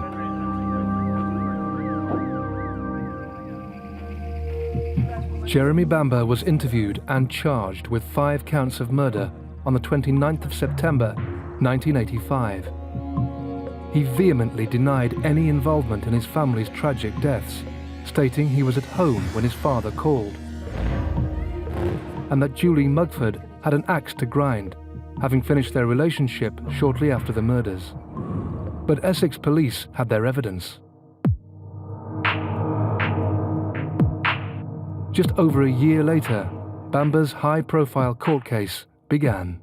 Jeremy Bambber, the brother of model Sheila Caffel, has appeared in court charged with the murder of his parents, his sister and her twin sons. Mr. Bambber denied all the charges. Mr. Bambber, is it true your sister? The big moment was when he came into court. Indeed. My recollection of it was him standing there being very polite, very attentive, not humble, but trying to portray this image of someone who was quite nice, charming, decent fellow. The key moment in the trial was Julia Mugford's testimony. Miss Mugford, why did it take you 6 weeks? Because the jury had to decide who was telling the truth, Julia or Jeremy. Didn't show much emotion. At times he seemed still a little bit amused by the proceedings. I suspect he really thought he was going to get off. Not for me to defend. No further questions, Your Honour? The silencer evidence, yes, there it was. but that didn't have quite the emotional pull, emotional influence that seeing this young girl in the dock and having to adjudicate on her truth. Is it true, Miss Mugford, that your former boyfriend, Jeremy Bambber, told you of his desire to kill his family? Please tell the court about the events of the night of the murders. It was like nothing I've ever experienced. There was a buzz, you could feel it in your stomach. You know, the court was packed with journalists, packed with spectators. It was probably the most memorable day of my journalistic career. I therefore put it to you, Mr. Bambber, that it was you who... Jeremy Bamber's trial lasted 19 days. In summing up, the judge outlined key points for the jury to consider. As part of his defence, he called or had read to you evidence to show that Sheila was mentally ill and argues that in her conduct in killing her family, it is entirely consistent with that illness. The red paint on the knurled end and the mark on the knurled end of the mantelpiece show that on that fact alone, that the silencer was on the gun during the fight in the kitchen.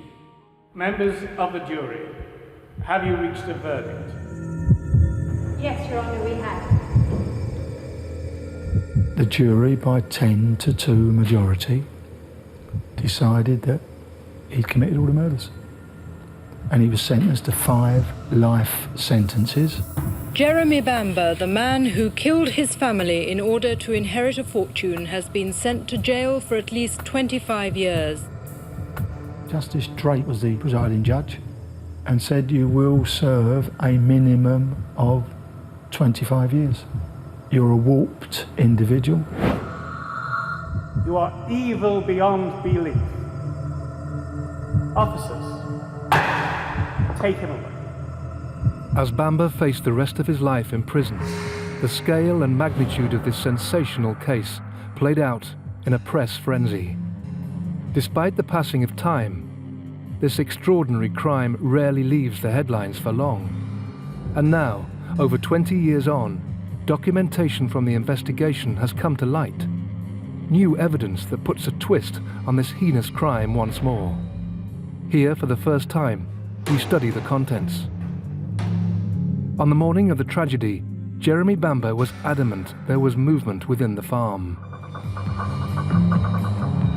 About, 2 minutes past 4 to the house, something strange happened. Jeremy says they saw movement, a figure, a person moving in the upstairs room. They ran away, and certainly other police records confirm that they did run away. In addition to this, police telephone logs from the evening state officers were in conversation with somebody inside the farm at 5:25 a.m. Armed response waited to enter the house until 7:37, over 4 hours after police arrived at the scene, and more than 2 hours after the conversation log. 7:37, they reported that in the kitchen were 2 dead bodies, 1 male, 1 female. That same message was picked up and recorded by 2 other sources. After discovering 2 bodies in the kitchen, all but 1 of the armed officers searched the rest of the house. At 10 minutes past 8, they radioed 3 more bodies found upstairs. So initial inspection of the property reported 2 bodies downstairs and 3 upstairs. Yet by the time of Jeremy Bamber's trial, that had changed. The entire scene of crime presentation at Jeremy's trial and in witness statements should be there were 4 bodies upstairs. That's what they said. Something very strange had gone on. Dead bodies don't move.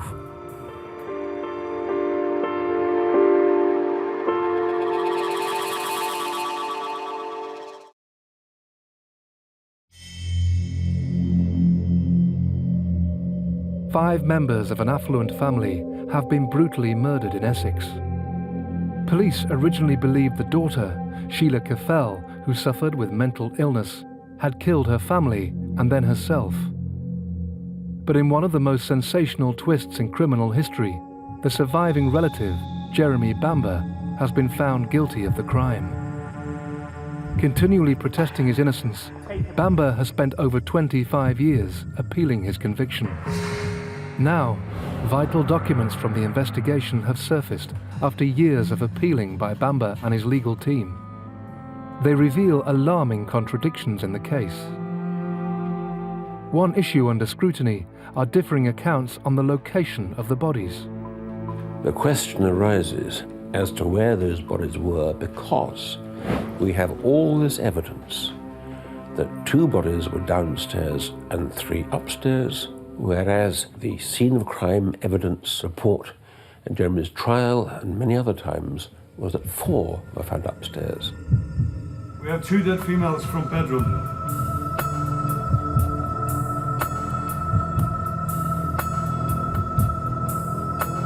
There are 2 young boys in here.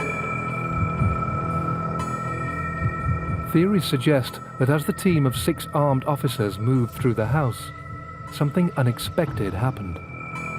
There was a commotion, and one of the police officers, in his witness statement, refers to that. And his interpretation, or his explanation, is there was movement upstairs. What were the noises mentioned in the statement? The document goes on to suggest it could have been movement from another officer, but by the time other police attended the scene, 4 bodies, not 3, were upstairs. The prosecution in the trial was resolute. Neville Bambber was discovered in the kitchen, the twins in their beds, and June and Sheila in the main bedroom upstairs. Some theories suggest Sheila moved from the kitchen up to the bedroom via one of the farm's 3 staircases, whilst the police were searching other areas of the house, having only injured herself with the first gunshot wound. Forensic photographs taken around 10 a.m. show Sheila's blood was still running from her wounds. 2 statements also say this. Added to that, her body did not have livor mortis, suggesting she had not been dead for a long period of time. The prosecution claimed she would have died by 3:30 a.m., 6.5 hours earlier. Jeremy had been outside with police since 3:45 that morning. Something had gone wrong. Why were the accounts so different? Further documents suggest the extended family found the silencer in the gun cupboard at a different time than originally thought. We find record of David Boufflard giving a silencer to the police on 11th of September. And the record in that particular log includes the statement that he said he'd found it in the cupboard. But other statements show a silencer was discovered almost a month earlier, on the 10th of August. The problem is, how and why did the second silencer appear? Because the prosecution case was so simple. There could only have been one. That's what they said. It's one they claim Sheila could not have shot herself with if it was on the end of a rifle. But now we have, looking at September, a second silencer. So 2 documents show a silencer was collected on the 11th of September, but other family statements contradict these, saying one was found over a month earlier on the 10th of August. Which account is true? Were 2 silencers in fact found? There are 2 differing dates of discovery and 2 reference numbers given by police. Yet only one silencer was ever discussed at Jeremy's trial. Now, don't ask me what all this means. It does mean the reality is not what was produced at Jeremy's trial and helped secure his conviction. Records also reveal officers searched the gun cupboard shortly after the murders. The police had looked. They had carried out very thorough investigations and they had not found these items. A main element of the prosecution was that a silencer must have been on the murder weapon on the night of the killings. But Jeremy Bambber has always stated that this could not have been the case. From letters he has written during his appeal campaign, He believes there was never such a device on the gun.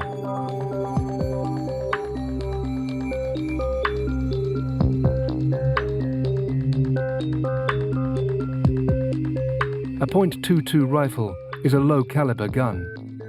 Bambber also explains that even without a silencer, these make less noise when fired than other higher-caliber weapons.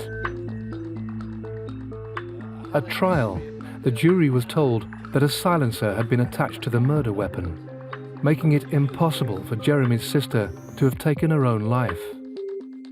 As for the issue of the silencer, Jeremy's defence team have conducted experiments. Prosecution alleged that Sheila's arms were too short and the gun plus silencer too long for her to have committed suicide. We now know that is not the case. We have the evidence, and you can show it. The silencer sound moderator debate continues. It did form a large part of the trial in relation to the scratch discovered on the mantel. The prosecution made a great play on the evidence of the scratch mark and how it implicated Jeremy Bambber in the murders that took place in the farmhouse. Now Peter Southurst, a photographic expert, has been given access to the crime scene images to analyse. On the original scene of crime pictures taken on the day of the incident, the police photographer had not actually picked up that there was a scratch on the mantelpiece at all. The relatives of Jeremy Bambber had told the police that they'd discovered this mark. The scratch mark itself was quite deep and would have produced a fair quantity of wood and paint which would have dropped onto the carpet if it had been there. So there's no sign of any debris at all in an area which I'd expect to see debris. Mr. Southurst has also made a startling discovery as to when the scratch mark was actually made.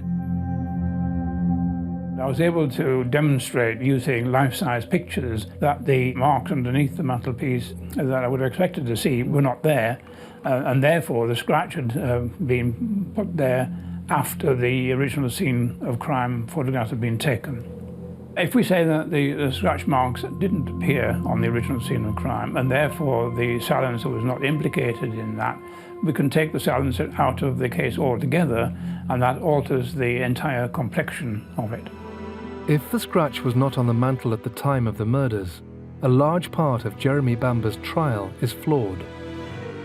The theory was that a violent struggle had taken place in the kitchen between Jeremy and his father, the silencer scratching the mantel in the process. The prosecution stated Sheila could not have fought with Neville Bamber. He would have simply overpowered her. Yet Neville was sat down when he died.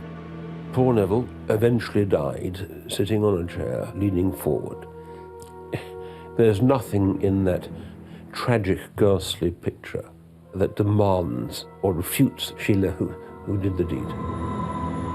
Also, the jury was told that the blood examined in the silencer was a mixture of human and animal, the human being Sheila's, with the presence of the enzyme AK1, supporting the argument she could not have killed herself, then placed the device back in the gun cupboard.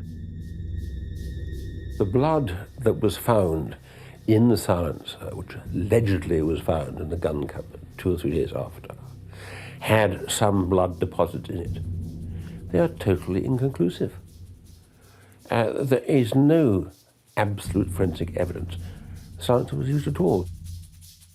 The enzyme AK1 found by the forensic expert on the silencer and attributed to Sheila Cathell can in fact be found in dozens of animals, including rabbits. This was never outlined in the trial. Prior to the tragedy, Jeremy Bamber said his parents were trying to reason with his sister, suggesting she received extra help with her twin boys. Sheila wasn't really interested in any of the options. She didn't say a lot, and I didn't add a lot to the conversation while I was stood there. But we just didn't know how to reach out. With schizophrenia, it's really difficult, and our understanding of mental illness was very limited. Much more should have been made of the fact that Sheila, the day before the killings, was showing every sign of heading for an episode of paranoid schizophrenia, and that her psychiatrist said, given any hint that she was an inadequate mother, she could flip it, and the defense didn't pursue that enough. You're not only telling me that I need to foster my own children! Statements from Sheila's psychiatrist reveal how he believed her mental state could have driven her to snap if faced with losing her children. Another crucial part of Jeremy Bamber's conviction was Julie Mugford's statement. She claimed Bambber had hired a hitman, but the man in question had a cast-iron alibi. Shortly after the murders, Jeremy had ended his relationship with Julie. They had this enormous fallout, and we're talking about the last week in August, if I recall correctly. So hurt was Julie by the breakdown of their relationship, she admitted to officers that she tried to smother Jeremy with a pillow.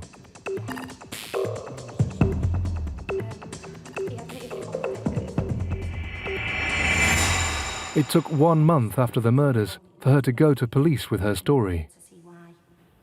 She said that she was in anguish and turmoil and distressed, but she appears to have acted a very ordinary life during August. Bamber's account of that fateful evening has never changed.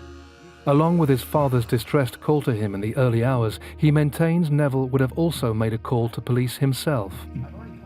Only Jeremy's call was discussed at his trial. Now we're able to reveal this document. A phone call from Neville Bamber to police at 3:26 from White House Farm that states, "Daughter gone berserk," and "has got hold of one of my guns." The other log, 10 minutes later, is from Jeremy from his home in Goldhanger. Thousands of documents relating to the case have been placed under public interest immunity, never to be released by the police. Many articles have also been destroyed. Whatever the exact events were on the 7th of August 1985, a whole family was brutally murdered, and their remaining family has the grief to bear. We there have presented to us a scenario wholly incompatible with the scene of crime evidence presented at Jeremy's trial. And what we are now absolutely certain of is that Jeremy's conviction is not only unsustainable, but is wrong, that Jeremy Bamber is an innocent man. I'm absolutely convinced, unequivocally, right man behind bars.